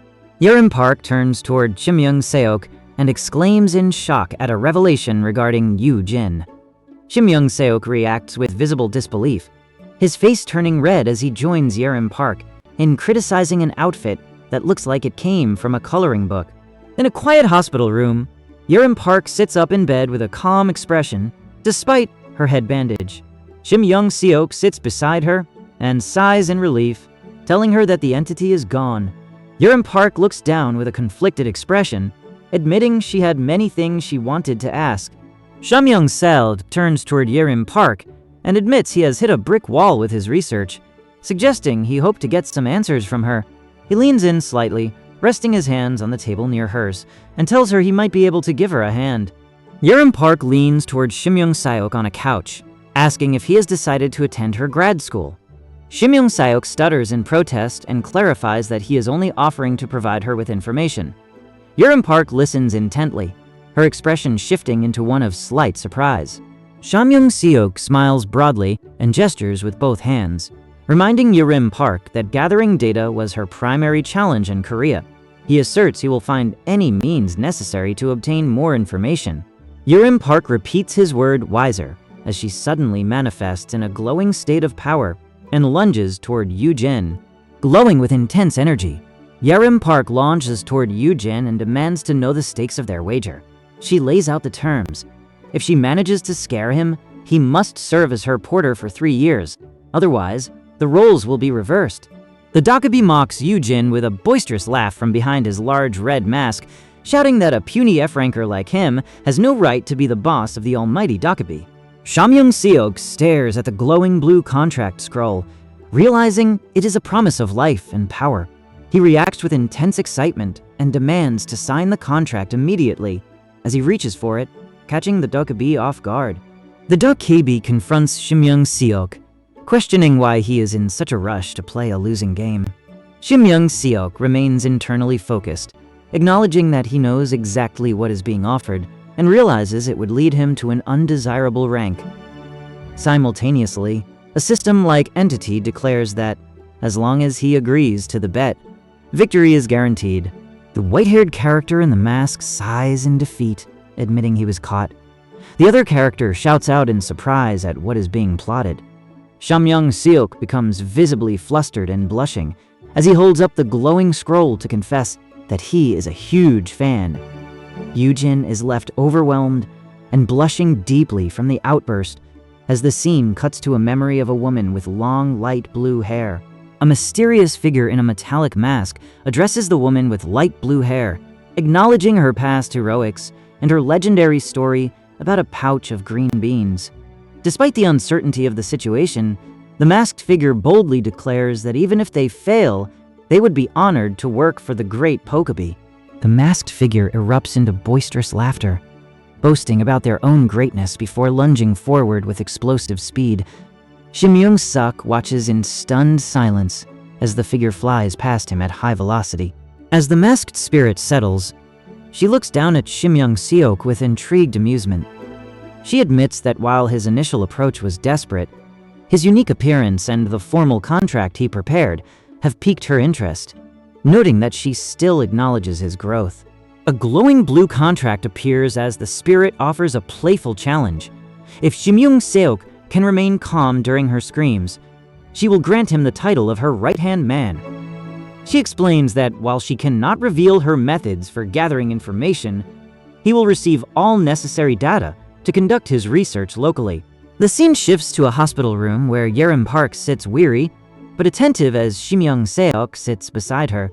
Shamyung Seok admits he isn't book-smart, while Dr. Seok explains the complexities of the engine's data and the potential 50-50 deal regarding its results. Dr. Seok warns that she cannot guarantee success, but Shamyung Seok defers to her expertise as the only Dr. Seok. She becomes flustered as he leans in close, and while he is being serious about his request, he momentarily loses focus to check the date. Shamyung Seok demands the listener's attention before pointing toward his plan, a new A-rank dungeon located at Chiron.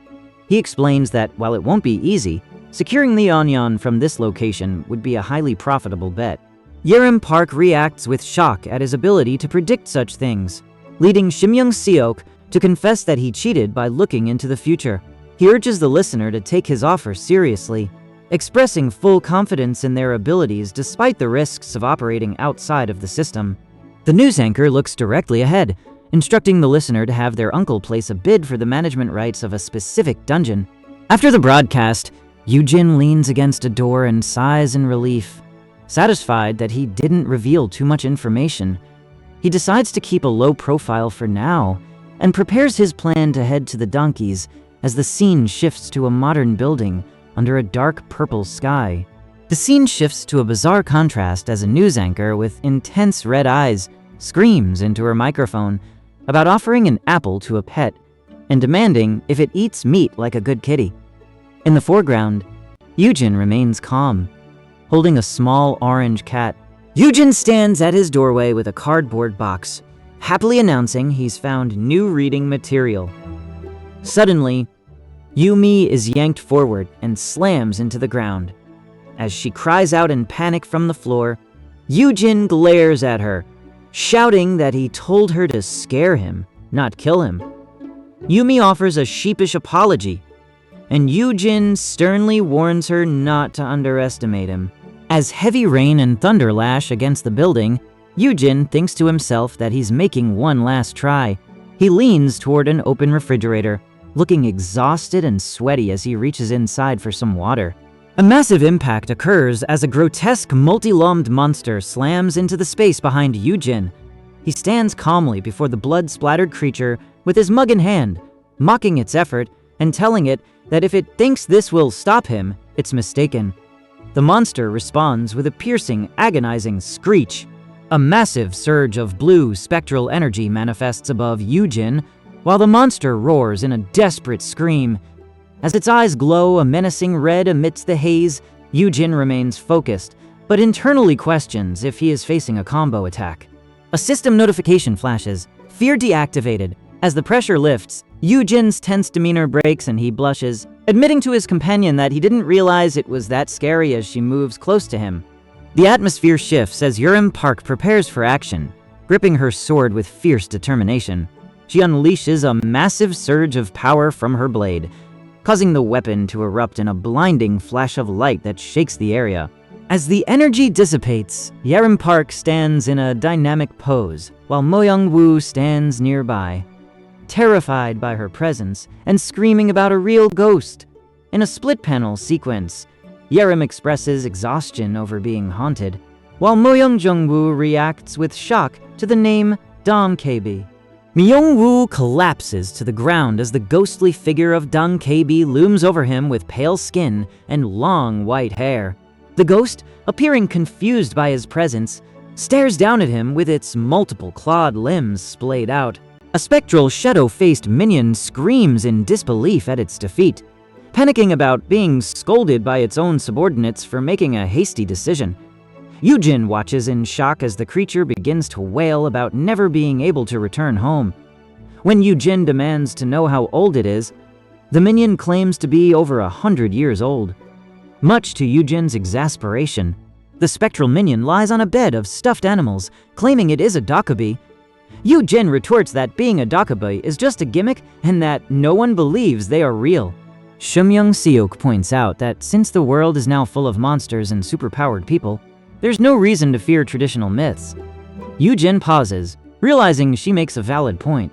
Yoojin reflects that while modern monsters are dangerous, old ghost stories still feel far more frightening than the current threats on Earth. He looks over his system interface for optional final skills. A masked entity holding a skull-like mask sighs and asks if Yoojin is even human. The entity agrees to a bet, revealing it has existed for over a century. This leaves Yoojin in shock, as he realizes the entity's age is tied to the 3-year history of the system. The system explains that dungeons and the system first appeared 3 years ago. Yoojin points at the masked entity, demanding to know if it was born when the system first emerged, which the entity confirms with a shout. The scene shifts to a rural landscape at night, where a woman with long pale hair awakens in an ethereal space. She reveals she has been asleep for over 1,000 years, only waking when the power of the dimension blossomed within her. Yoojin is shocked by her explanation, realizing that the dimension's power provides a logical reason for how teleportation works. A system interface confirms that the system functions by connecting their world to an alternate space. Yoojin stares at a portrait of Yoojin Park, questioning if she is an actual person. The system voice explains the naming conventions for characters. Yoojin Park reacts with intense excitement to Yoojin's family name, jokingly asking if he is sure he isn't some magical creature from a crystal ball. A mysterious voice commands the listener to view them as a worthy boss. Shum-young-seok smiles confidently while holding his tablet, addressing his subordinate Takamai, and informing her that he has a specific task for her. Shum-young-seok questions Takami about her strange mask, causing her to react indignantly and fall backward while claiming she doesn't do boring errands. Remaining composed, Shum-young-seok tells her they need to work on her attitude before instructing her to investigate dungeons in other countries. He explains that while foreign access is usually illegal, her unique mastery of stealth and teleportation allows her to bypass these restrictions. A news anchor questions the purpose of their actions, but Shim Young-seo firmly explains that gathering data on dungeons will help them understand their origins and prevent deaths from dungeon breaks. The anchor then announces to the world that this hero will save it, turning to ask Shim Young-seo how he feels about being hailed as the hero of the world amidst the contrast between the polished broadcast and the technical setup behind it. In a dreamlike sequence, a masked woman envisions the glory of fame and merchandise. Transitioning back to reality, she declares her submission to her master with a playful "see ya" as she grabs her device. Beside her, Yoojin reacts with a wide-eyed grin while she chuckles. As she questions if her journey is far, Yoojin offers to teleport items for her, but she insists on doing it herself. The masked woman checks her skills, noting that Yoojin cannot teleport long distances yet. When Yoojin asks if she is a Dakabi, she suddenly declares her love for him, leaving him shocked and sweating. She mocks his confidence by stating that Dakabis are superior to anything on Earth. Amidst a flurry of hearts, she takes his hand and tells him he must get used to the concept of love. Yoojin beams as they share an intimate moment before she suddenly vanishes in a cloud of green smoke and confetti, leaving him looking disappointed. A mysterious voice from the void addresses a servant, expressing anticipation for their future cooperation. The scene shifts to a news broadcast where an anchor shouts Yoojin Han's name, while Yoojin sits bewildered by the sudden announcement. Shim Young-seo and his companion erupt into a frantic dance of celebration, shouting that he was right about it being a slime dungeon. Yumi joins them in their ecstatic celebration as they celebrate their success. However, the mood shifts when a large orange beast named Peace becomes aggressive and growls menacingly, forcing Yumi to plead for the creature to calm down. Shim Young-seo addresses the group, declaring that their success has secured a new cash cow for the High-End Guild, thanks to the massive amount of gold found this month. The news anchor beams with excitement as she calls the find an amazing raw material and declares Yoojin to be a national treasure. Shim Young-seo smiles broadly with his hands clasped in respect, while Yoojin reacts with nervousness at the intense praise from both women. The news anchor beams and declares to the others that she will take Yoojin's offer, promising to try her best. An off-screen voice responds enthusiastically, expressing excitement at her decision. Shim Young-seo smiles and informs the group that he will be placing a tracker on Yoojin for his own safety. But this is immediately met with a sharp, offended retort from someone off-panel, claiming such an action is way out of line. Yoojin sits holding a small dragon creature that is hissing at the situation. He shouts that he already has an overprotective brother to deal with and demands peace. Shim Young-seo counters by stating they cannot leave such a treasure unprotected. Yoojin reacts with visible frustration, shouting at Shim Young-seo to insist he isn't a problem, while a system notification confirms that Shim Young-seo's predictive analysis is 100% accurate. Shim Young-seo remains calm and acknowledges the prompt. Yoojin desperately shouts that he is nothing but a monster breeder as he gestures toward the small dragon creature flying away, causing Shim Young-seo to call out his name. Yoojin sweats and panics internally, thinking that while he doesn't mind the praise, he refuses to be dragged into their mess and just wants a quiet life. He worries that even if his prediction is right now, it could change at any moment, and he doesn't want to be exposed as a liar. The scene then shifts to a broadcast setting where Shim Young-seo stands near a news desk as the news anchor holds a microphone. The narrative describes Shim Young-seo as a dedicated scholar focused on research and theory. A visual comparison shows him and his brother. Despite their remarkably similar appearance and demeanor, the text ironically labels Shim Young-seo a genius for being no more of a deep thinker. The announcer explains the rules of a new mission, where contestants' pets must navigate a vibrant, neon-colored maze filled with obstacles and mirror bots. They note that while toys are provided as distractions, it takes at least 10 minutes for even well-trained pets to clear the course. As the announcer prepares to introduce the Fire Manticore Challenge, they remark on how long it will take for the pets to complete the task. Before the challenge can even begin, a small orange and white feline pet named Peace bursts onto the scene much faster than expected. The announcer exclaims that this monster has set a new record for intelligence compared to average creatures. while the news anchor cheers for peace as Yumi and Yerim Park watch in stunned silence. Amidst the chaos of falling confetti, the news anchor calls for a round of applause for peace and Yumin Han. The crowd, including stunned witnesses like Yumi and Shimyoung Seok, erupts in enthusiastic cheering while Yoojin remains crouched on the floor. Yoojin holds the small orange fox close to his chest, beaming with joy as he shouts, "Thank you!" to the crowd. Simultaneously, a mysterious system prompt addresses him as Sir No Birdie, questioning the sudden nature of his appearance. Shh. Shimyoung Seok excitedly holds up a Hunter Files card, eager to get the situation on TV. When the news anchor asks about the identity of TY, Shimyoung Seok calmly explains that while the individual has been kept hidden from the public, they are already well known, and any questions regarding their identity will come across as strange. Shimyoung Seok holds the orange creature, while a note explains that Yerim was brought along specifically as a bodyguard. Meanwhile, the creature experiences an internal monologue of distress, fearing judgment from others because it no longer looks like its former self. The news anchor reacts with overwhelming excitement, declaring the creature good cute and calling it the highlight of her career. Shimyoung Seok watches with a blissful smile as the group celebrates together, with everyone agreeing that this was the best decision ever. The crowd erupts in applause as Shimyoung Seok acknowledges the success of the moment, with the small orange creature becoming the center of attention amidst a flurry of celebration. Yoojin sits in a large chair, blushing with pride as his small orange companion sleeps on his lap. He beams with joy, thinking about how wonderful it feels to finally show off his little buddy.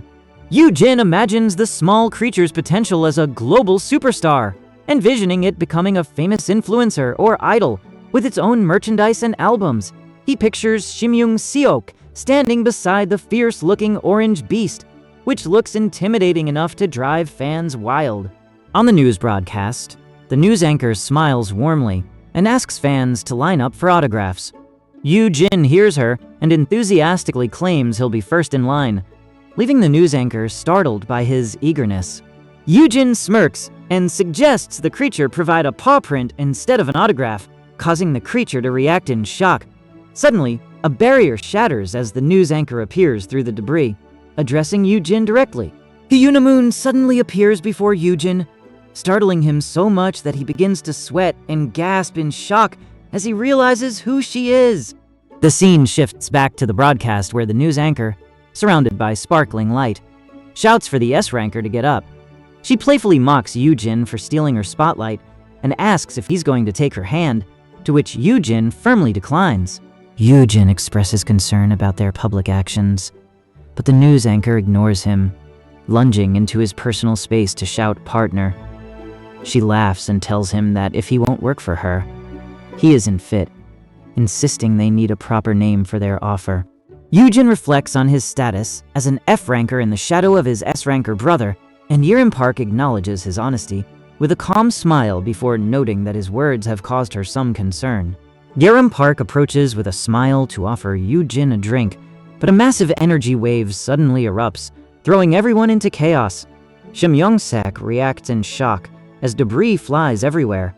Amidst the turmoil, Yoojin maintains a commanding presence and demands to borrow Shimyoung Seok for 5 minutes before a powerful force sweeps Shimyoung Seok away. A massive surge of energy strikes Shimyoung Seok, sending him flying backward in a state of shock. In the foreground, a small orange fox with heterochromia appears, its mouth open, and surrounded by swirling red energy particles. As the air becomes heavy and stagnant from the activated barrier, the fox lets out a menacing growl that startles Shimyoung Seok, who shouts at Yerim Park to ask what she did. Yerim Park remains calm, explaining that she only set up a sound effect, and the phenomenon was just a minor adjustment to her skills barrier. She reassures Shimyoung Seok that her staff will handle any necessary explanations for her situation. However, Shimyoung Seok is left sweating in disbelief internally, mocking her claim that it was just a simple tweak. Shimyoung Seok reflects on the disparity between ranks, noting that despite being an S-ranker, Yerim was unable to do anything against the situation. Meanwhile, Hyunamoon stands with her arms crossed, and a confident smirk, declaring that they can now speak in private. Hyuna Moon laughs at Yoojin's nervous reaction, warning him about the dangers of speaking ill of others behind their backs as he begins to respond. She then addresses him regarding his sibling, noting that she was worried because he doesn't seem to know his brother at all. Moon stares intensely at Yoojin, pointing out how quickly he becomes protective of his brother the moment she mentions him. Yoojin stands firmly on the ground, clutching a small red dragon-like creature in his hands as it lets out a growl. As the small red dragon lunges toward her with a hiss, Hyuna Moon flinches back and frantically tries to calm it down, insisting she has no intention of causing conflict between them.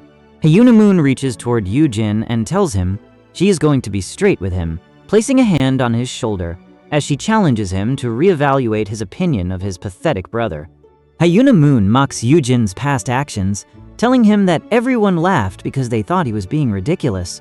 She stares at him sternly, warning him that if he intends to pursue this career path, there is a reality regarding his situation that he can no longer ignore. Hyuna Moon questions the depth of his faith in his brother, mocking the prodigy status he holds. A narrative box reveals the truth.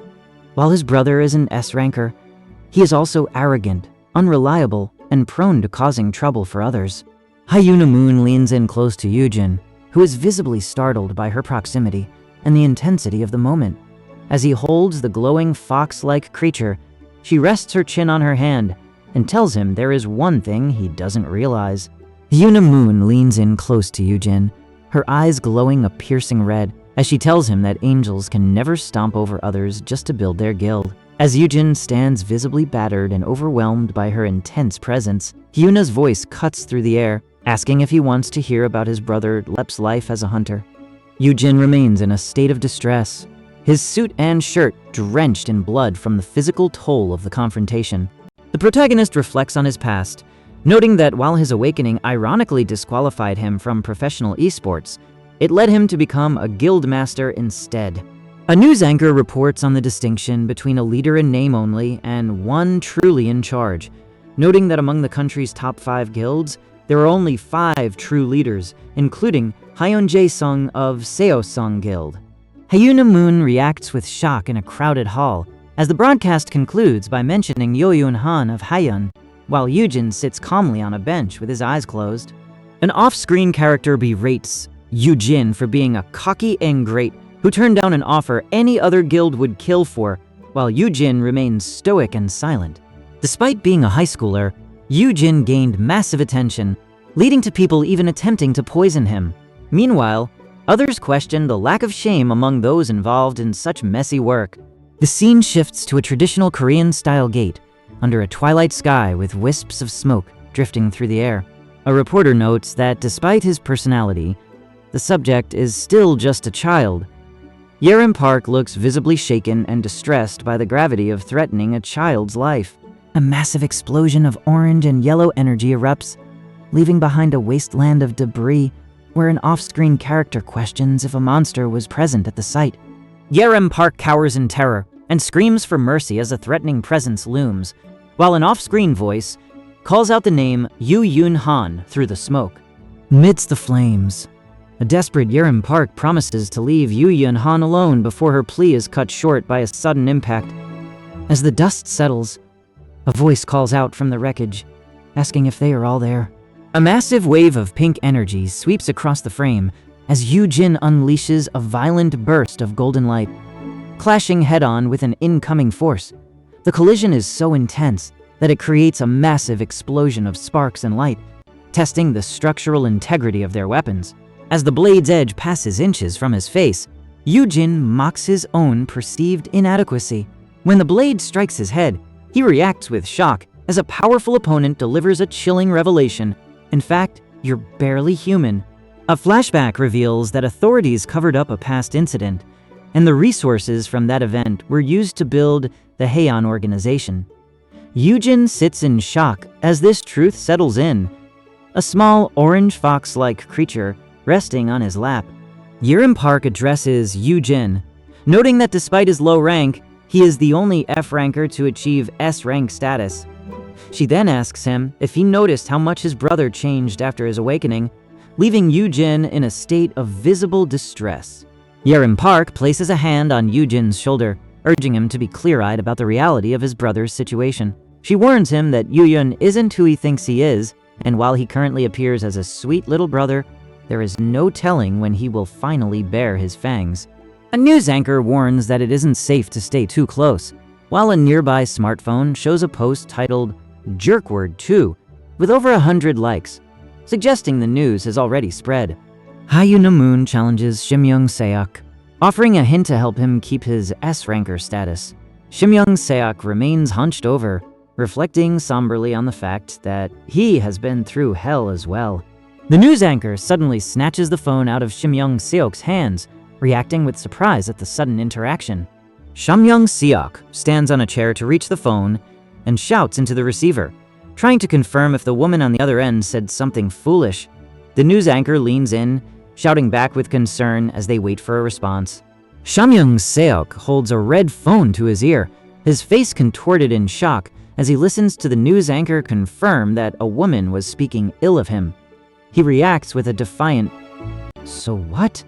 while the news anchor continues her broadcast with a calm demeanor, noting how strange the situation has become. The character reflects on the cruelty of their line of work after 5 years of being bullied in dungeons. Nearby, Yoojin's eyes glow with a sharp red intensity as he grapples with his feelings of obligation towards someone who helped him. He realizes that she underestimated him. The scene shifts to a news broadcast where the reddish-brown-haired news anchor speaks into the camera about fame and trash talk, while Hyuna Moon is shown in a close-up looking extremely shocked. At a convenience store in Cheonggu, a man with brown hair lunges forward and collides with Hyuna Moon. Shimyoung Seok reacts in shock, shouting out, "Yoojin!" as the force of the impact leaves everyone in stunned silence.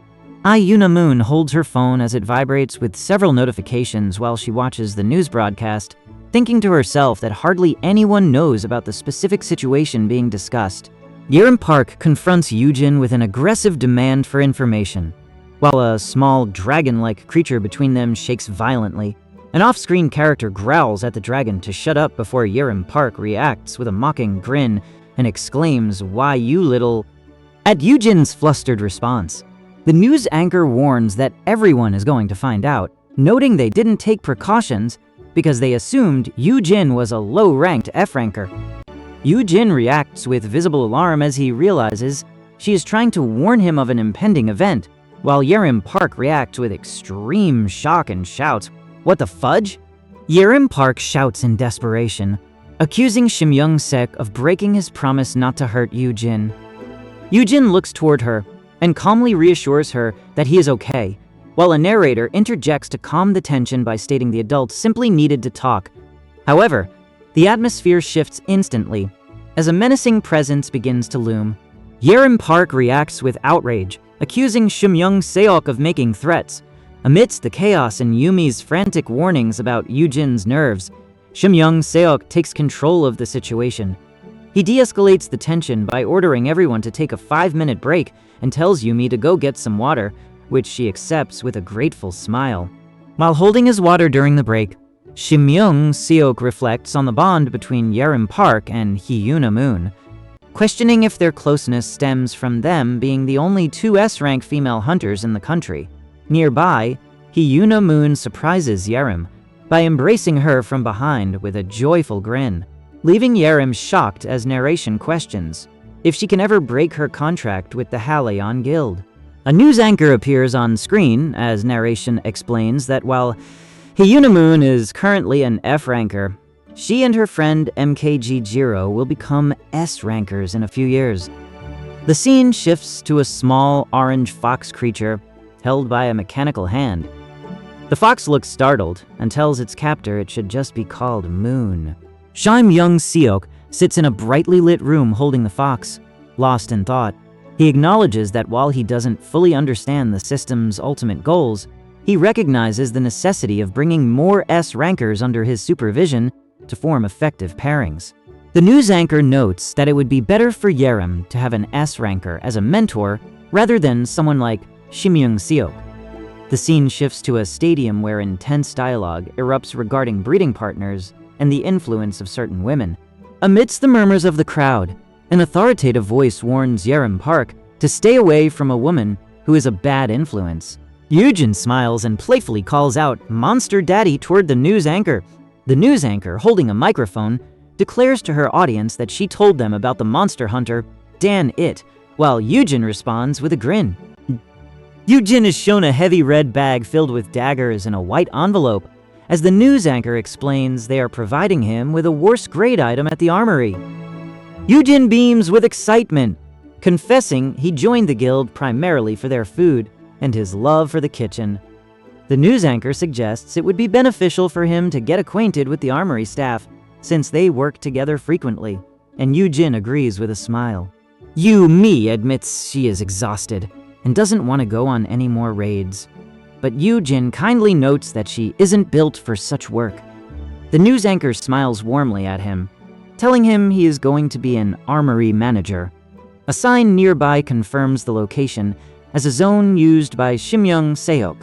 A doorway stands slightly ajar as a powerful glowing orange light and intense heat burst out from the room.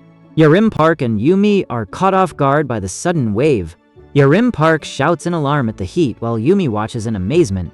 As the dust settles, the scale of destruction becomes clear amidst the falling debris and scorched equipment. A glowing sword remains embedded in a piece of heavy machinery, radiating intense heat and sparks. An off-panel voice questions if they have reached the armory. Yoojin stands before the massive sparking sword, his face illuminated by the orange glow. He thinks to himself that the enemies are fighting seriously and notes that everyone present is at an F-ranker level, while Yumi and another companion watch nearby. A hand reaches toward a glowing, sparkling crystal as the character asks if it is a mana stone.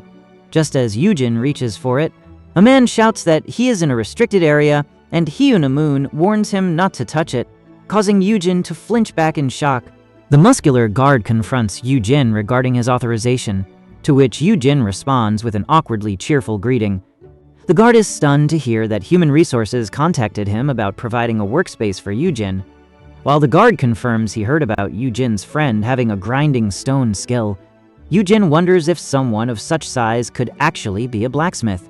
Shimyoung Seok asks the guard about his experience with blade sharpeners, and the guard admits he has only used one a few times as a rookie. A large, heavy-duty machine is revealed to be an industrial blade sharpener, causing someone off-screen to exclaim in amazement. Yoojin explains to the guard that he read the specific protocols for F-rankers online, and despite the situation being a mess, he will manage to make it work. He instructs the guard not to touch anything in the distance. A heavy wooden door creaks open as Yoojin stands in the cluttered workshop with the large man.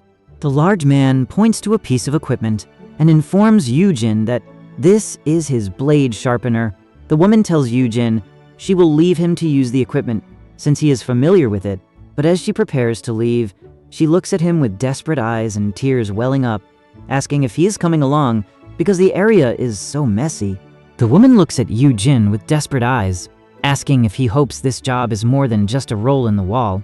Yoojin reacts with visible shock and alarm at her intensity, but she reassures him by saying, "It's okay, Yoojin." While a man in the foreground glares intensely to the right, Shimyoung Seok and Yoojin stand side by side in a tense, whispered exchange. Both men say the exact same line: "If you're looking for anyone who wants to be involved in the journey to the wall, please contact me." In a hallway, Yoojin faces Shimyoung Seok, who is sweating but maintains a determined smile. Despite the physical toll, Shimyoung Seok declares his resolve to work with a professional tool and promises to give it his best shot. Shimyoung Seok leans heavily on his walker, struggling with his condition before deciding to take a seat to steady himself. He stands behind the woman and expresses concern for her well-being, noting it has been a long time since she used the device. The woman presses her foot firmly onto the large switch, activating the machinery. As it begins to spin, the news anchor leans in with excitement, and a massive surge of friction causes the mechanism to emit a shower of bright orange sparks. A notification declares that the action counts toward unlocking Nolect Skill 1. Yoojin looks at his phone's progress bar and thinks to himself that even a seemingly useless action is better than being out in the field. The news anchor reacts with distress as the situation escalates. She tries to warn someone off-screen before her hands make contact with an object emitting violent yellow sparks, resulting in a massive burst of electrical energy. A flurry of knives flies through the air amidst a shower of sparkling light, with several blades clashing against an unseen surface. A man with red eyes expresses shock at the foolishness of winning, while a large man with long hair smiles confidently as he grips a glowing golden sword, radiating intense light. A close-up of Myungwoo reveals him sweating and looking shocked as he thinks to himself about the version of Myungwoo he used to know. Yoojin stands alone in a vast expanse as a massive, beast-like claw looms over him like a shadow from his past, reminding him of how he used to be scared and intimidated. A lighthearted memory of Yoojin and his brother laughing is sharply contrasted by the news anchor's intense focus.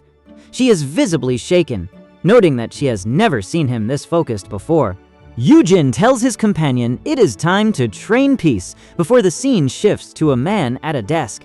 Hyuna looks up in surprise, asking if he is still there, and Yoojin admits he was simply watching her work. Hyuna apologizes for taking up too much of Yoojin's time and offers to walk him out, but Yoojin smiles warmly at her, reassuring her with a wave that he will be fine and they can see each other later. As he watches her, Yoojin admits to himself that he simply cannot stop watching the other person work.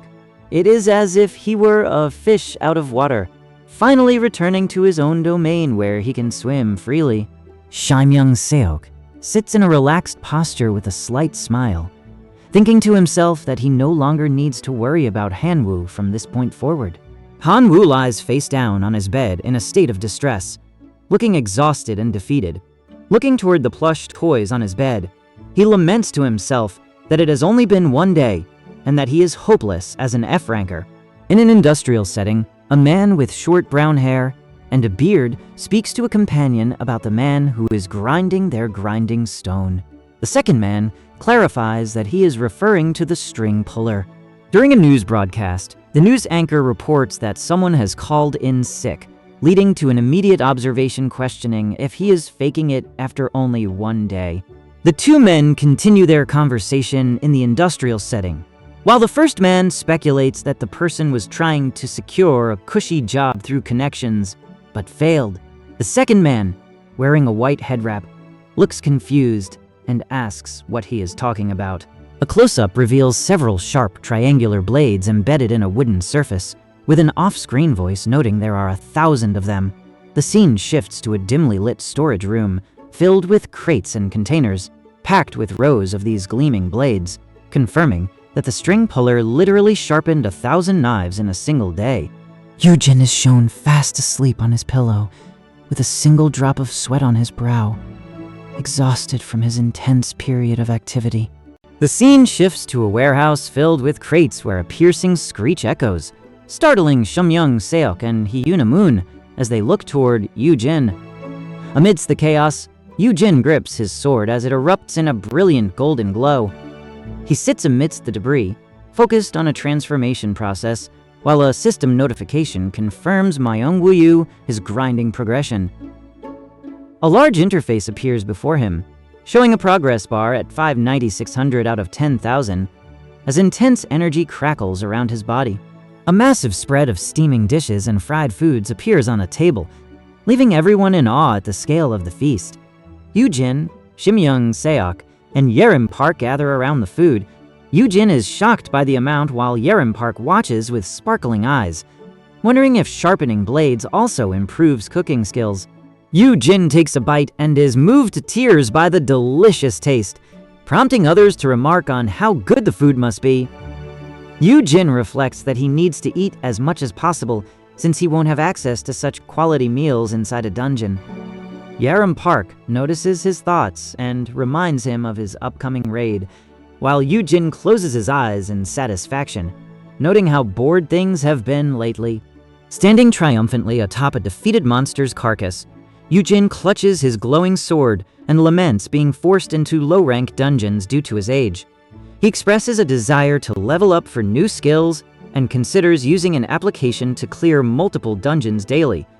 But the blue-haired man immediately warns him that such an idea is not good. The narrator explains that while low health is easy to spot, low mana is a hidden danger. Yoojin looks excited by this information as the blue-haired man questions his current levels. A system prompt confirms Yoojin has 102 units of mana. Though his base is only 2, his equipment provides the rest. Yoojin notes to himself that he finally has 3 digits. The man on the right tells Yoojin he will account for his gear after the next raid, while Yoojin internally reflects on his need to become worthy of someone. The man encourages him, stating his culinary skills are so proficient that he could be a wealthy chef instead of a hunter. Despite Yoojin's nervous laughter and doubt, he smiles warmly when the man tells him he's being too hard on himself, since he's already earning a living while managing the cooking. The man on the right offers Yoojin a pair of heavy-duty black gloves for protection, while the woman questions their purpose, noting she rarely uses them due to the heat. A determined Yoojin tells her she can use them once she finishes her grinding. Yoojin Park is left visibly moved and overwhelmed, tears welling in her eyes as she clutches the heavy gloves.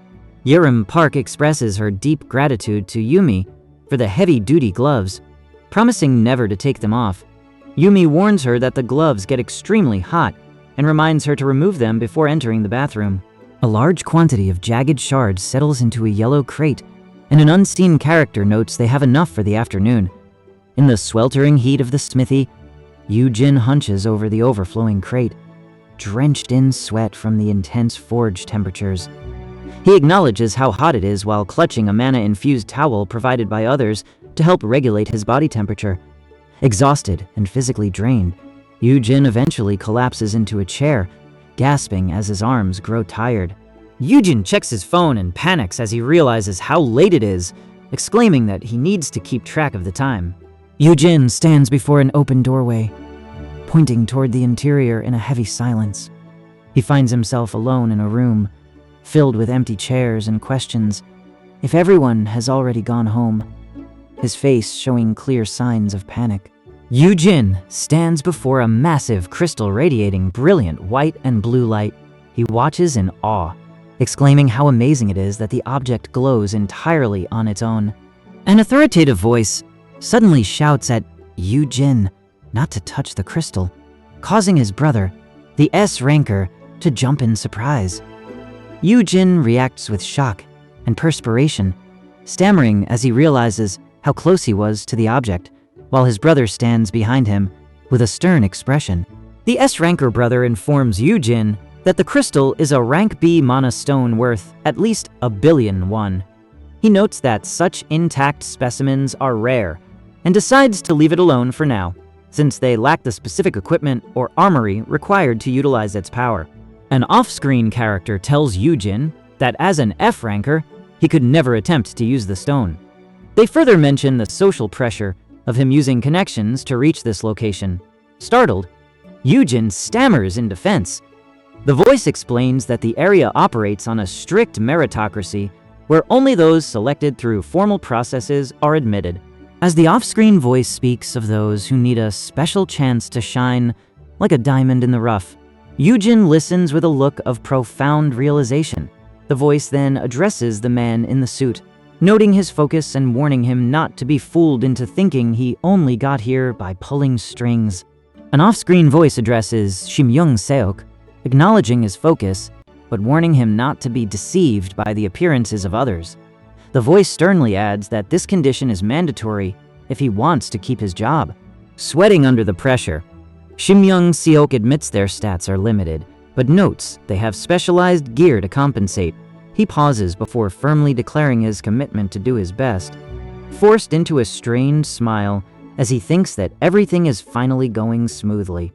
A hand slams against a door as an aggressive voice demands to know if Hunter Myung-woo Yu is present. Myung-woo Yu stands in the doorway with his weapon, looking confused by the sudden inquiry. A woman in a green blazer then confirms his identity with a shocked expression. The news anchor and Shimyoung Seok demand that Yoojin accompany them, causing a confused Yoojin to ask what is happening. An unseen individual taps Yoojin on the shoulder and explains there is something they need to investigate regarding the disappearance of Hunter Yoojin Han. As the mention of his own disappearance sinks in, Yoojin is struck by a wave of intense shock. His face becomes beaded with sweat, and his eyes widen in alarm as he gasps out a stunned "What?" A man reacts with visible shock and alarm, sweating as he shouts in disbelief that Yoojin was at the guild all day. Shimyoung Seok and Yerim Park watch a news broadcast where the anchor confirms no alerts were triggered for the missing person, leading Yerim to conclude he didn't leave on his own. Suddenly, Yumi bursts through a door in a panic. Yerim expresses her confusion over her schedule, explaining she returned immediately after receiving a message. Yumi excitedly informs the group that the guildmaster has returned, while Shimyoung Seok asks Yerim for updates. Yuna Moon confirms his status to Shimyoung Seok, but Yerim suddenly shouts out in alarm. Shimyoung Seok offers to assist Yoojin, but a visibly shaken and anxious Yoojin declines, telling Shimyoung to stay put for his own safety. In a tense close-up, Yoojin tells Shimyoung that with all due respect, there is nothing much he can do to help him. The scene shifts to a peaceful room with large windows and lush plants, where Yoojin remarks on the pleasant atmosphere. He lies back with his eyes closed, thinking about how peaceful it is. This moment of tranquility is contrasted by a news broadcast featuring an anchor reporting on the success of Yumi and Yerim Park. Despite his internal thoughts that peace is up the couch, the reality shows the sofa fabric tearing beneath him. Yoojin rests with a blissful smile while an orange and white cat-like creature sits behind him, tugging on his hair and noting he has been cooped up for too long. Later, as it rains outside, the creature chirps at Yoojin from across the room, asking if he wants to head downstairs to train. Yoojin holds the small creature to his chest and tells someone nearby that he is going to step out for a bit. A man in a blue jacket asks where he is going, while Yoojin internally reflects on how the various guilds are offering bodyguards as a way to win his favor under the guise of protection. Yoojin stands in the hallway with the fox-like creature while a man in a blue uniform checks a digital display regarding an MKG guild update. The man confirms to someone off-panel that Yoojin is heading down. When the man asks if he is going to the training room, Yoojin confirms he is headed to the second basement floor as the creature presses its paw against the door's interior. As they approach the door, the fox-like creature presses its paw against the button for B2 and chirps happily. This unexpected initiative causes Yoojin to react with shock before he leans forward in delighted surprise, exclaiming at how clever the little thing is for knowing exactly which floor to press. The news anchor smiles and exclaims about how smart the fox-like creature is, but she is cut off mid-sentence as the scene transitions to reality, where she and Shimyoung Seok stand in silence, looking at the animal. While her boyfriend was at peace yesterday, not everyone has to be. As they move through the corridor, a man in a red jacket pushes a bulky black suitcase on a trolley past Shimyoung Seok and Yomi, leaning forward to navigate the space while saying, "Excuse us." As the man in the red jacket maneuvers a large suitcase past them, Shimyoung Seok apologizes to Yumi for the bulky luggage. Yumi, who is happily cradling a small orange fox creature, smiles and reassures him that it isn't an issue. Shimyoung Seok stares in disbelief as a status window appears above his head, displaying a large glowing red fair rank. The system notes that because of their low ranks, DNA respectively, the man in the red jacket and Yomi are not considered a threat to the Haiyan Guild. The man in the red jacket explains that they belong to the Bricks Guild, a subsidiary of Haiyan. He explains that lower-ranking players often transport bulky loot like armor and equipment, and they are currently using a higher-ranked individual's hauling role to test their new items. The man in the red jacket laughs confidently with his companions, boasting that they bypassed security because their action seemed harmless. Suddenly, an electronic display flashes 182, signaling a change in state or the opening of a passage. The men in the background wave goodbye to those in front of them. Nearby, a large man remarks that they look suspicious, while Yoojin holds the orange cat with a look of alarm. Internally, Yoojin wonders why others don't appreciate how peaceful things are. Standing in a quiet hallway with the orange cat, Yoojin experiences a moment of internal conflict regarding how to handle others before he finally announces, "We're here!" as they reach their destination. The orange cat-like creature leaps toward Yoojin in excitement. Yoojin chuckles and tells the creature he needs a moment to get ready for tug of war. But before he can finish his sentence, a massive explosion erupts, throwing him into shock as a surge of power hits. As the explosion clears, Yoojin is left in shock amidst a spray of red energy. The system detects Watchman's fruit and immediately triggers a resistance to neutralize the poison. The fox creature reacts with surprise before falling into a deep, peaceful sleep. Yoojin reacts with visible shock and panic as he realizes how quiet the fox has become, gripping the area near the sleeping creature as a prompt declares peace. Shamyoung-si-ok is shocked that Yoojin remains conscious despite the effects of the power, questioning if Maiden Haiyan provided him with special pre-fighting equipment, or if the elevator was the source of his resilience. Yoojin's face is forcibly silenced as a hand covers his mouth, and he lets out a muffled cry before lunging forward and colliding violently with a news anchor. They tumble through the air together as the news anchor cries out in confusion, while Yoojin hits the ground in a state of panic. As Yoojin dashes forward, he realizes his situation is far more dangerous than an F-rank mission should be. He hits the ground in distress, just as the news anchor's plea for help is violently cut off by a sudden, powerful force. The impact strikes Yoojin so suddenly that his face contorts in pain and blood sprays from the hit. Yoojin collapses face down into a cloud of dust. Standing over him, a bald man in a purple suit commands his subordinates to strip Yoojin's equipment, noting that Yoojin's brother likely equipped him with high-quality gear. As the subordinates move in, Yoojin reacts with disbelief as he is physically restrained. One man commands him to hold still while forcibly removing his refined manticore gloves. The system immediately registers the loss, causing Yoojin's strength to drop to 4. As a light fabric belt is stripped away, dropping his dexterity to 5, Yoojin panics internally, fearing they have been sent a spy instead of a bodyguard. His companion reacts in shock, and while Yoojin sweats in panic over their predicament, the companion suggests that some items might have an antidote buff. Something is violently ripped from Yoojin's ear, and he cries out in shock as blood sprays. A system notification confirms the removal of studs of Dark Fairy, resulting in a loss of 29 Megalograbs pod, and nearby Yerim Park watches in shock as a chaotic system prompt appears. A warning appears regarding the dangers of low mana during high difficulty missions. With Yoojin's mana critically low, the news anchor grabs him firmly from behind to pin him down. As he lies on the ground exhausted, system prompts appear noting that a monster threw a man in luggage and that his status can be judged by his recovery. Against a dark backdrop, several characters react to the situation with expressions of regret and realization. Yoojin hits the water and struggles to breathe, coughing as he clears his airway. An observer nearby reacts in shock at his condition before commanding him to rise and shine. Yoojin, gasping for air, grips a large rock with both hands as his face flushes red from the strain. Yoojin sits in a dazed state as his brother, Yoo Jae-kim, looms over him with a mocking grin and a rank B status interface. His brother mocks Yoojin's morning shower and dismisses the importance of names, stating he only cares about rank, viewing Yoojin as either a worst piece or a feast, depending on his standing. Yoo Jae-kim asserts his dominance by stepping forward and grabbing Yoojin's hair with brute force. As Yoojin winces in pain and cries out, Yoo-jae maintained a firm grip on his brother's head, pulling it back while mocking him about the fire manticore cub. The camera focuses on the manticore cub's body, which shows clear marks from an attack. An off-screen voice commands the beast not to hunt over the marked area.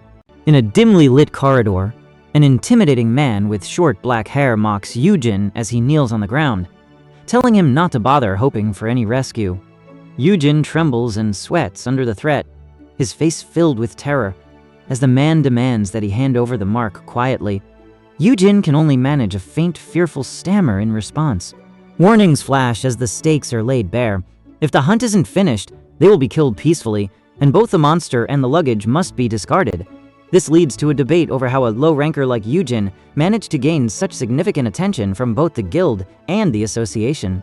Shamyoung-suk shows a series of missed messages from Yoojin's bodyguard to a man in a blue uniform, explaining that by the time anyone realizes what is happening, it will be too late for them to find them.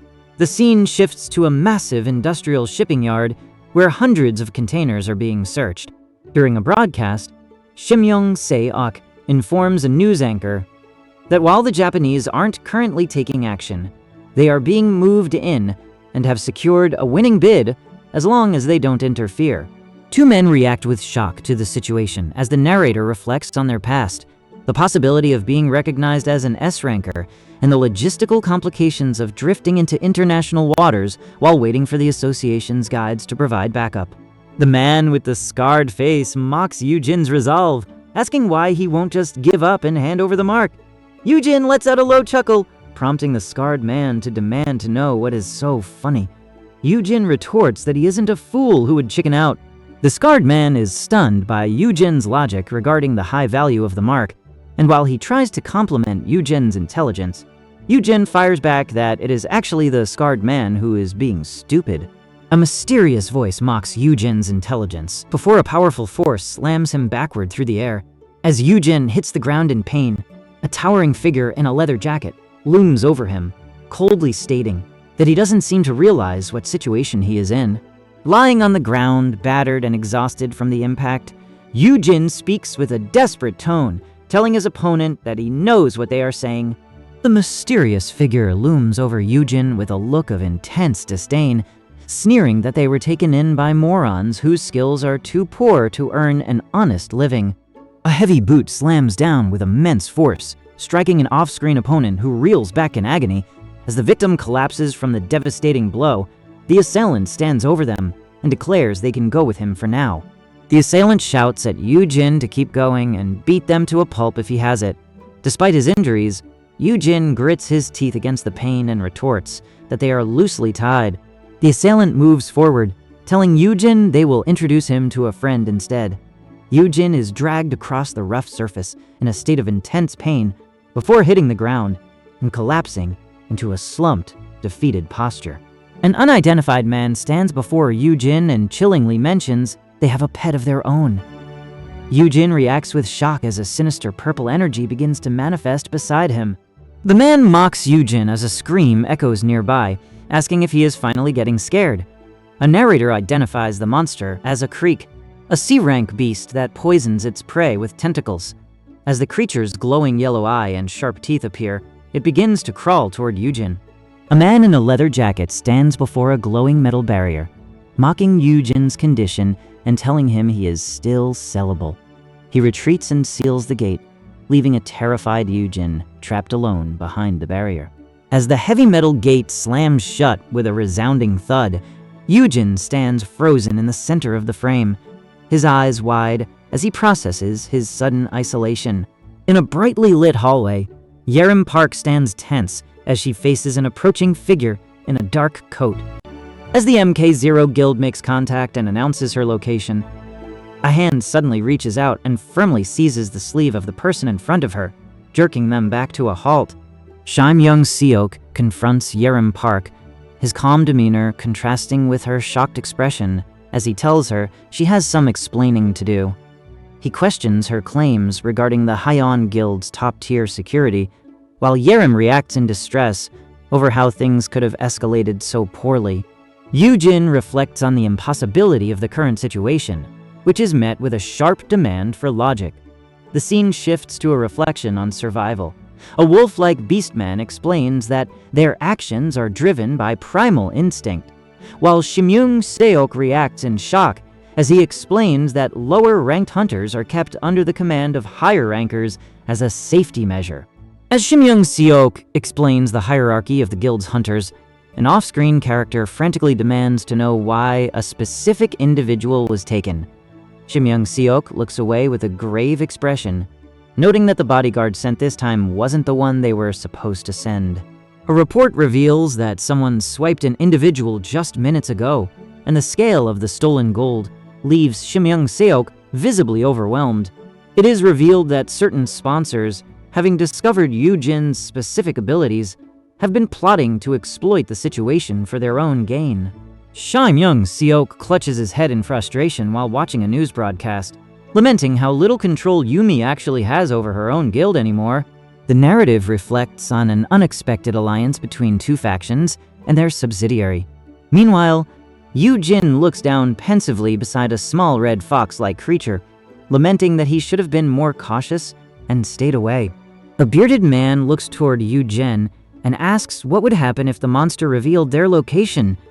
Yoojin responds with a determined look, while the bearded man explains his motivation for asking Yoojin to come. Yoojin is questioned about his ability to use the pale corpse skill. In a wider shot, Yerim Park stands between two men. She notes that a monster wouldn't react if it smelled blood and questions if the target is in the closet. Yerim Park informs the others that she has notified MK0 that Harren will handle the bodyguard, noting that the presence of the man's blood on the floor is more reliable than trying to get him to cooperate. The man behind Yerim Park speaks firmly, insisting that Yoojin must never find out what has occurred, concluding the private conversation with a resolute command that this event must remain a secret. The man stares at his phone with a troubled expression, noticing an inconsistency in the communication and wondering why the other person stopped texting. He looks into the distance, his brow furrowed as he worries if they have already found out. He continues forward, his heavy boots crunching over debris. He reasons that even if the overall plan fails, securing the mark will still result in a significant profit.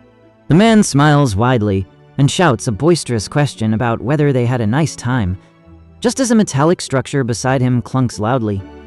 The scene shifts to the aftermath, where he is sprawled face down on the ground amidst floating debris and glowing particles in front of a large metal gate, while a nearby observer watches in confusion.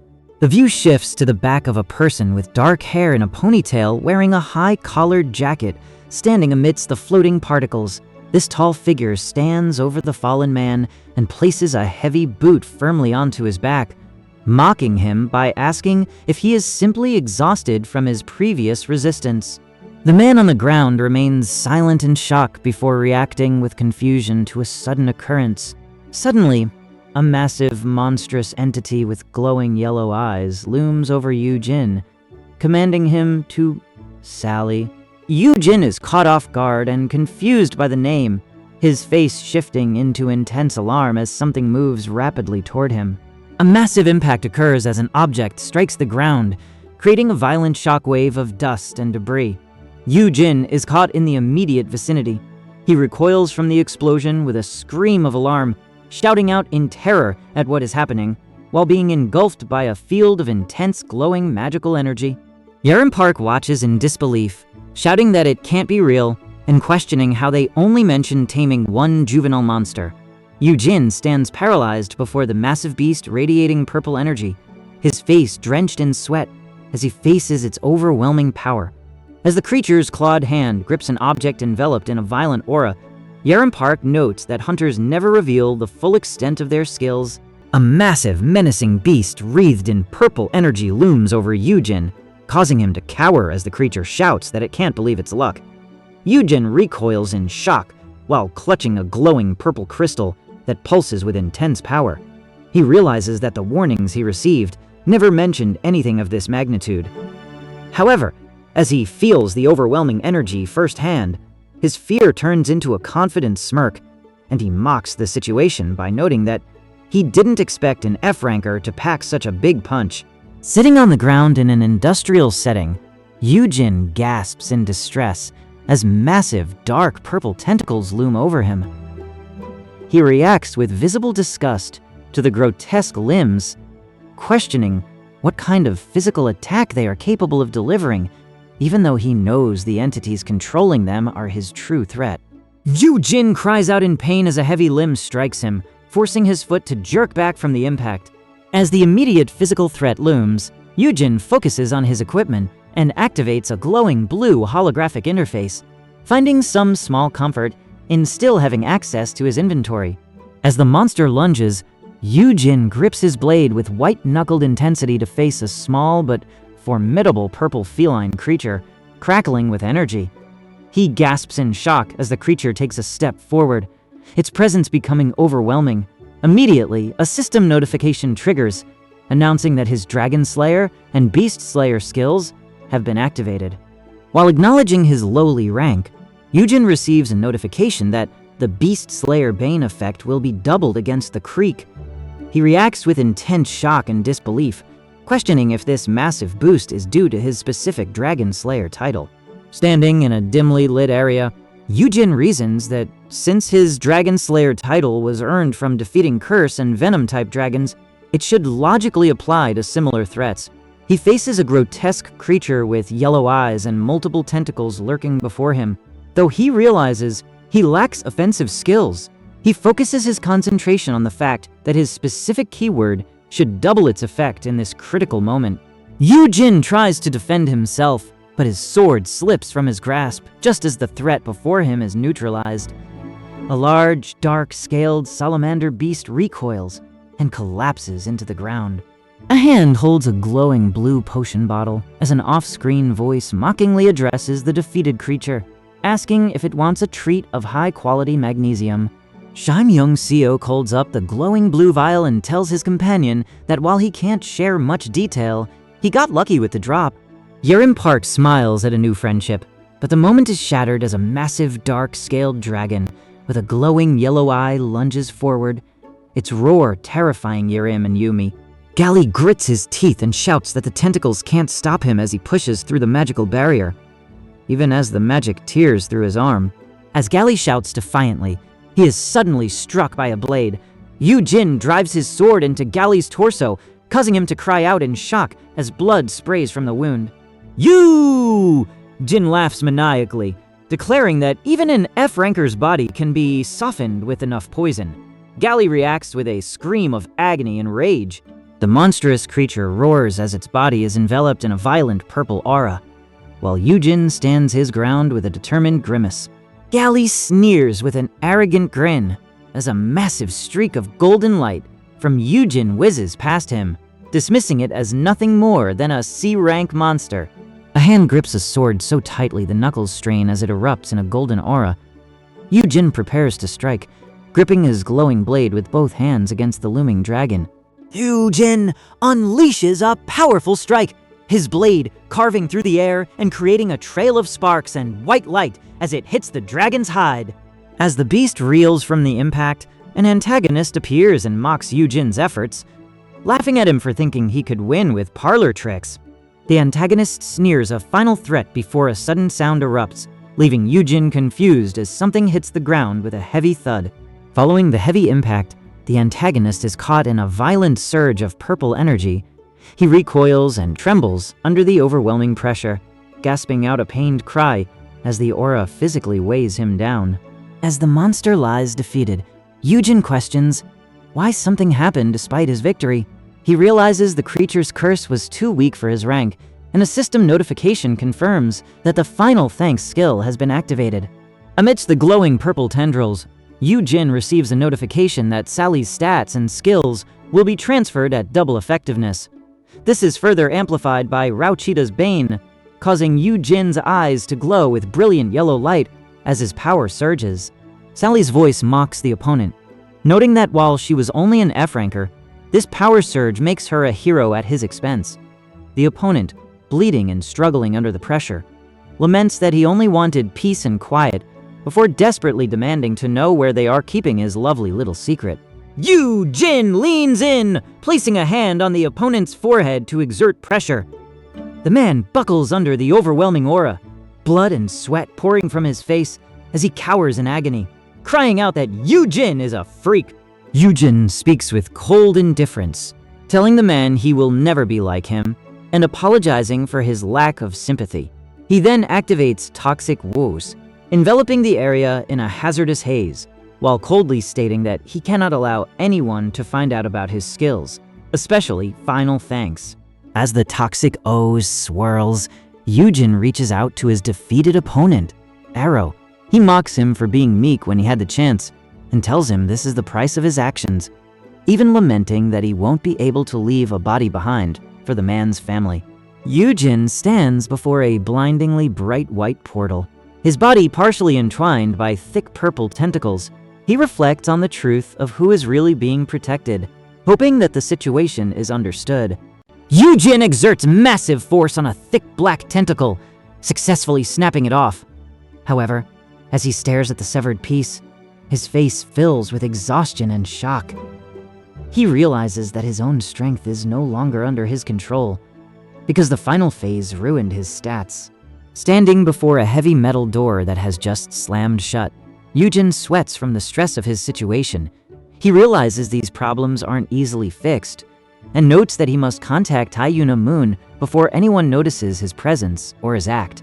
Yoojin reaches out to a glowing blue interface, searching for any useful skills left behind by Sally. As the system flashes, it reveals a list of hidden abilities: Toxic Core, Shadow, Recovery, and Geoderm.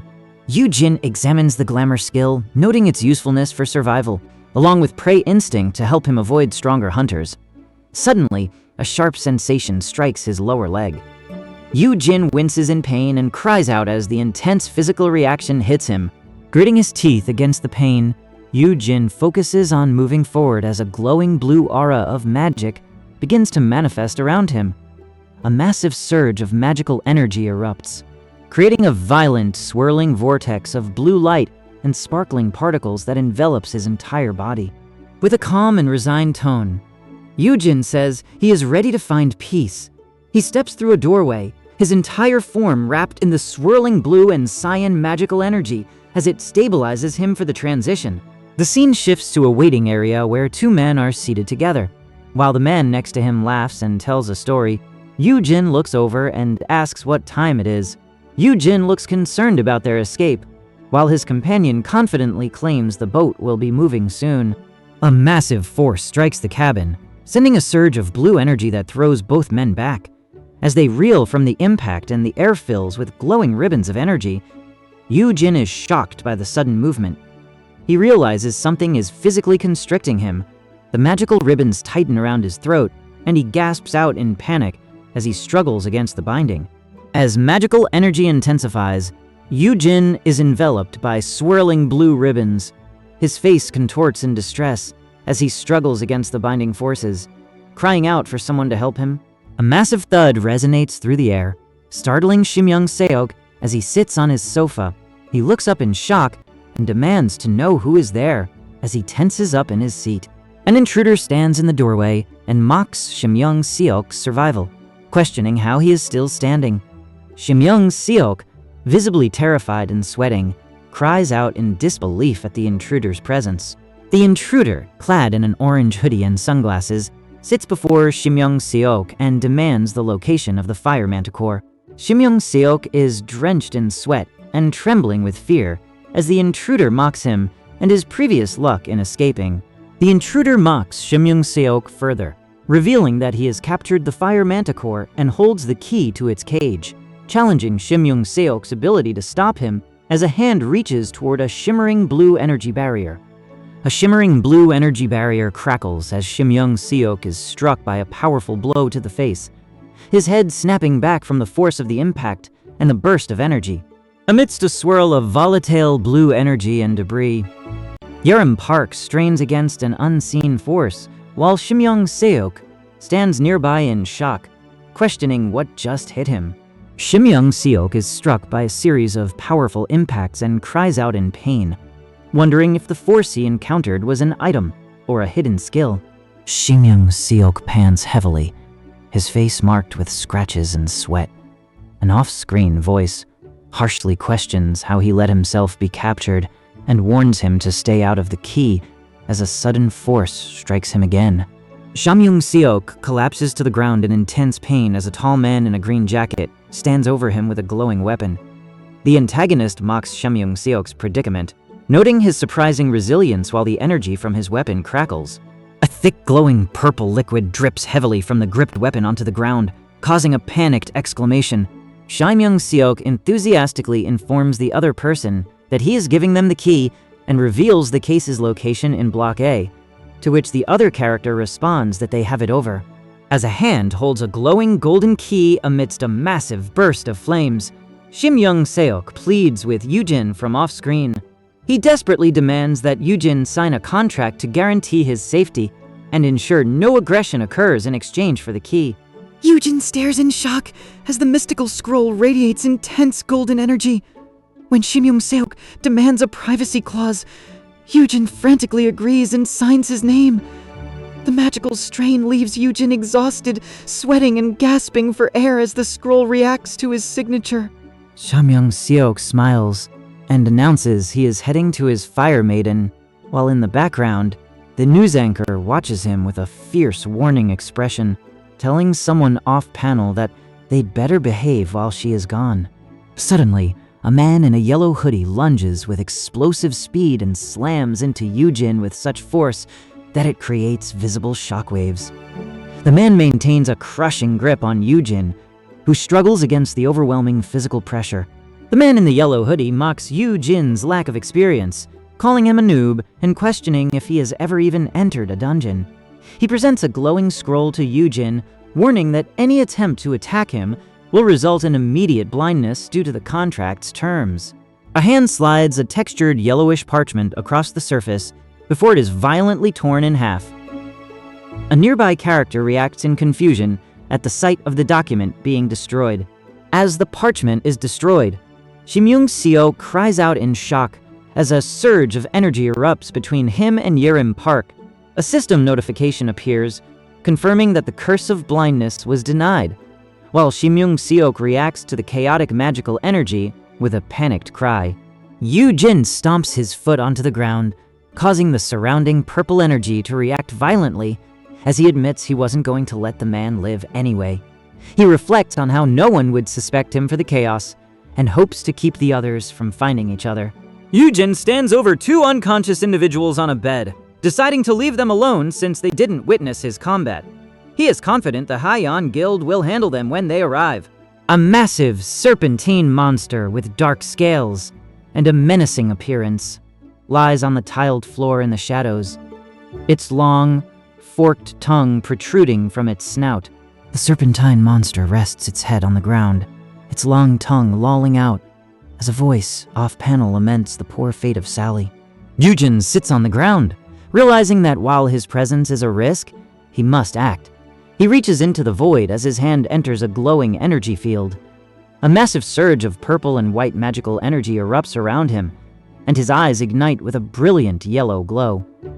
As the power peaks, a sphere of light forms around a single red eye. Yoojin speaks his final sentiment to his companion. "Thanks for everything, buddy." The scene shifts to a sturdy metal gate where a voice from behind calls out, "Daddy's here, Peace!"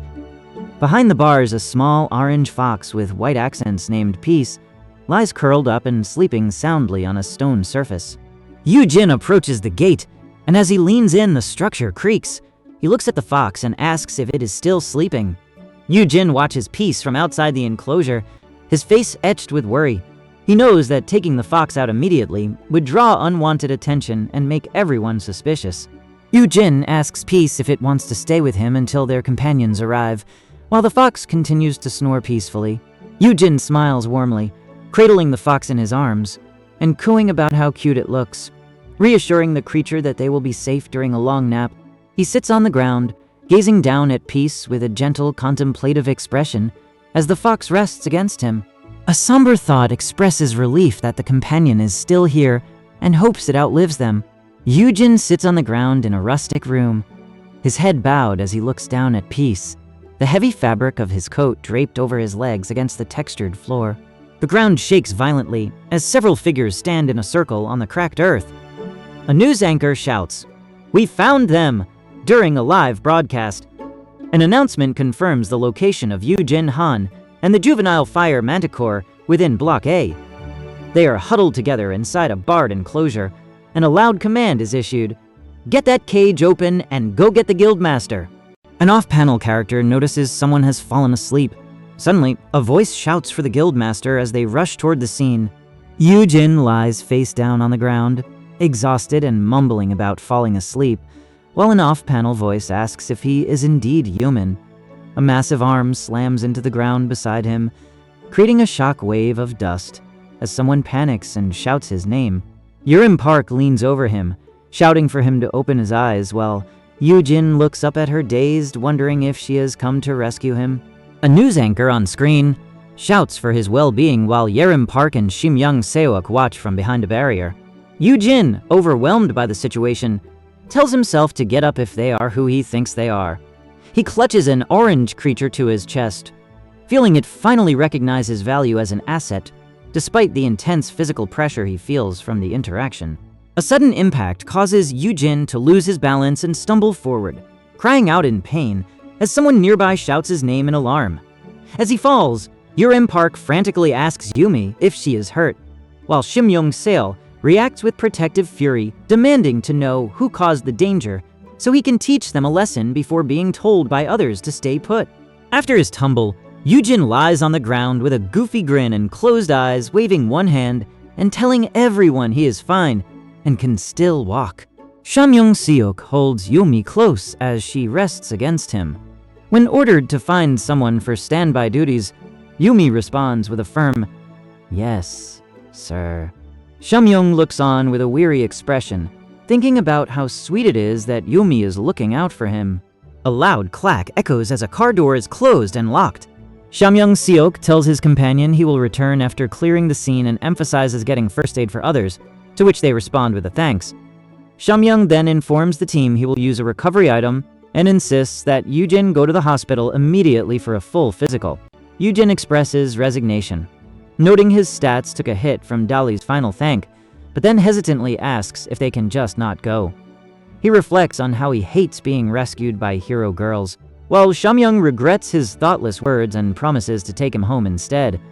Yoojin laughs and reassures him that he is fine. But the mood shifts when Shimyoung leans in close to Yoojin's face, laughing about something reptilian feeling fishy, leaving Yoojin visibly flustered. Yoojin frantically tries to explain away Shimyoung-seok's comment about him smelling fishy, claiming he is the one who needs a shower. Simultaneously, his stealth skill Gecko on the Wall activates. The scene shifts to a coastal area under a glowing sunset, where Shimyoung-seok admits he can no longer smell anything. A news broadcast reports that Miko has been suspended from her bodyguard duties, leading to a surge in security measures and intensified checks for all visitors. The scene shifts to a quiet, dimly lit hallway outside an office door, where Yoojin stands in the doorway, looking towards something off-camera with a look of slight surprise. Yoojin holds up a small container, revealing a glowing blue crystal with jagged edges and intense luminescence that radiates power. Yoojin stands over a fallen comrade who lies face down and unconscious. Nearby, a man reacts with visible shock, his mouth hanging open in alarm.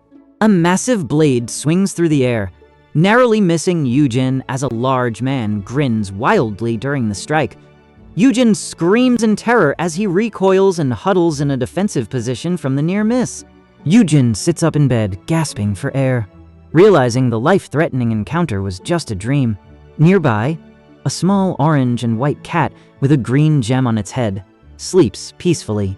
Yoojin sits on the floor, sweating and distressed as he processes his dream, questioning if he has ever encountered the grill or the saline-filled mannequins before.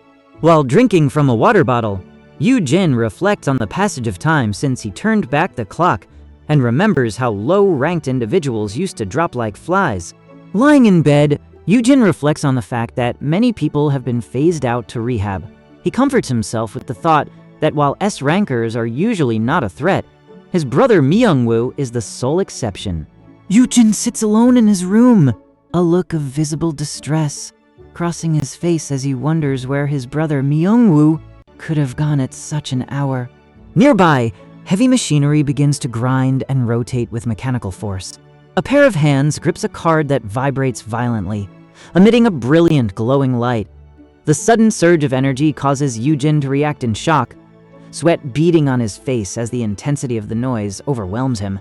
A massive blade pierces through a layer of ice, striking the frozen ground.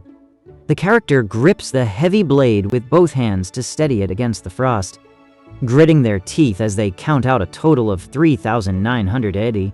In a moment of extreme tension, Yerim Park's face is pressed against another person's as they both struggle under the weight of the situation.